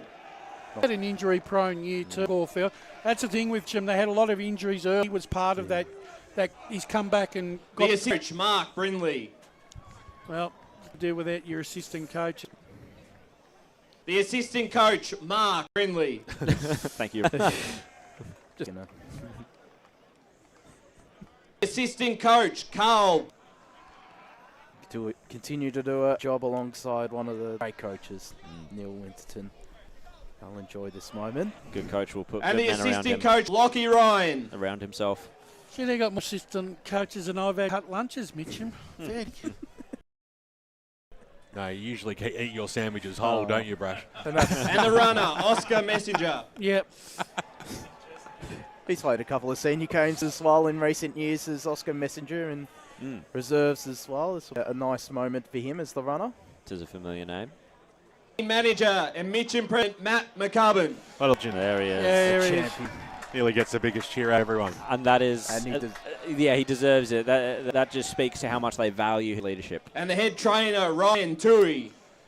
Well, without a healthy and team like this, the trainers, you got nothing.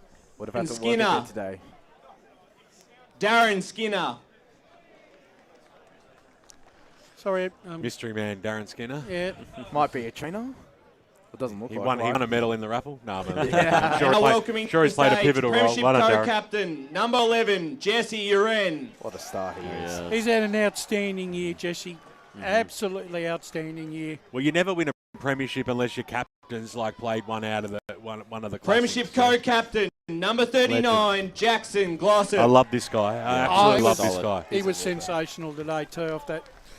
The other thing too, I mean, you look at Jesse Uren. He actually coaches under 19s. And premiership coach, Neil Winterton. And this guy is fast becoming one of the, well, probably is BWS, one of the doyens of the EFNL coaching alumni, I would say. One of the great local Firstly to footy Paris and the Park Orchards guys, congratulations, a fantastic season. To lose only one game during the home and away season. Sure it stings now, but I know you guys will bounce back and be formidable next year, so well done on your season. To the EFNL for putting on a fantastic final series and all the major sponsors. To the umpires who did a great job today and right throughout the season. To Macca and the rest of the committee, the support that you guys show our whole club is the reason that we're able to win this. So thank you to you guys. Don't cry, Macca, or you'll make me cry. To the players, what an unbelievable effort today. Conditions were pretty ordinary, but you guys just wheeled yourself across the line as you've had for the last 2 years. I can't be proud of what you guys did today. And lastly, to all the Tiger Army, thank you for all your support today, and we'll see you back at Walker Park tonight. Well, it's going to be pumping down in Mitcham tonight. There's no doubt about that. Walker Now Park, to present the Premiership Cup for 2024, Mitcham Tigers.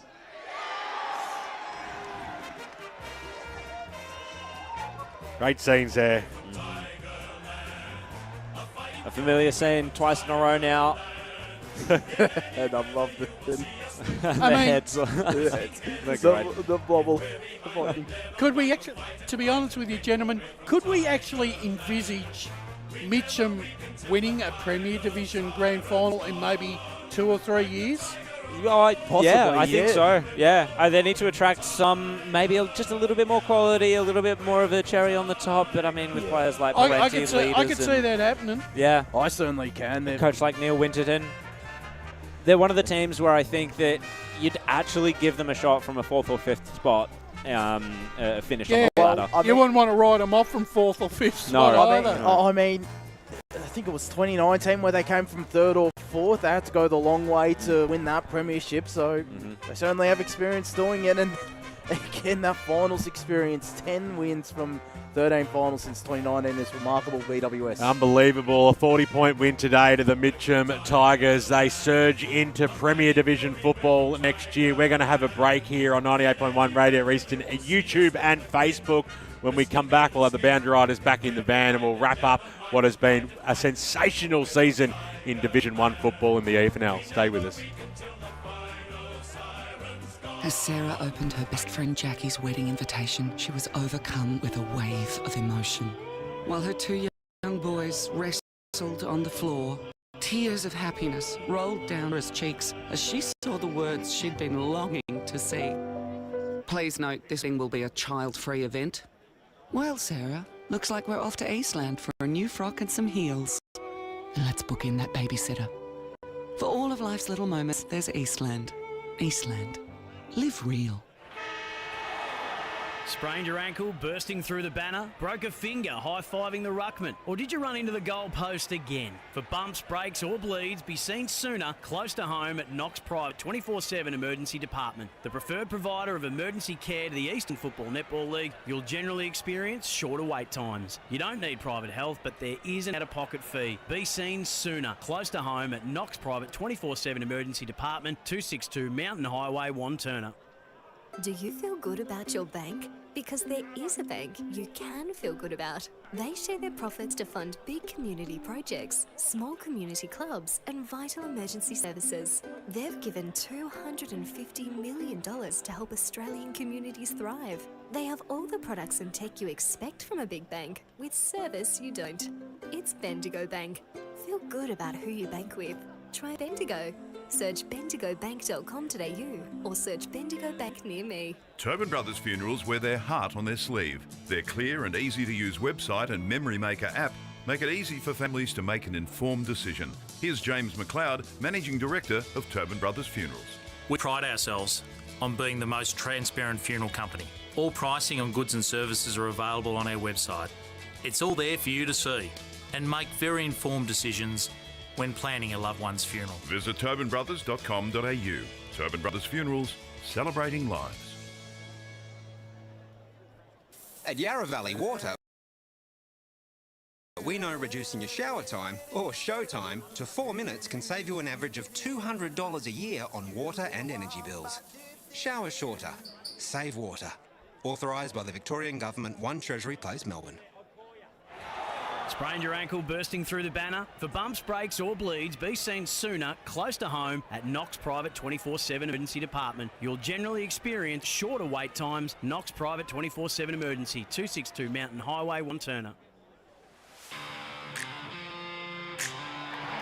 You are listening to Radio Eastern FM 98.1. With live and exclusive coverage of the EFNL football season, bringing you the match of the day with score updates from all divisions. And now we cross to our commentary team for the Radio Eastern 98.1 Match of the Day coverage. It's Tiger time out at Tormore Reserve. The Mitcham Tigers are premiers season 2024 with a monstrous 40-point win today over Park Orchards, who could only manage 2 goals for the afternoon. It's not what we expected to see. The conditions were incredibly trying, but Mitcham, Matt Spider Lee, they came to play today, didn't they? Yeah, they did, BWS. They were fantastic right from the word go, to be honest. They were challenged early for the first 10 minutes in terms of tackling pressure, where Park Orchards did ply their intensity and they tackled hard, but they just couldn't get the ground balls. They didn't have clean hands, and by feet they couldn't execute their skills properly, and that's what Mitcham did right from the outset. They were far cleaner across the ground.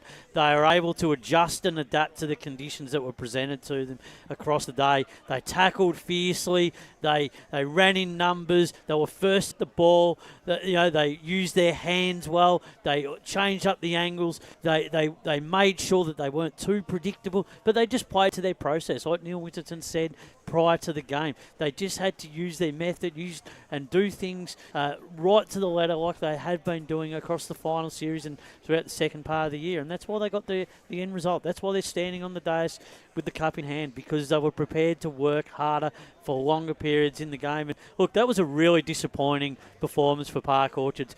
To only kick 2 goals in a grand final, but also you win by 9 points in a prelim, you get overrun and steamrolled in a second semi-final.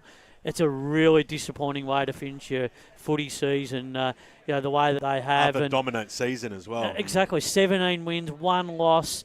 And they looked like they were the best side for majority part of the season, but they just ran out of steam, and fatigue kicked in for them. And really, to be honest, at times they didn't even really raise much of an effort for most of the game today. They were very flat, and I just felt they just didn't really gel together and really have that genuine effort and attitude across the ground. Whereas Mitcham, they came with a fierce desire today, and their desire was that they were going to walk off that ground with the Premiership Cup, and that is the template for teams, that if you're down in lower divisions, there is hope for you from a playing, coaching and an administrative perspective. If you want the template, you want the recipe for success, ring Matt McCubbin and catch up with him, because he's got a good story to tell, because this club is told in a remarkable story for the last 18 years. And it'd make a good doco, wouldn't it? It would, because I'll tell you, this club was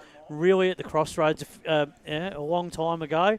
They've been so successful, formed back in 1885, had some great people come through the doors there, and one of the oldest going around.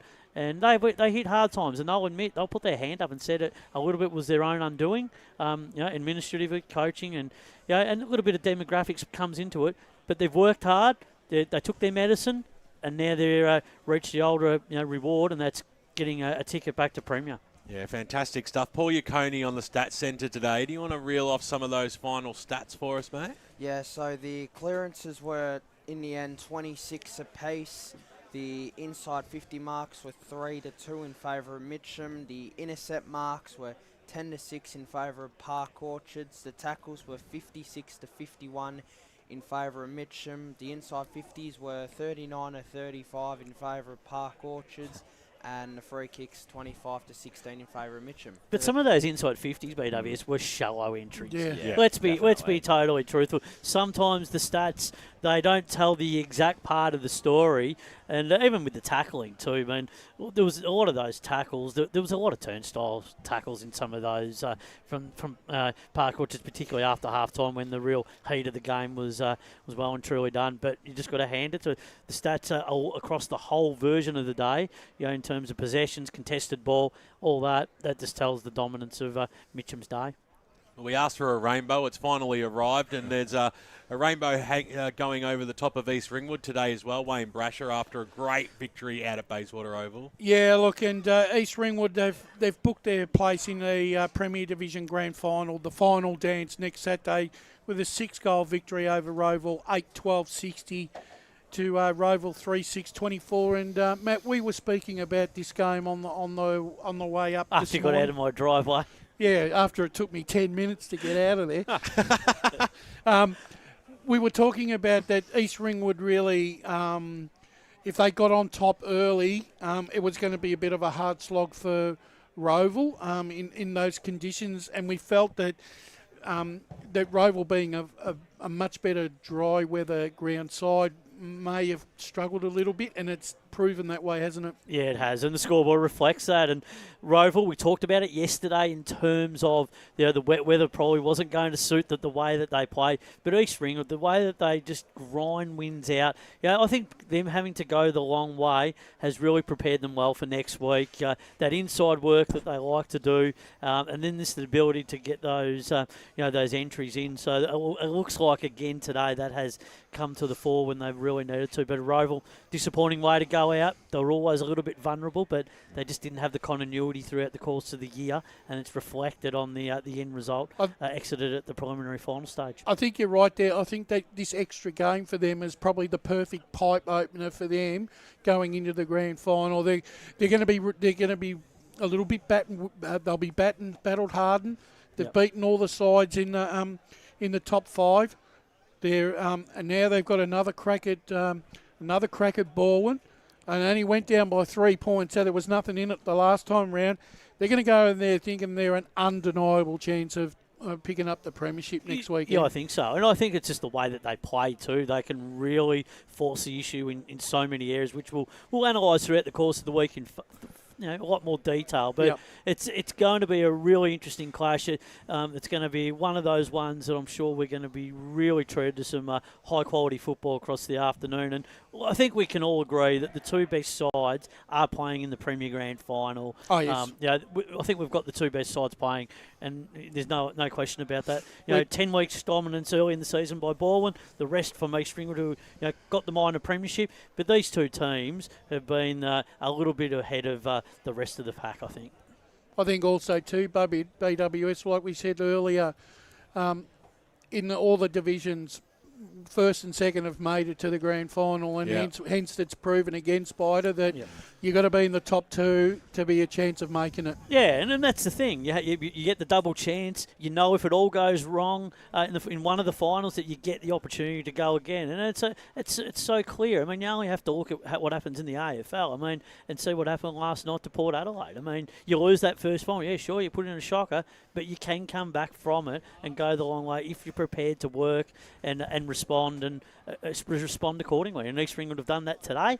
And over the course of the weeks, teams have got there. So I think in terms of the way all shapes up. For next week, I think it's a pretty exciting one, and we've seen some really good grand finals to date so far. Hopefully next week is one that we will end the season on a really good note. And it looks like the weather. I'm just looking at what's the the long-term forecast? The long-range weather forecast is pretty dry all week. There's a bit of rain coming on Thursday, but other than that, we should be okay. But at this stage, it's looking at a top of 16. With no rain in sight for next Saturday. Too. Massive crowd. Extra Ringwood's in all 3 games, and Blackburn's in the 19s and reserves as well. So there's going to be a lot of people out there. So who knows? We could be reaching double-figure attendance. If the weather stays promising. Yeah, you'd expect it that way. Lots of colour will be out there as well. I know, and Les Ferguson will be really looking forward to heading out there next week. Les will be lining up to get in the gates by Wednesday, I would have thought. Yeah, that's it. But just wrapping up out here, it's a big 40-point win to the Mitcham Tigers. Congratulations. They are premiers again. Back-to-back. You got to love that. So you got to love those stories, the back-to-back. It just is a great time to be around the football club. Final scores 8-7-55 to 2-3-15. Cherry and Parente kicked 2 goals apiece. Barton Smith, Uren, Lachlan and Perzas kicked a goal, whilst the singles to Macroconis and Jeffs for Park Orchards this afternoon. But just quickly, I think Mitcham might just hold their own next year, Spider. I think they'll be very competitive. They will need to go and recruit some players. They've got some good development players, a good junior system coming through. They've got strong coaching. They will need to go and get some things that they probably need just to get a little bit more quality across the board, a bit more experience. I'm sure they'll target some VFL players. I'm sure they'll target some experienced players from around the traps just to strengthen the list up a bit, just so it stabilises in Premier. Because you want to be competitive straight away. Well, you need to get some players in to go up that notch. I realistically think they could finish around the 5, 6, 7 mark. I think now that we have a draw that is not compromised, everyone's going to play each other twice, so they still will get the opportunity to. For wins. Look, there's some teams that are definitely going to be hard to beat, but I think that they still can match it and win at home, win home games. It's a tough place to play, Walker Park. Certainly is, and that's where we'll be heading out tomorrow for the big Division 2 Grand Final. Stay tuned on 98.1 Radio Eastern and, of course, YouTube and Facebook as Baronia take on the Croydon Football Club. Sure to be a fantastic clash out there. Let's start wrapping up here and say our goodbyes. But thanks very much, Spider, for all your hard work no worries, yesterday and today. Good to be here, and looking forward to tomorrow's contest out at Walker Park. Talk about working hard today. The guys on the boundary line, 4 seasons in one day. Chris Curtis, thanks for your efforts today, mate. Pleasure as always, boys. Thank you. Great stuff. And, of course, Brett Beston. Just can't take a trick sometimes, Besto, but you did some of your best work out there today. There's no doubt about that. Some ripping interviews at the end of the game too. Thanks, mate. It was a very testing day, to say the least. The best boundary riders get it done, Besto. getting a few cheers. There you go, Besto. You got your own harem out there. Yeah, that's it. Paul Yaconi on the Stats Centre. Great job by you, as always, my friend. Pleasure. Great calling earlier in the 19s too. Yeah, it was, Paul. Well done. Thank you, guys. Yeah, fantastic stuff there. And, of course, Josh Ward, who called that Under-19s Grand Final with Paul this morning. Loved your work, mate, on special comments today. Absolute pleasure, and just another premiership for Surrey Park. Look, great to see Mitcham get up. They are a terrific club, and I'm looking forward to being out there at Walker Park tomorrow, one of my favourite grounds to go to. Fantastic stuff, mate. Of course, Chris, you did a fantastic job calling the reserves game today with Whispers Tennant, who did a marvellous job as master of ceremonies throughout the day. He's got his head between his legs at the moment. Old Blake, he's a bit disappointed. Talk of the town is drowning the sorrows. And thank Lee and all the tech guys and all the crew. I'm about to do that. I'm wrapping up. You just stay quiet. That's why I did you first. Wayne Brusher, a pleasure as always, mate. Thank you very much. Enjoyed the day thoroughly. Look, see you all tomorrow. Good stuff. And, of course, riding shotgun, a brilliant call, as always, by Jared Beeland. Thank you very much, BWO. So always a pleasure calling alongside you. Team doesn't get anywhere without being led by our magnificent media manager in Ryan Long, who works a lot behind the scenes on air and does absolutely everything, as well as the setup and just the great work by LKLM Media from right across the board. The whole Green Clan, they do a marvellous job, and the Hurricane was in here today and all his friends. Just a superb job, just a monstrous setup it has to do to put all this production together for 3 games. Congratulations to you. But that's us signing off from Tormore for the last time in season 2020. 2024. Hope your team won today, but it's Mitcham. It's Tiger time today.